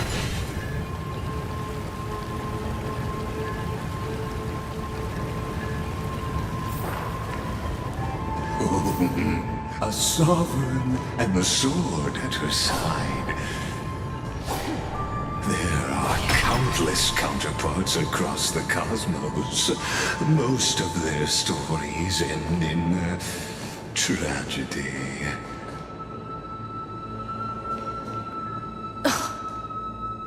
Imperator, why did you... You're here, Dux Gladiorum. You ordered me to seal the sea route and handle threats from the rear. So why didn't you wait for me to return? Why send the Vanguard ahead and let them die in vain? Die in vain? No, you're wrong. Their golden blood won't be spilled for nothing. The other dukes have paved the road for me to become the god of law. The trial of law? You never spoke of this to anyone. What is... The one who wishes to bear law must purge this world of its curse, and offer the blood of the accursed as sacrifice. I pondered long on what Talantin meant by blood of the accursed. Then, I found the answer. You, I, and every Chrysos heir summoned by the prophecy are the accursed ones. Just like that arrogant Theoros said, our golden blood is the agent of destruction, the antithesis of the world's fate. Dux Frigoris, Dux Brumalis, Dux Helcalethist. Their fate was sealed at that moment. Dying on a glorious campaign was the final gift I could give them. You speak as if they didn't die because of your cold-blooded schemes. Was their loyalty meaningless to you? Losses are a constant on the Flame Chase journey, among which even life itself holds little value. If a subject marches to war without that conviction, then yes, as you said, shallow loyalty means nothing. And what about my loyalty, Ceredra? You sent me away under the pretense of guarding the rear. Was there any shred of humanity left in you? Because you still have a duty no one else can bear. Only you can uphold Fagoos's divine authority. The choice is yours now. Cast off the chains of loyalty and drive those blades through my heart. Or stand with me and sever the ocean's last breath. If you no longer share my vision or believe in the new law I seek to weave for Amphoreus, then go on and end me. The Imperator of Amphoreus may be ruthless and cruel, but never a liar. When I say life itself holds little value, know this. I am ready to sacrifice everything for the ambition to conquer the Sea of Stars. Now you've seen it. The brutal Imperator was willing to spill the blood of 500 heroes to complete the trial of law. As for my poor warden, her suffering had only just begun.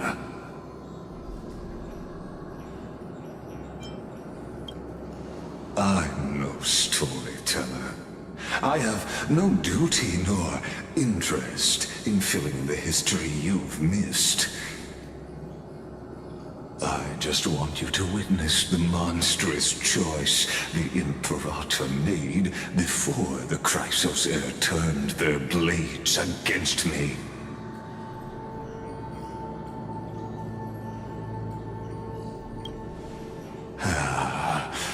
I gave up on using words to solve conflicts 2,000 years ago. But I won't squander a chance, not even a sliver of one. If there's even a crack in the walls of your conviction, then my victory is already assured. Now that the past is settled, let's turn the page and bring time back to the present. And dive deeper still, until we reach the very bottom of the abyss.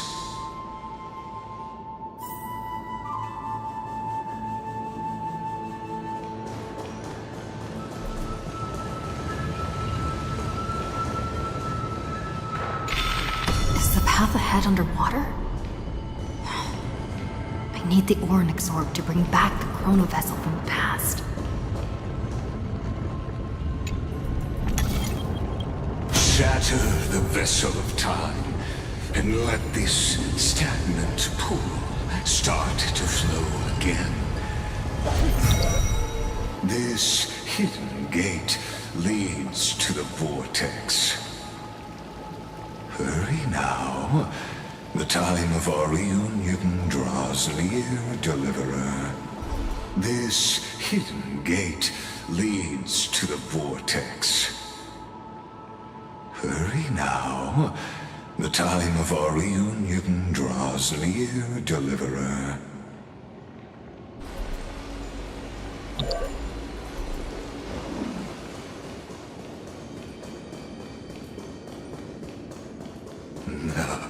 This cruel journey will reach its end at long last. You've been silent a long while, Dux Gladiorum. Starting to doubt your decision?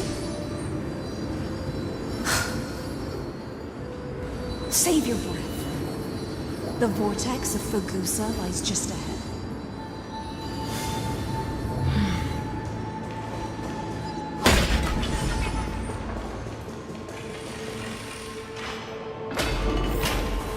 After the trial, there's nothing left between us.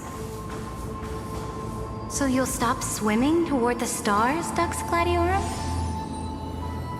I was always a creature of the sea. The stars in the sky were never meant for me.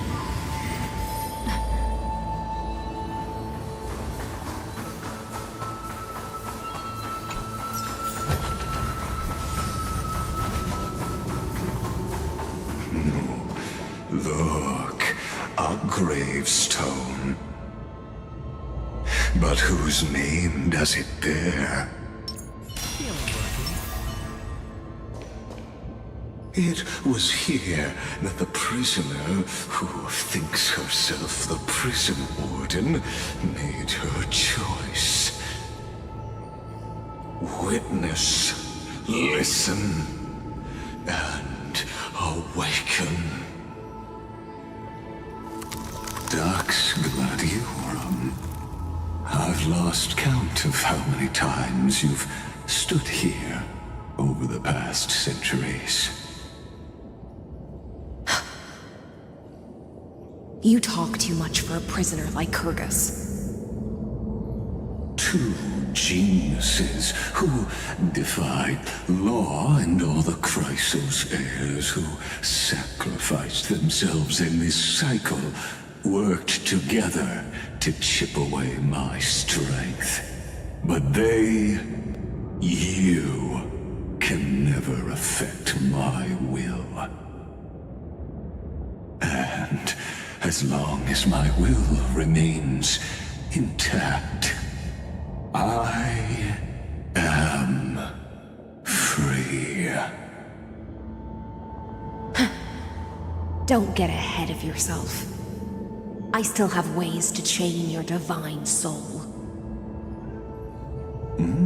Please, do surprise me. But I'd say your mission is nearly done here, isn't it? Oh, it was here you gorged out the core flame of ocean from Fagusa's body. It was here you and that Imperator both completed apotheosis, becoming pillars of Amphoreus. And after that, you drove your blade into her heart, a loyal subject turned regicide, a demigod committing deicide. Or so the history books paint that tragedy. Oh, but if that's the truth, then why, after 1,000 years, are you still here, guarding the Imperator's grave? Still bound by loyalty?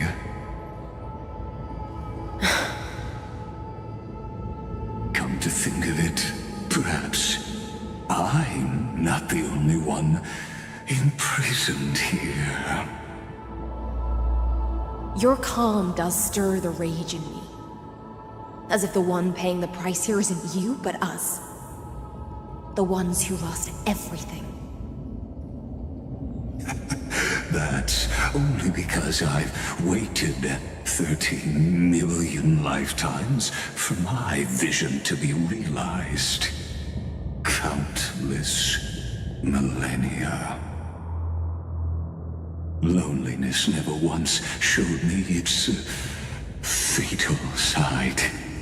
In fact, for a prisoner of the cave, it's more like an old friend. One that helps me think. But you're different, Dux Gladiorum. Loneliness has has crept from the silent depths, sinking its claws into your mind. Bit by bit, it's peeling you apart. Will you regress into one of those lost mad sirens? Oh, what a shame that would be. You're right, Lycurgus. Loyalty, curse, the fall of my kin, and this endless waiting. These shackles are too heavy for a fish that cannot perceive any light. I can't break free of the whirlpool that's pulling me under. Nor do I have the unwavering resolve to force myself to wait for that person's return, as everyone hoped for. Deliverer from beyond the sky, my executioner. How much longer until she arrives here? Or will she ever return? I don't know. And I doubt anyone does. Then, what will you do?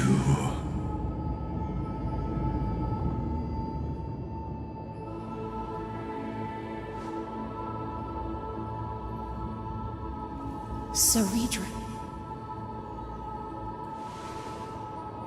This will be the last time I carry out your decree.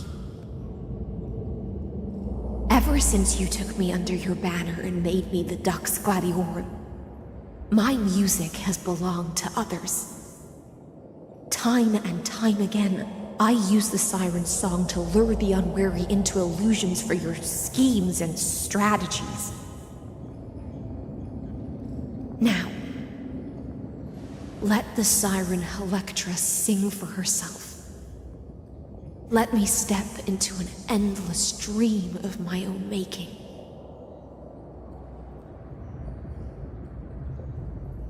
Oh, great ocean. I offer you the rest of my clarity and my freedom, in exchange for the strength to stand against the nihility and honor the sacrifices of the fallen heroes.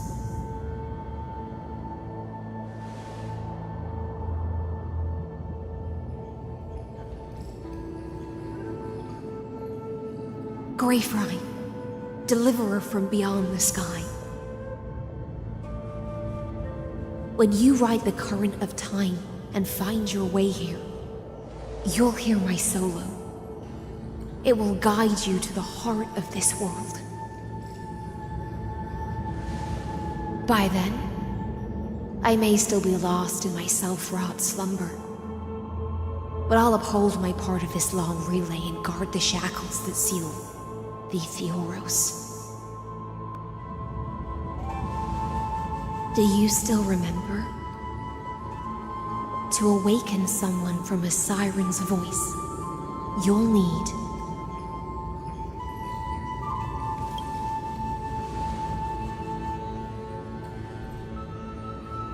the gift I once gave you. May you still have it when the time comes.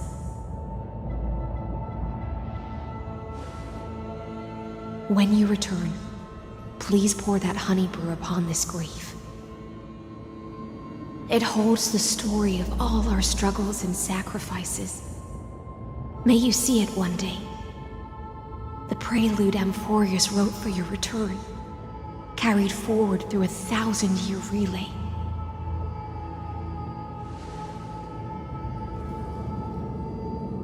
When your morning ends, I'll likely wake from my dream as well. Then, follow the trail of echoes and find me.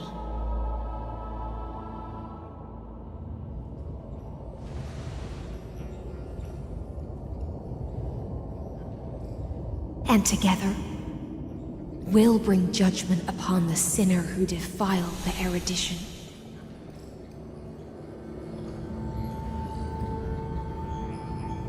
At long last, 33,550,336 cycles, and 4,931 years later, Amphoreus's final curtain is ready to fall. The shadows within the cave gave everything. Yet all they did was mimic life outside its walls. A futile effort steeped in sorrow.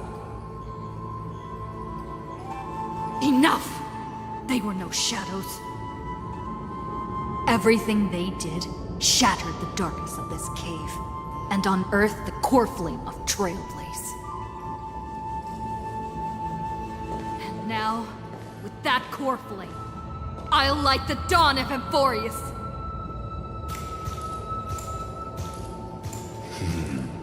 Do you still choose the will of the paths as your answer in the end? I do not agree with that answer, but I respect your tribute to them. Allow me to take back my earlier words. As an apology, and in the name of Theoros, who saw all destinies in this world, let me join you in mourning.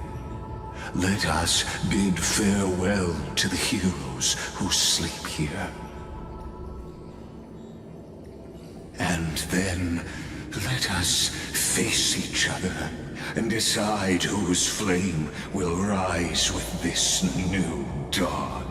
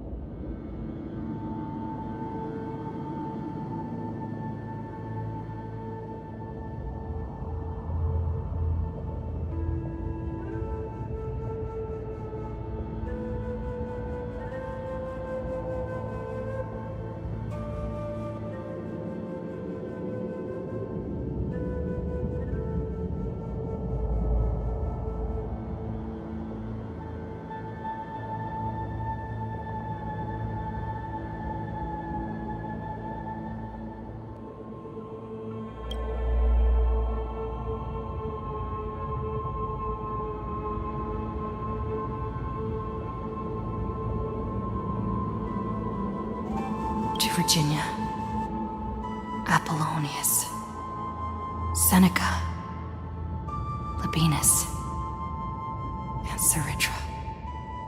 Through a brutal sacrifice, they lit the stars of law in this world, propelling Amphoreus's fate forward.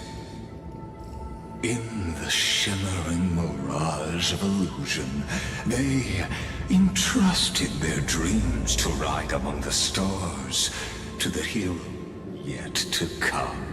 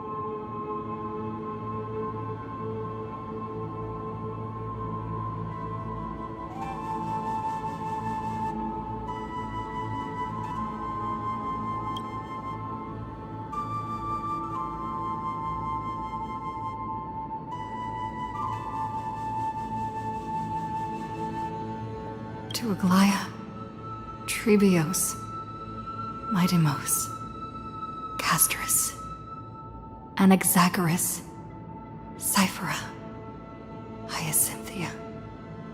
In a relay spanning 1,000 years, they stood against enemies far beyond their strength and won a bitter victory through what seemed like futile resistance.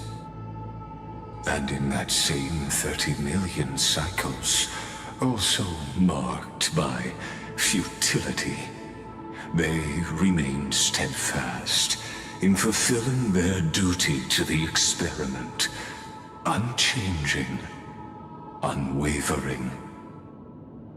Let this be the end of mourning the fallen. At last, allow me one final toast to the lost prison warden, a prisoner bound by loyalty.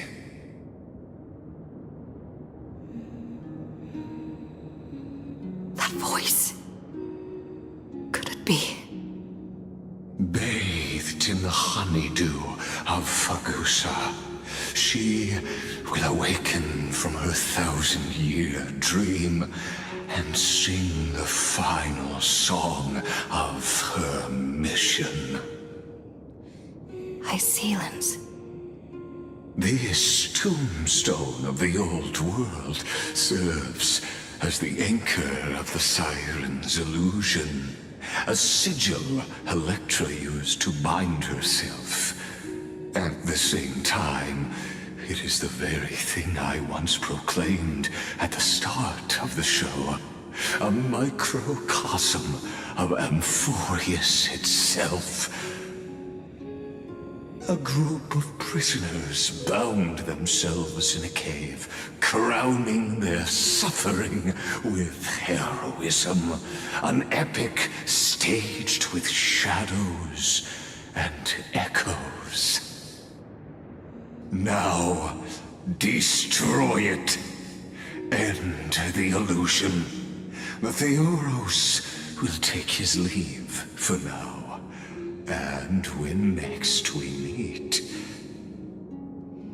that shall be the moment that decides the fate of Amphoreus and the entire cosmos. The prison warden's dream is nearly over, and the prisoner will soon be freed to the final execution ground, where I shall be executed. This world and I shall haunt here until we meet again. Don't forget to let your friends in.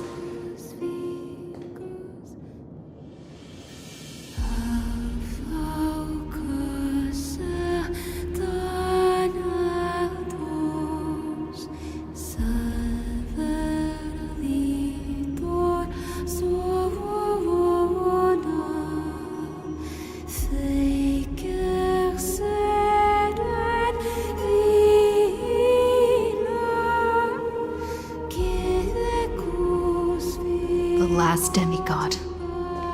I'm here.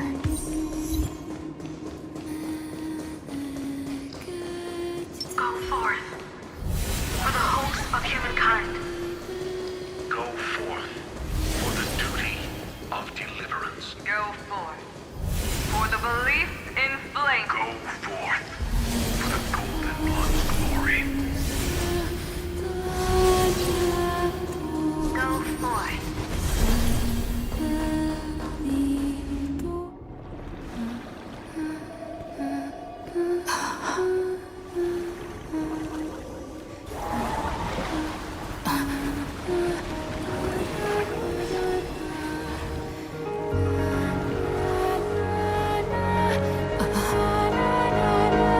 Seems like my feast is over. It's now your turn to perform.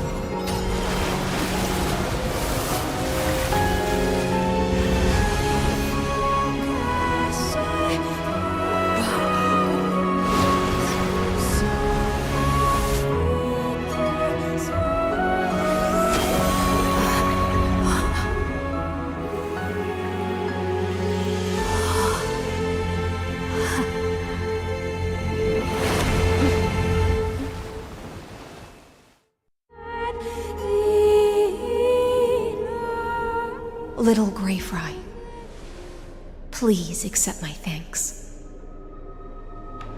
I was the only one left after the world was destroyed, and I maintained this lonesome feast with my songs. I have prayed to that lightless sea for centuries, hoping it would reply to me. Yet the emptiness never answered. Thankfully, you arrived as promised, and everyone's wait was not in vain.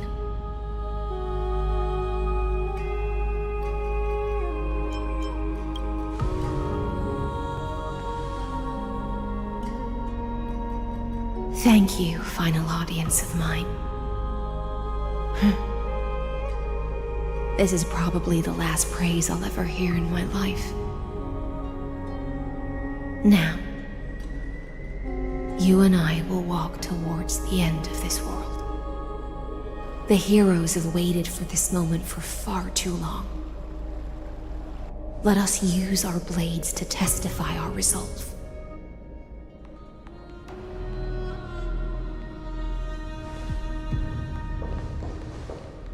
Oh, prisoner of the seas. Theoros carrying 30 million cycles of sin. Slave of erudition. Show yourself. The Deliverer has returned. And the time of your execution draws near. I see an awakened human who has mistakenly taken fallacies as truths and has returned to the cave to try to bring her friends into the sunlight she once bathed in. Alas, prisoners will always be prisoners, blind to the very chains that bind them. As the only other existence with free will in this world, I express regret toward your choice. But I shall retain your right to express yourself. After all, every actor should have a final line before they bow out.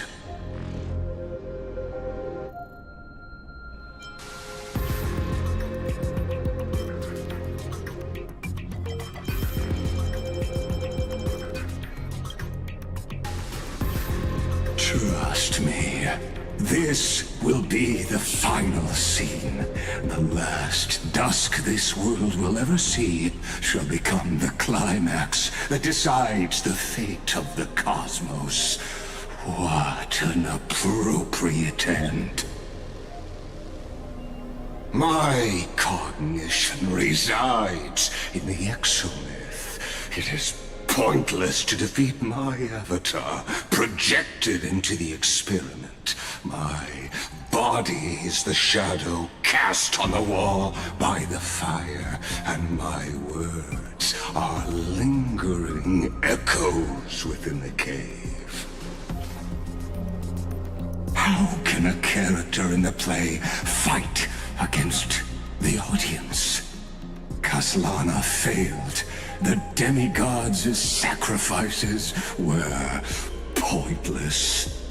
As for the two geniuses you placed such high hopes on, I ask of you, where are they now?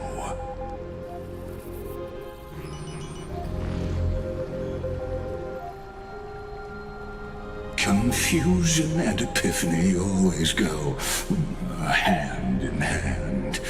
That's particularly true for geniuses. You must be very confused about why you could not gain a straightforward victory in a world constructed by an ordinary Intellitron. An ordinary Intellitron? Cut the pretense, Senior Society member. We've torn off your meticulous mask and figured out Amphoreus' true form. It's part of the primordial prototype machine, the first scepter ever created. In other words, a detached part of Noos's divine corpus. That's why it has the potential to destroy erudition. As for who would be able to control the Ionic system to rewrite knowledge, only one person has ever managed such a feat. You better have an explanation for the Society. We want an actual answer, not another prolonged metaphor to cover up the truth. Why are you the one doing this? Answer me!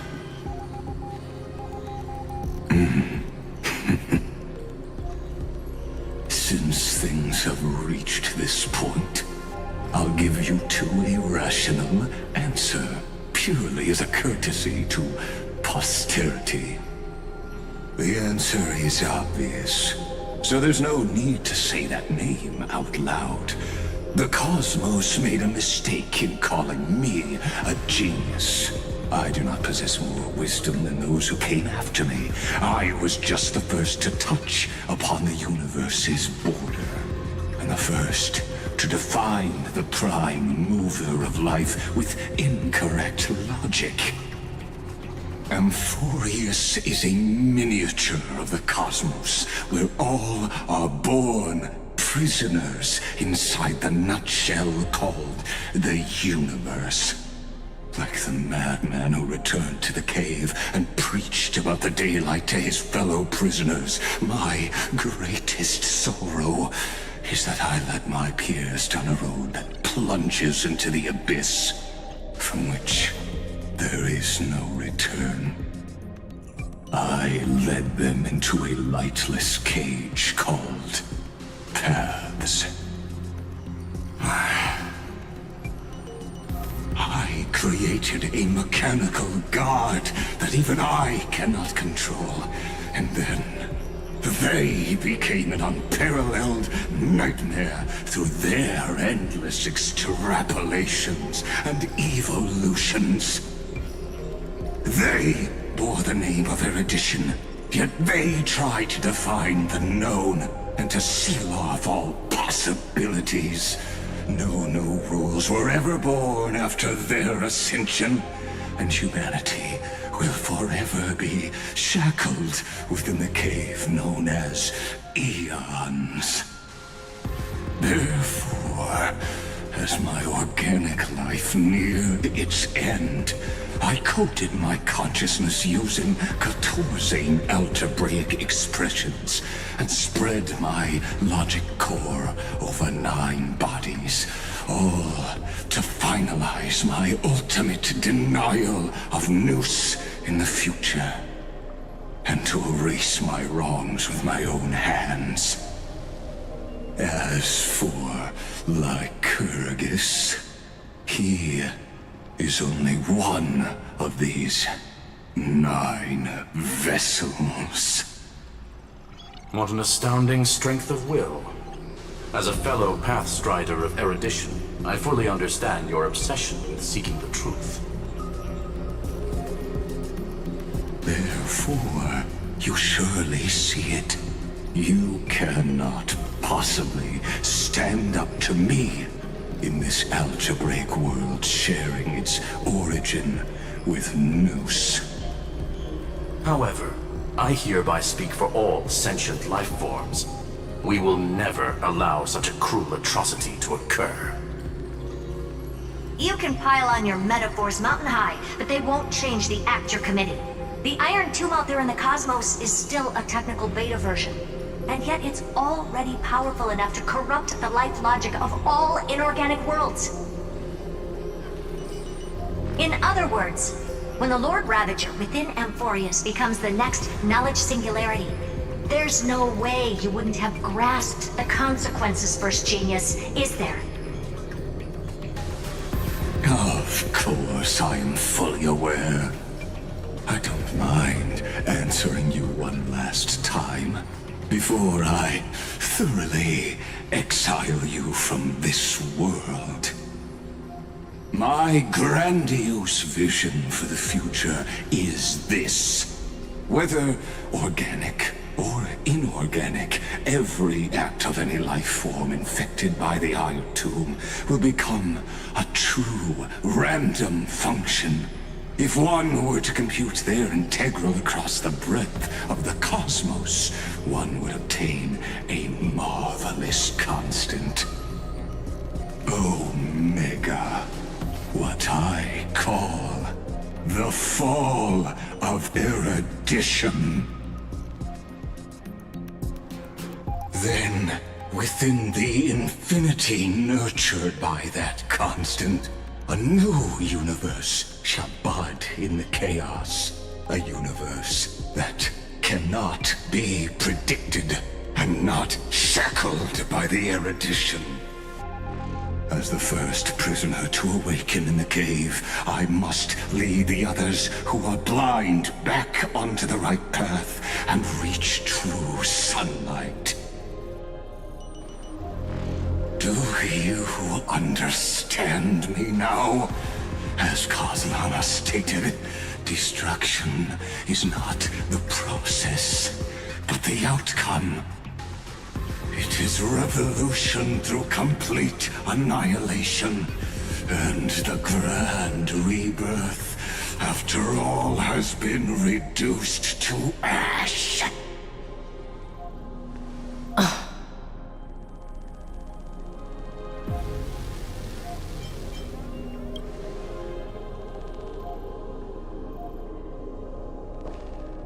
The Amphoreans already answered long ago.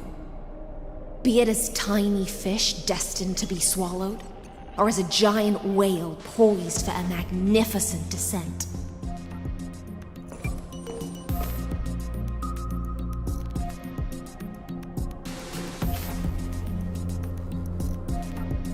We will all fight against fate till our last breath.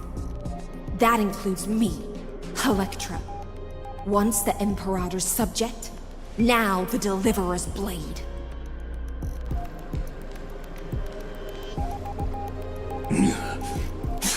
Oh, such noble chivalry.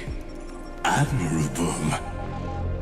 I will also show my true self to you on this momentous occasion as a gesture of respect. And provide an insignificant academic suggestion.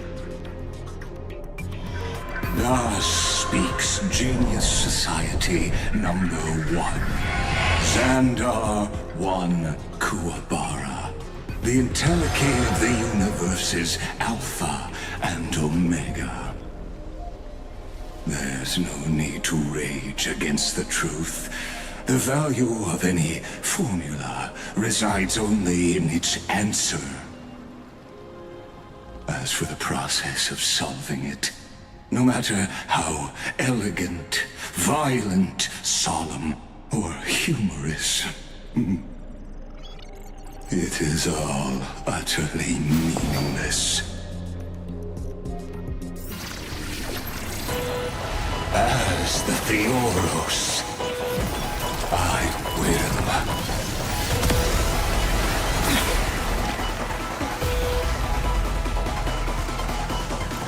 Personally participate in performing this world's end.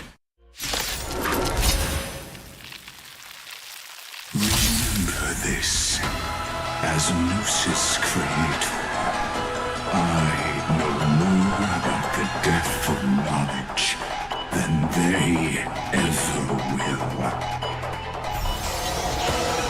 Careful. This is Lycus's true form. It smells of money. I'll take it off. You can't run. Destined for oblivion. Hedge, it's on me. Destruction needs no introduction. Let us skip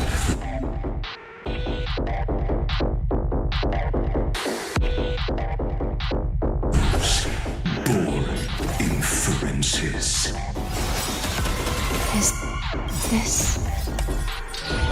Black Tide.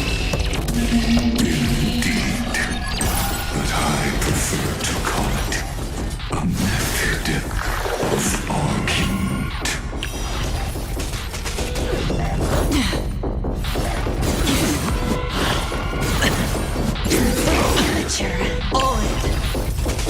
Extraordinary claims require extraordinary evidence.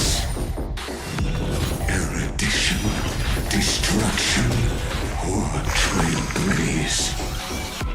No, I will prove that the very idea of paths is a fallacy. The dice have been cast. Bust. Or maybe I'll take it all. You can't run! Our cute with enough believers, lives become reality! Yes! I'll take it all! Watch your head. On the still waters of oblivion. Entities must not be multiplied beyond necessity. I do not mind demonstrating this to you personally. Hang here. I'll do my best to repel the tsunami of the destruction. また正面から。 Come to me! It's up me. Our cute with enough believers, lives become reality! Yes! The dice have bust. Or maybe I'll take it all. Watch your head. Found me! The four mountain commands. The Sure.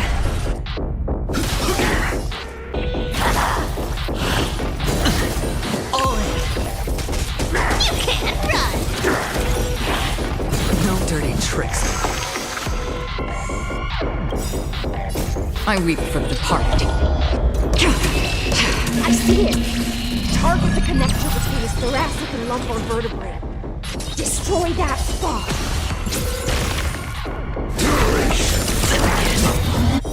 Watch your head. I am unlimited. Later works. You want to take advantage? Thornless.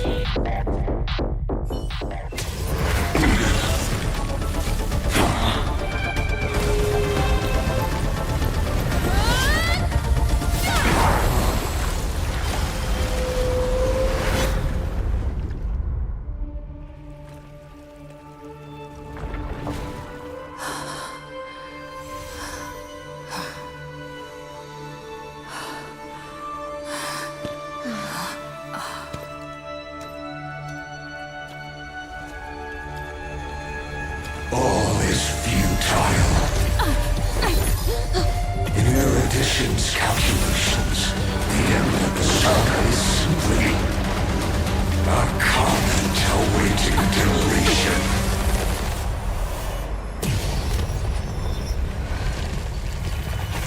I don't like such a cold statement, okay? If numbers can decide the end of a story,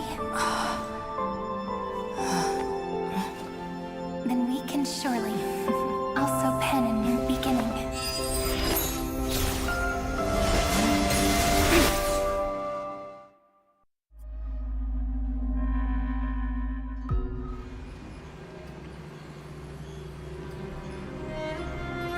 Screwy, what do you think? If your hypothesis of Lygus' identity is true, then even if we remove the restrictions of the Ultimate Protocol, the chances of us defeating him in a head-on battle will still remain lower than the acceptable threshold. Therefore, victory will still hinge upon Miss Trailblazer and Miss Cyrene. Go on. Maybe we're thinking about the same thing. Lygus' cognition resides in the exomyth. He is both an instigator within the experiment and the observer outside of it. Logic, His inspiration circuit can simultaneously process the different time flows in and out of that world. That's where things get tricky. He simultaneously exists in two different timelines, where the internal clocks are wildly different. That old Intellitron's neurons have completely gotten used to that over this prolonged experiment. And that's why he holds home field advantage. You and I should be able to manage that too, if given more time. Unfortunately, there's no if, and we don't have more time. That's why we need to change our way of thinking and turn his advantage into a weakness. The key lies in memories, right? Oh? You caught on quick. You've already mentioned my friend and I, so it's an easy connection to make, no? My intuition has always been very on point. Good. Then I'll cut to the chase. Since his thinking speed far exceeds that of normal people within Amphoreus, we are going to externally plant a memory into his inspiration circuit. Then, command it to loop endlessly until he gives in. Even the most flexible and sturdy inspiration circuit cannot withstand the traffic of a full-on information flood. When the amount of information exceeds his cognition filter's capacities, he will have no choice but to focus on processing this memory. That's when the parallel processing advantage he gained via Amphoreus will completely destroy him. An image from a person's memory played in real time might only be a second for us. But for him in Amphorian time, it could be millions, or even billions of calculations. He won't be able to do anything but watch as he's locked into this prison forged by memories. Then we can entrap him in the same kind of cycle as the heroes were in, and get him to experience loneliness and pain in that endless recurrence. It's my greatest honor to be on the same page as the geniuses. That little one is still in that old Intellitron's hands, and won't be able to respond to us anytime soon. But I don't think she'd refuse. So it's up to you to figure out how to execute this plan. I'm not sure how this happened, but I knew it as soon as I saw you. You are currently a mimetic entity of the Remembrance. Yes, I seem to be something you folks beyond the sky call a memo sprite. But that's fine by me. It suits me perfectly. I can serve as the vessel of memories, and do my part for the final battle. But before that, we have to tell you. The path characteristic you exhibit is very special. There's no way you're just a simple memo sprite. However, I'm sure about one thing. You are a mimetic entity born in Amphoreus. Yet you only awakened with the little one's arrival, and only matured as she embarked on the path of remembrance. That means your existence is completely attached to her memories. If there ever comes a day when she forgets about you for even a few seconds, or loses her last connection with Amphoreus, then you must be prepared for the worst. You will disappear in the memory zone, utterly gone, without even a single line of data to remember you by. But that's already happened, hasn't it? No wonder I've always had a weird hunch. But that also means I was right in thinking. As long as my friend and I are together, we can do anything.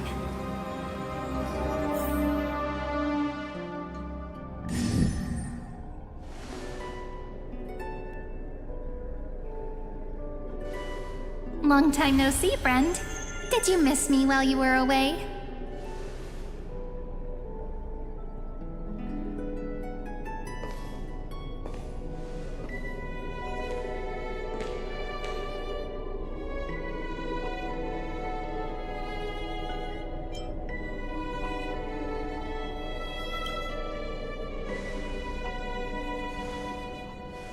Same here.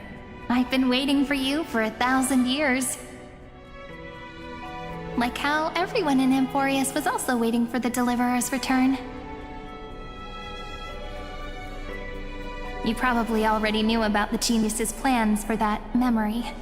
I had to hide really well in a corner in time so Lygus wouldn't find me, and wait for the right opportunity.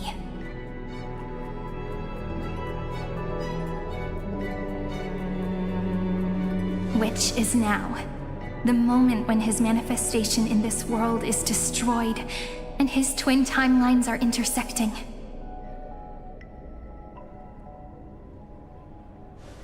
I'm sorry for keeping this a secret from you all this time. I'll tell you the entire, unedited story of this millennium as an apology, after this is all over. But for now, let's join hands and complete the final step, with the power of the remembrance.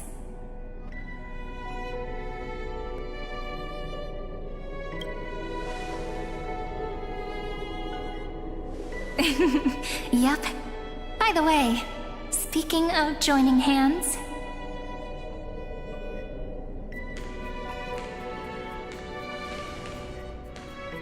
Can I please do something before we go on stage?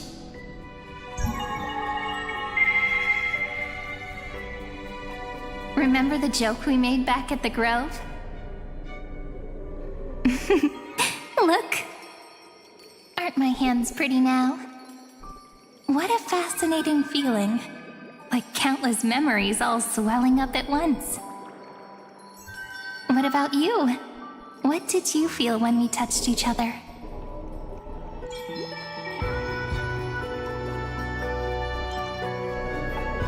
Really? That makes me really happy.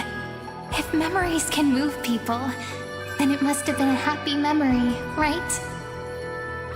Now, please remember what you're feeling right now. Write it down in your heart and keep it there. Memories you want to treasure will never fade away. Even if immersed in the long river of time, these memories will still leave traces of their existence. So, if the view in your memory ever grows fuzzy, just reach out and touch it. It's like reading bedtime stories together at night. It wipes away the chill of passing time, sharpens the outline of memory, and restores its power to nourish the spirit. Now, I'll carry this power with me, and for a little while, I must part from you, as I step into the long cycles of this world. Give me your blessings, friend. Then, let that bright future be, as we have written. Then, I'll leave it to you.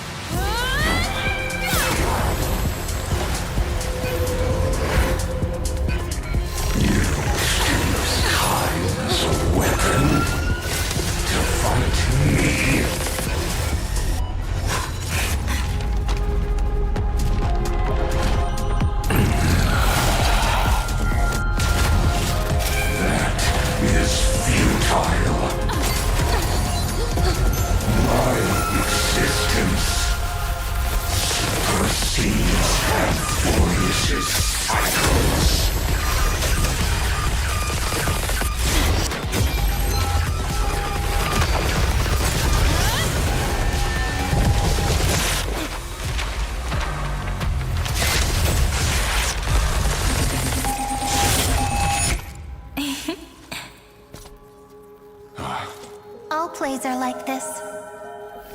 Once you're on the stage, it's hard to return to the audience. Welcome to our story. How does it feel?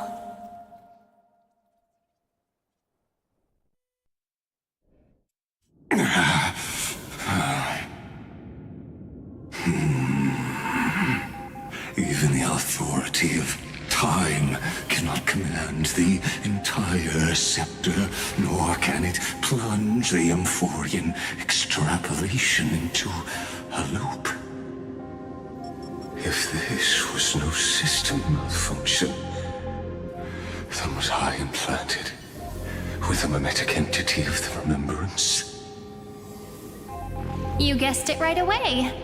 As expected from someone people call the first genius. I'm gonna keep doing what I just did if you don't stop, you know? My friend and I won't allow you to leave this memory, no matter what happens. Which means you are now trapped, Lord Xandar. An elegant idea, and an exquisite execution. Regrettably, it is you who are restrained by time, not me. Know that patience is my greatest weapon. Waiting and victory are the same for me. You will crumble before I do in this moment stretched out to an eternity, just like Kazlana will. Yet all I need to do is to wait, as yet another futile bug falls down the cliff and into the bottomless abyss. Now I'm a pink bug? My looks are seriously changing all the time. But you're not wrong. We're definitely not gonna solve the problem if we just put you in another prison. So that's why we never wanted to do that in the first place.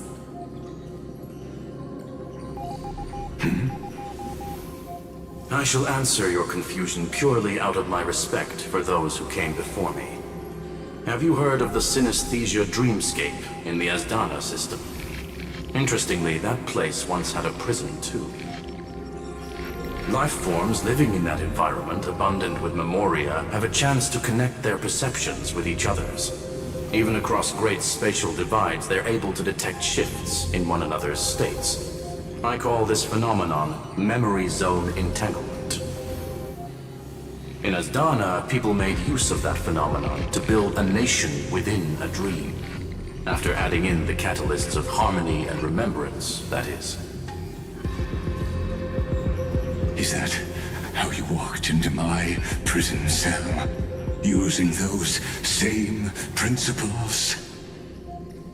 I would much rather call this location our negotiation table, Lord Xandar. Nonetheless, your hypothesis is correct. We happen to have an ally skilled in tuning, while the Trailblazer and Miss Cyrene both have an astonishing amount of resolve, which I'm sure you can testify to. I am also sure that with the support of such a resolute memo sprite, our conversation can last for a long, long time. I'm the best at listening to stories, you know? I'll leave the exciting clash of the erudition to you two geniuses. A brainstorm? I like it. And it's 2 against 1? Well, I like it even more. Let's talk, Xandar. Take a guess. How much do you reckon we can dig out of your brain before the next second? And how many ways can we find to deal with you? Besides, in your current predicament, there's no way you can take our trump card away.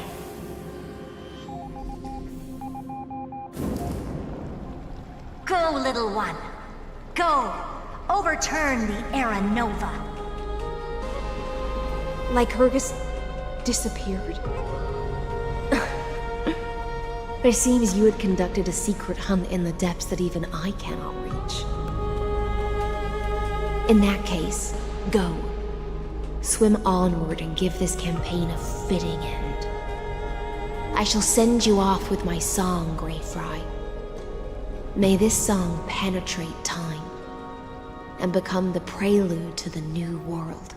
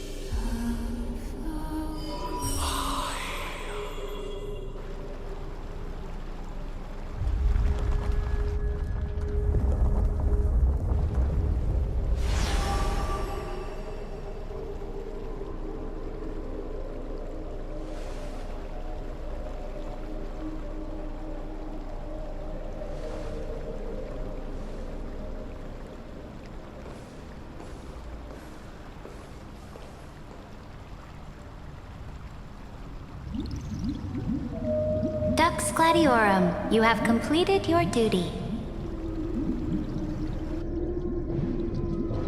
A new dawn is about to rise.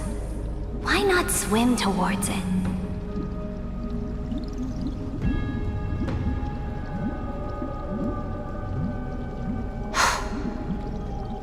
You died long ago, Imperator. Depart from my mind. But your duty towards the Imperator did not die with me. That duty will bind you no more. You will be able to hold for yourself one grandiose feast after another in the endless days to come.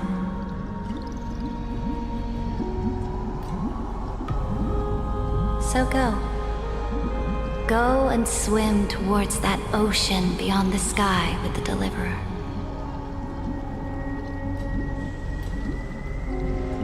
Is this?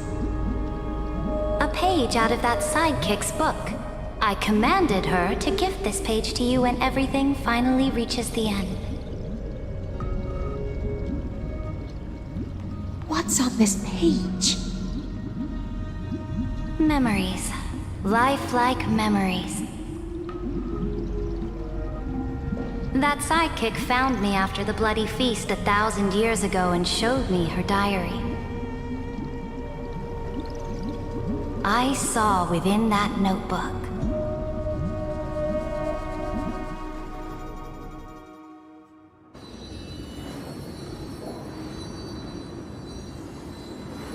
Is this that Deliverer's experience?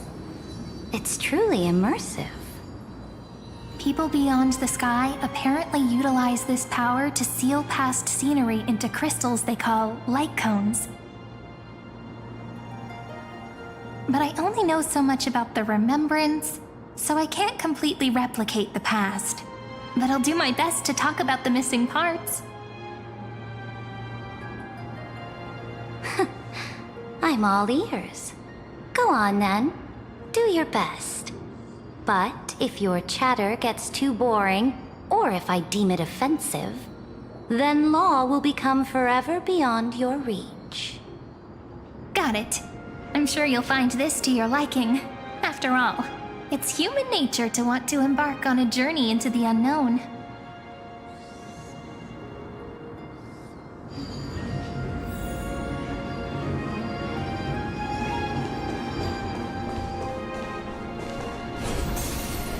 A direct offensive, or crush them from the flanks.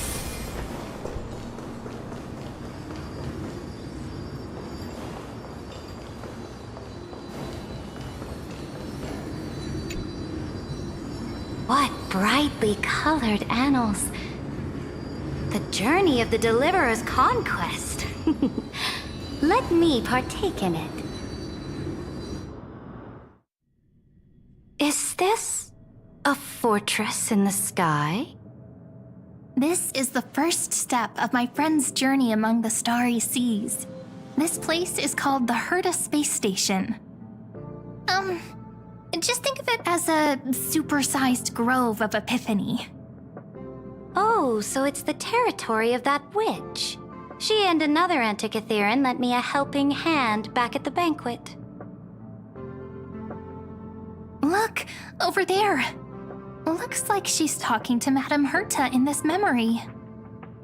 Let's go listen to what she thinks about this world, all constructed by eons and paths. Are you telling me that woman is Herta? She seems shorter than I remember.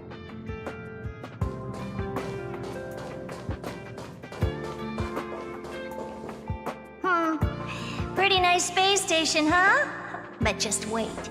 After a couple more stops on the Astral Express, you'll see sights that'll make this place look ordinary. Oh, the cosmos is so vast that the unknowns far outnumber the knowns. But none of them will end up being anything amazing.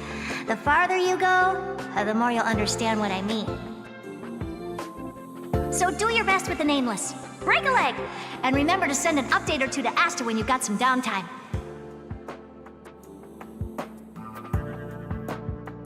She certainly shares my way of thinking. Only that instead of a conquest through blood and fire, they chose a gentler path. People call Madame Herta and Mr. Screwlum geniuses. Apparently, only the smartest people in the cosmos can receive the blessings of Nous, Amphoreus' true creator.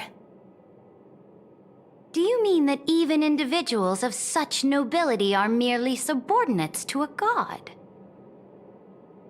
On the contrary, after all, it was the very first of them who created the god. But I don't really know all the details about that. You might be able to ask Madame Herta herself when you get the chance. Let's go check out some other worlds next, shall we?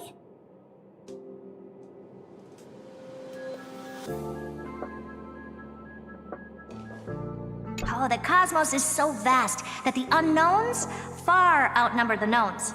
But none of them will end up being anything amazing. The farther you go, the more you'll understand what I mean.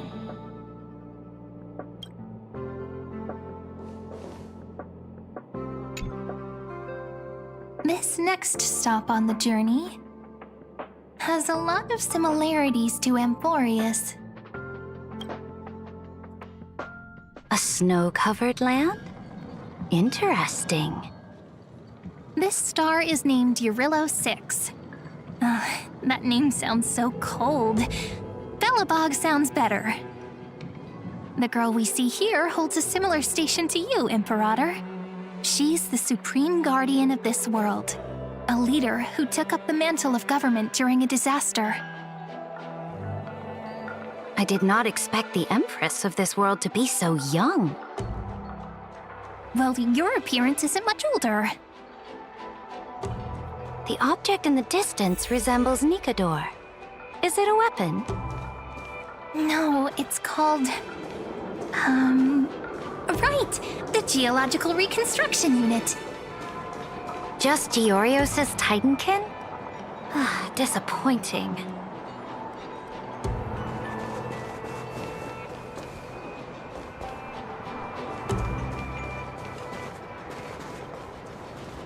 It's all thanks to you that we survived the crisis.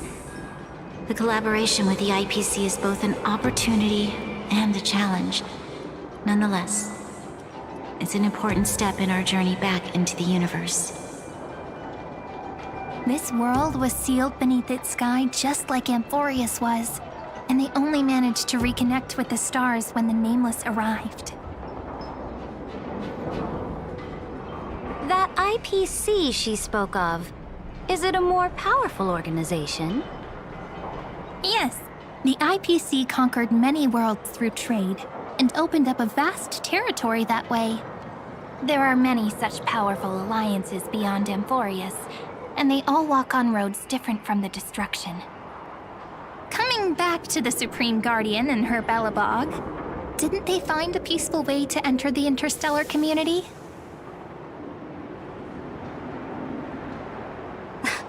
That cannot be true. That IPC would never have grown so big on trade alone. It may pretend to be a wealthy merchant with clean hands, but I am willing to bet that it grew fat on gory oppression and bloodshed. Its path of conquest must have had no mercy for the weak and would have destroyed them if needed.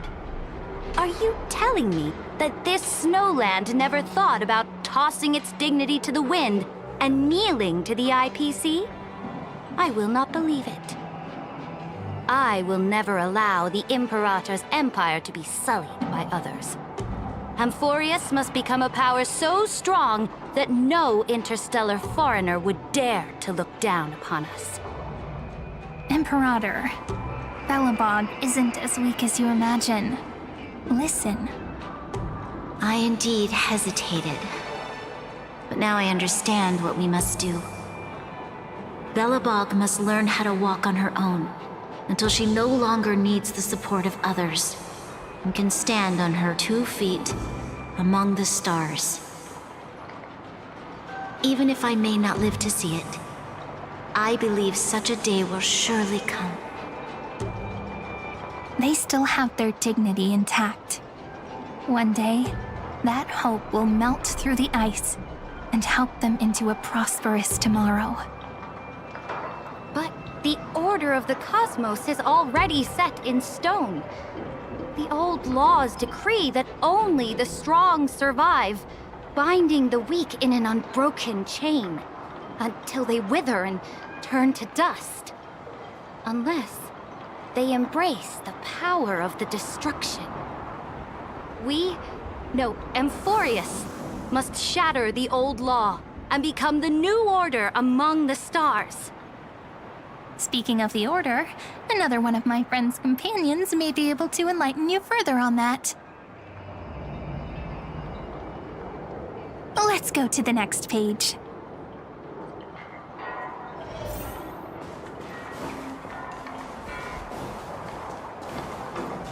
I indeed hesitated. But now I understand what we must do. Belobog must learn how to walk on her own, until she no longer needs the support of others, and can stand on her 2 feet among the stars.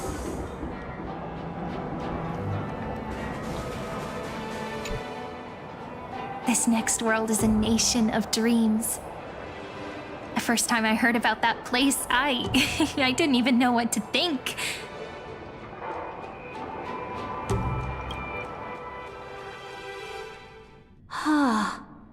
Such opulence does indeed evoke astonishment. This world is called Penacony, an eternal city built upon a land of dreams. It's also my friend's previous stop, where they went through a risky but exciting adventure. Tell me about it then. That man standing afar has wings on his head. I am truly curious.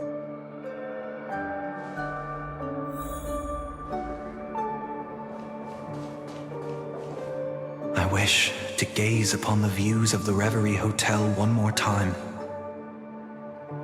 I'll be just a traveler when I come back here again. And perhaps, through a traveler's eyes, even the things I once knew so well will feel strangely different.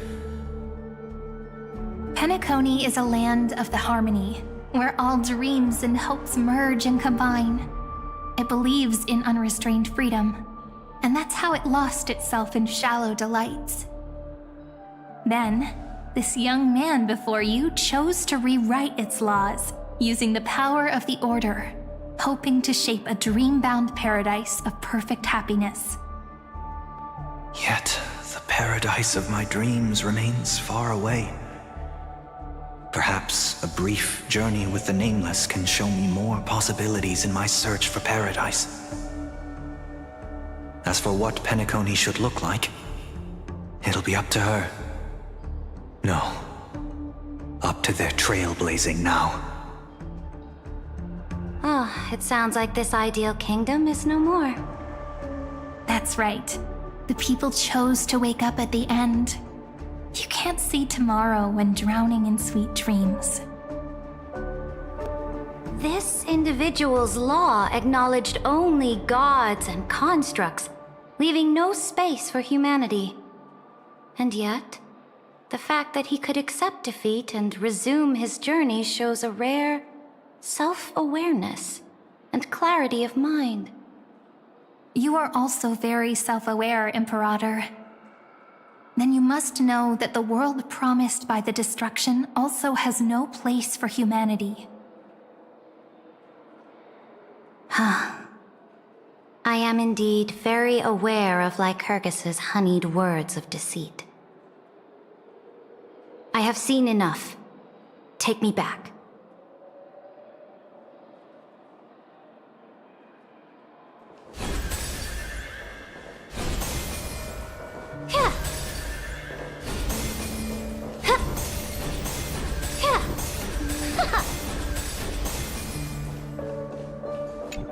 As for what Penacony should look like, it'll be up to her. No, up to their trailblazing now.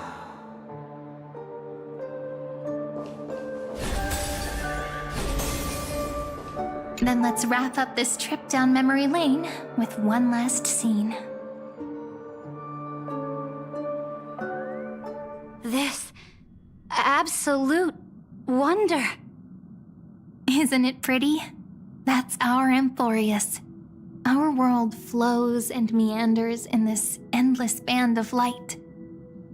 Though we were born from the designs of the gods and are not yet truly alive, the Chrysos heirs of Amphoreus still chose to stand against fate and carved a legend no different from that of humankind. Will you really renounce the heroes in this world's previous 30 million cycles, Imperator? Including even yourself. Will you bow to brutal destiny and allow that puppet master named the destruction to have their wish? I know what you want to do, sidekick. You want to use that deliverer's memories to influence me and tilt the scales of law toward her and the two geniuses. You really saw right through me, Imperator.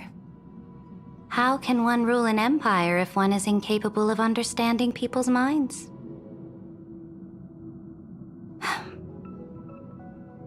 I have decided on Law's final destination. However, before I move my next chess piece, before we go on, tell me this, sidekick. Throughout her Trailblaze, was there ever a memory of the ocean?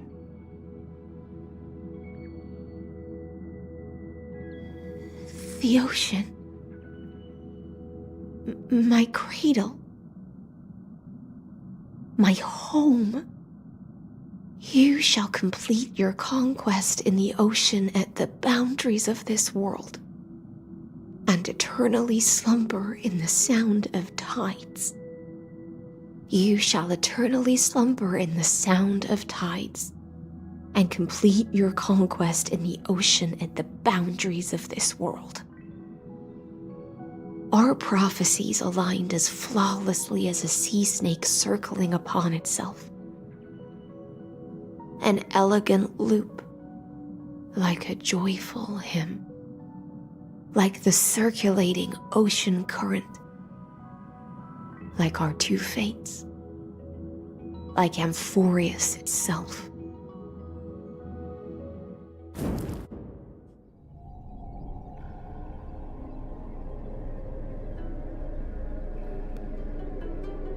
The trial is over. So tell me, who will own the divine authority of law? I won't give it to anyone. What? I am the law. Why should I give my imperial crown to any other? Both the Deliverer and the Theoros came from beyond the sky. They have no right to interfere with the lands I conquered with my own two hands. The law of Amphoreus shall be determined by Amphoreus's master. What exactly did you see in the trial? Everything. I saw everything regarding the rules of this world's operation. I saw the laws of extrapolation that Theoros spoke of. I saw the ultimate protocol. As long as I offer a sacrifice of equal weight, I can rewrite the laws of this world according to my will. I can turn good into evil, ugliness into beauty, and weakness into strength. Fate gave me a very fair deal. One rule change for the life of one demigod. What are you planning to do? You can't guess. We can conquer the stars without relying on any power from beyond the sky. We just need to make some reasonable sacrifices. Your ambitions have already made so many people give up their lives for the law. And you're still not done? I am determined for Amphoreus to stand on her own 2 feet among the stars. You are beyond reason. You think such a simple and hypocritical statement could justify your atrocities? There's no new without destroying the old. That's what you consider an atrocity? Ironic, for that is also the unchanging law of Amphoreus' revolutions. Ever since the Flame Chase prophecy resounded in the distance, fate has decreed for the Chrysos heirs to ignite our blood and illuminate this dark age.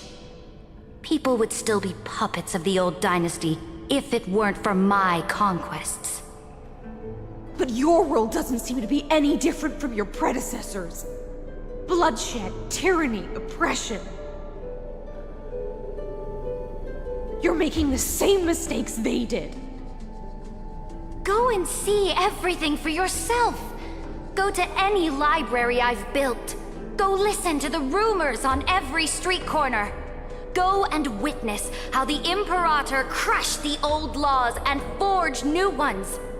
Go and see what my conquests brought to this world. I cleansed the Chrysos War's filth and mended all the conflicts left by the Era Bellica. I restored Akima's might and allowed mortals and Chrysos heirs to face each other as equals in the Council. I punished all sins and rewarded all achievements. I smashed Talantin's shackles, united humankind to save themselves, and started the Flame Chase era. That's what the Imperator has done in her glorious life. So now, hearken to my final words. History will eventually forget Seridra. But it will never forget the Imperator's people or the Flame Chase era she began. Final words?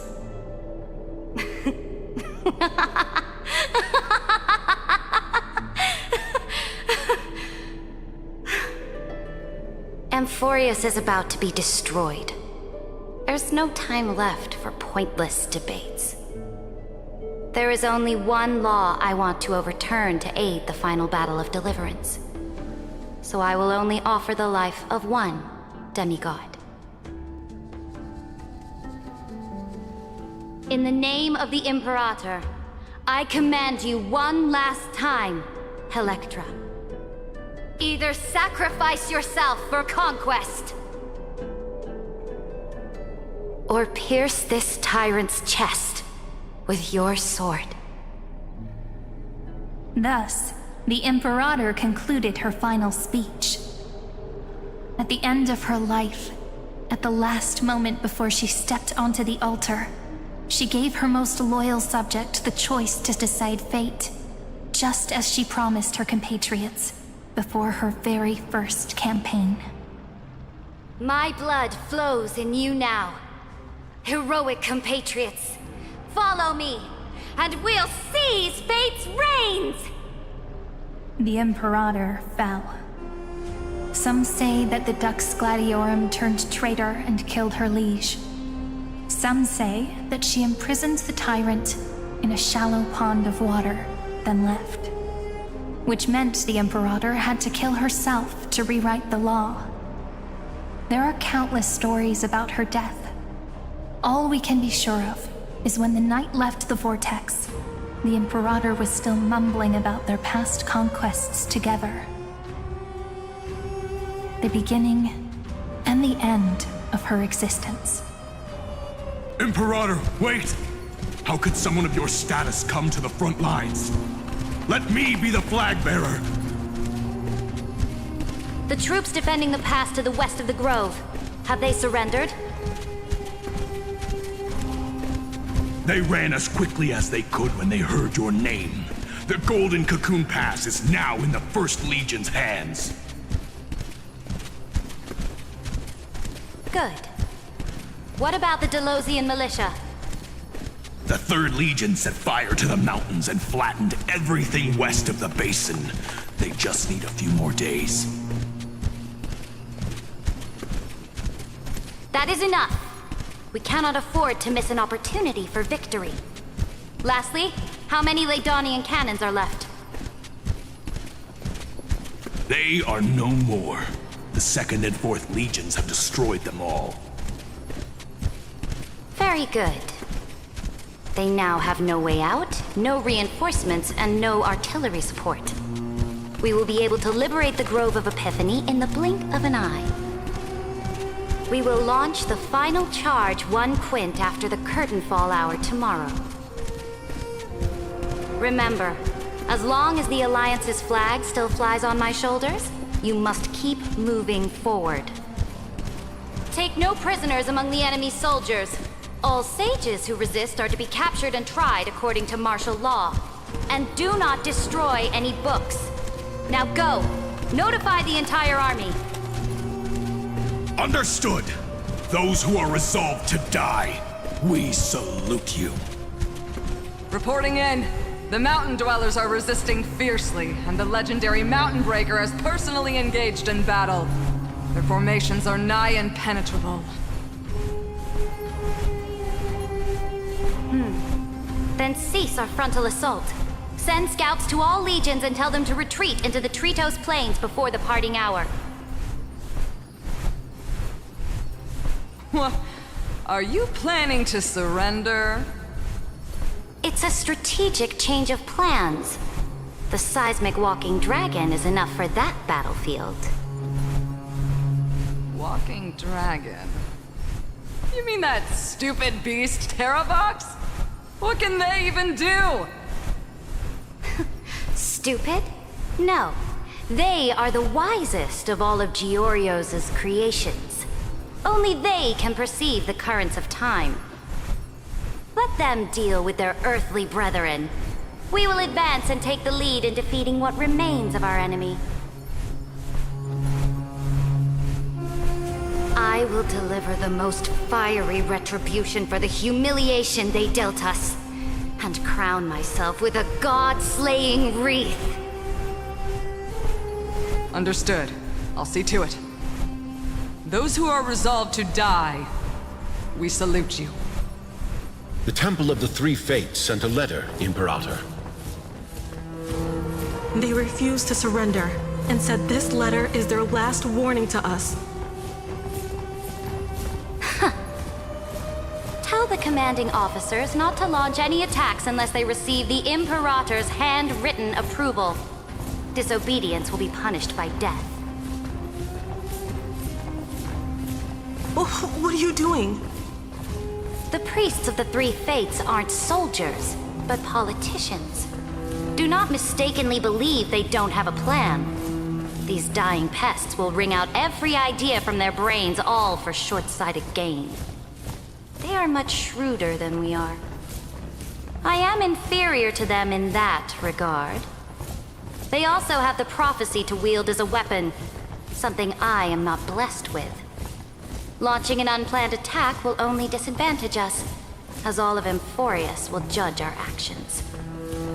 Which means, I will be heading to the battlefield myself, just as I have always done. This time, however, I will go alone. I will conduct secret negotiations to ensure fate is on our side. Understood. The legions will make their preparations. Those who are resolved to die, we salute you. Why are we not allowed to march out with the army, Imperator? This will be a long voyage with no return. Those of you who bear the prophecy cannot come with me. Why are you personally leading this battle if it's doomed to fail? The Flame Chase journey cannot be without a leader.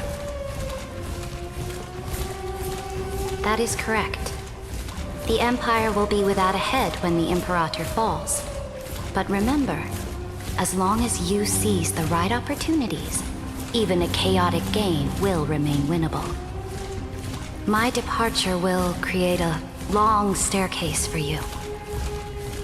You will understand what I mean when news of my death reaches your ears. Saridra, is our journey about to be over? Destroy the old laws and forge new ones. My conquest has reached its limits within the borders of Amphoreus. Since the prophecy already decreed that the Imperator would never conquer the stars as she wished, I will bow out here and try no more. More Chrysosaurs bearing divine authority will be born, and many more heroes will arise. Will they demand peace or war? Will they resist tyranny or become the next Imperator? I do not care. The children of the future will decide for themselves. Do not mourn for me. Anyone can kill the Imperator, but the only one who can truly destroy her is Saridra. At the end, I faithfully recorded the most important battles in the Imperator's life. Her conquest was about to be completed at this point in the story. However, for some reason, a memory suddenly entered my mind just as I was about to put down my pen. It was a journey on a fantastical train. I had the honor of having a heart-to-heart conversation with the Imperator under the stars, and I asked her this question at the end of that discussion. How do you want history to remember you? As a hero who gave up her life for the flame chase? Or as a tyrant?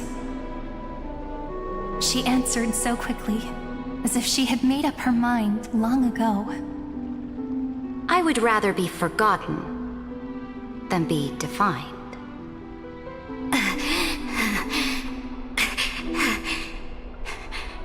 Because the law can be neither eternal nor unchallenged. And only humanity can pen laws into history's pages. Now, I have shattered the greatest law of Amphoreus.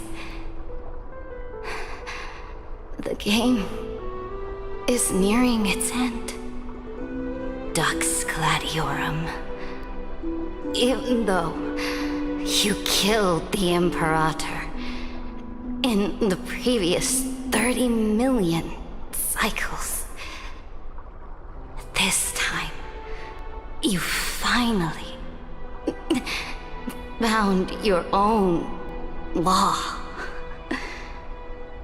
Then, High Sealants, Electra.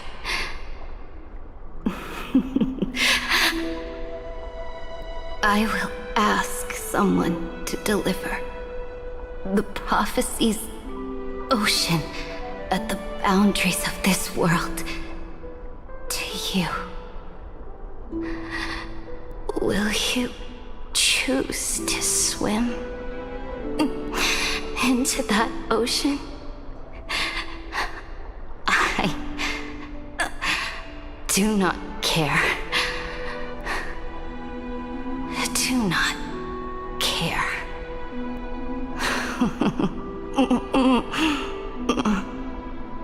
The Imperator muttered about her conquests, and news of her death spread in the city. Freedom! Liberty! The tyrant is dead! Go! Shout this news in the streets! My people! My fellow elders! Do not panic. Stand your ground. That usurper has paid for her ambition with her life. People once cheered for my ascension. And now they cheer for my fall. No matter. I am fond of applause.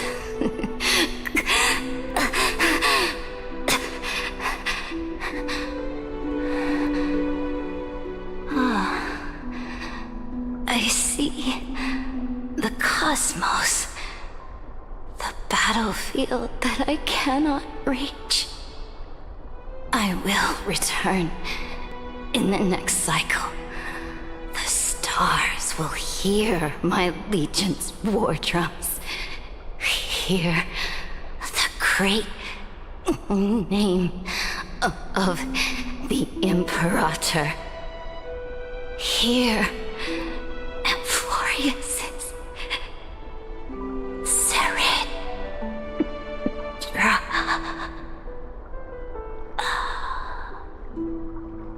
To this day, we do not know which rule the Imperator overwrote at the cost of her life. Perhaps the truth will only be revealed at the moment of checkmate, just like every chess game she ever played. We only know her death inflamed Akama. On one side of the city, those who defended liberty toppled her statues to the ground. On the other side, her supporters put themselves between the masses and her monuments, declaring loudly that the Sovereign is still among the people.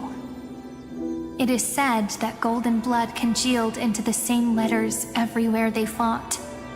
It was the name borne by Akama's first and final sovereign, the Imperator Seridra. But the one who bore that name did not see any of this.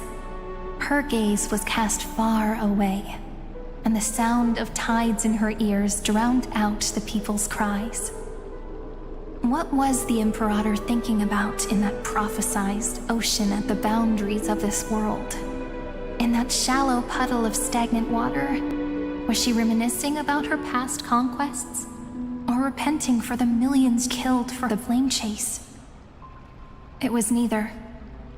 The Imperator only saw how the surface of the water gleamed like that crude chessboard, dissected by light and shadow in the afternoon when her teacher played against her for the first time. Look at this chessboard. What do the pieces look like?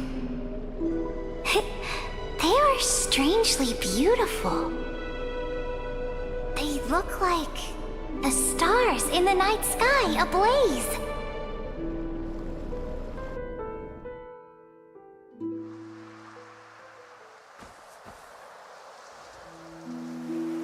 From that page emerged an ocean so vast, so pure, not a single trace of corruption. Is this Seridra?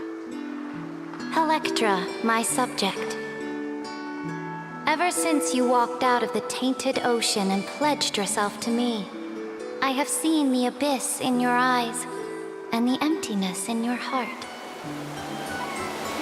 That was why I promised you a new ocean, where the Imperator's ambitions would serve as the currents, and loyalty would be its light.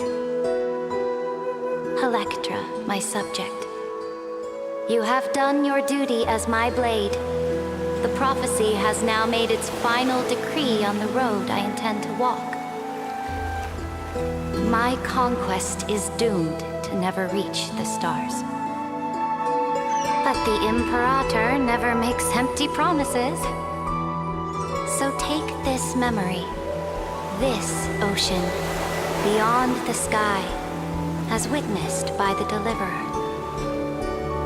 This is the final gift that the Imperator can leave for her subject.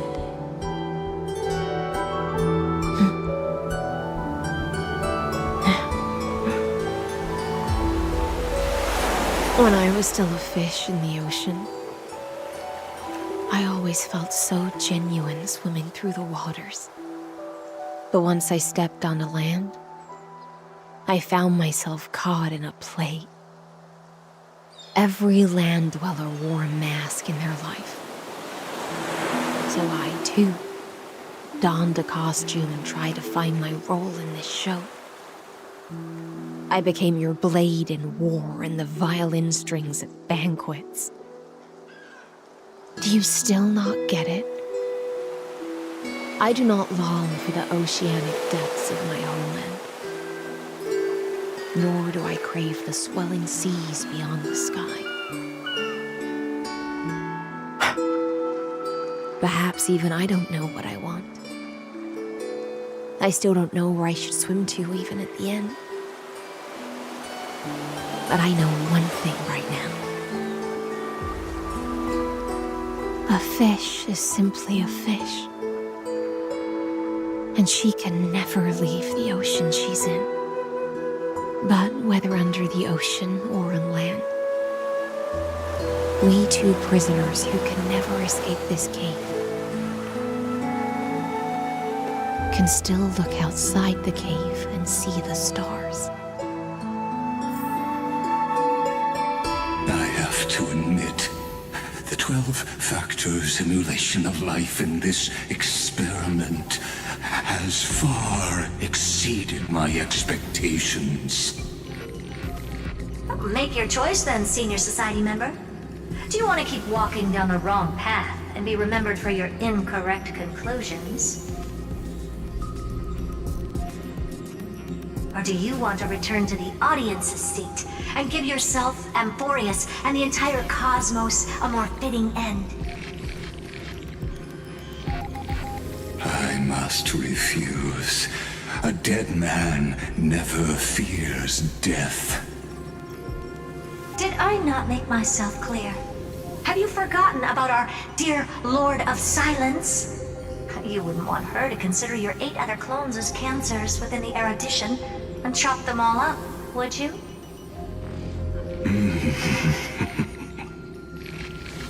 Your logical deductions are vastly different from mine. Therefore, allow me to provide one more academic recommendation. Listen, my peers. Why don't you look beyond this world? Just as the Chrysos heirs did. Re-evaluate your calculations and take into account all enemies in the upcoming war among the eons. Amphoreus is not a place where 3 paths entangle, but where 3 paths fight to the death. You used Memoria to resist me, but did you not consider the possibility that the Remembrance and their children might have taken this opportunity to join the fray as well?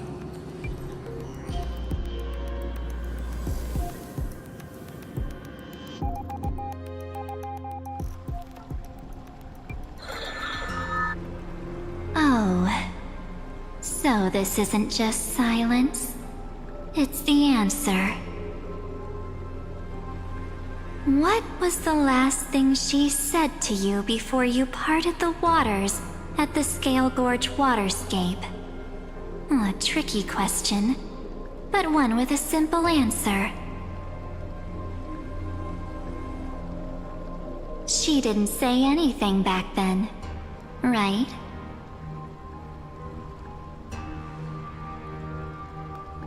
That's correct. And now I'm sure. You are not March 7th. There's no way she would remember that detail.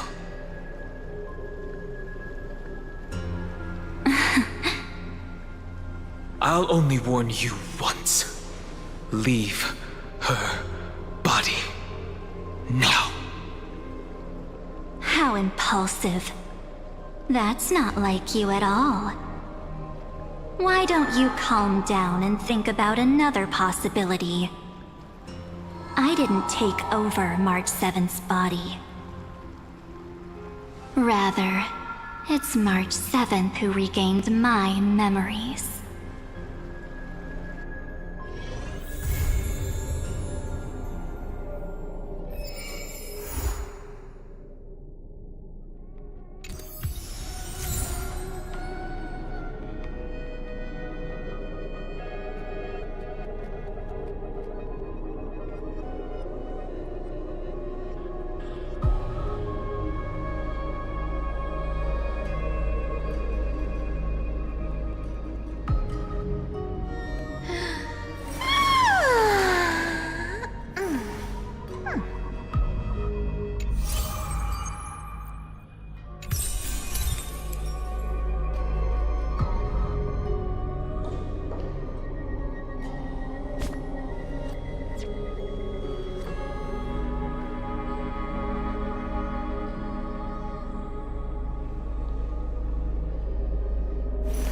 Not a good sign to be empty-handed. You can't get rich by waiting.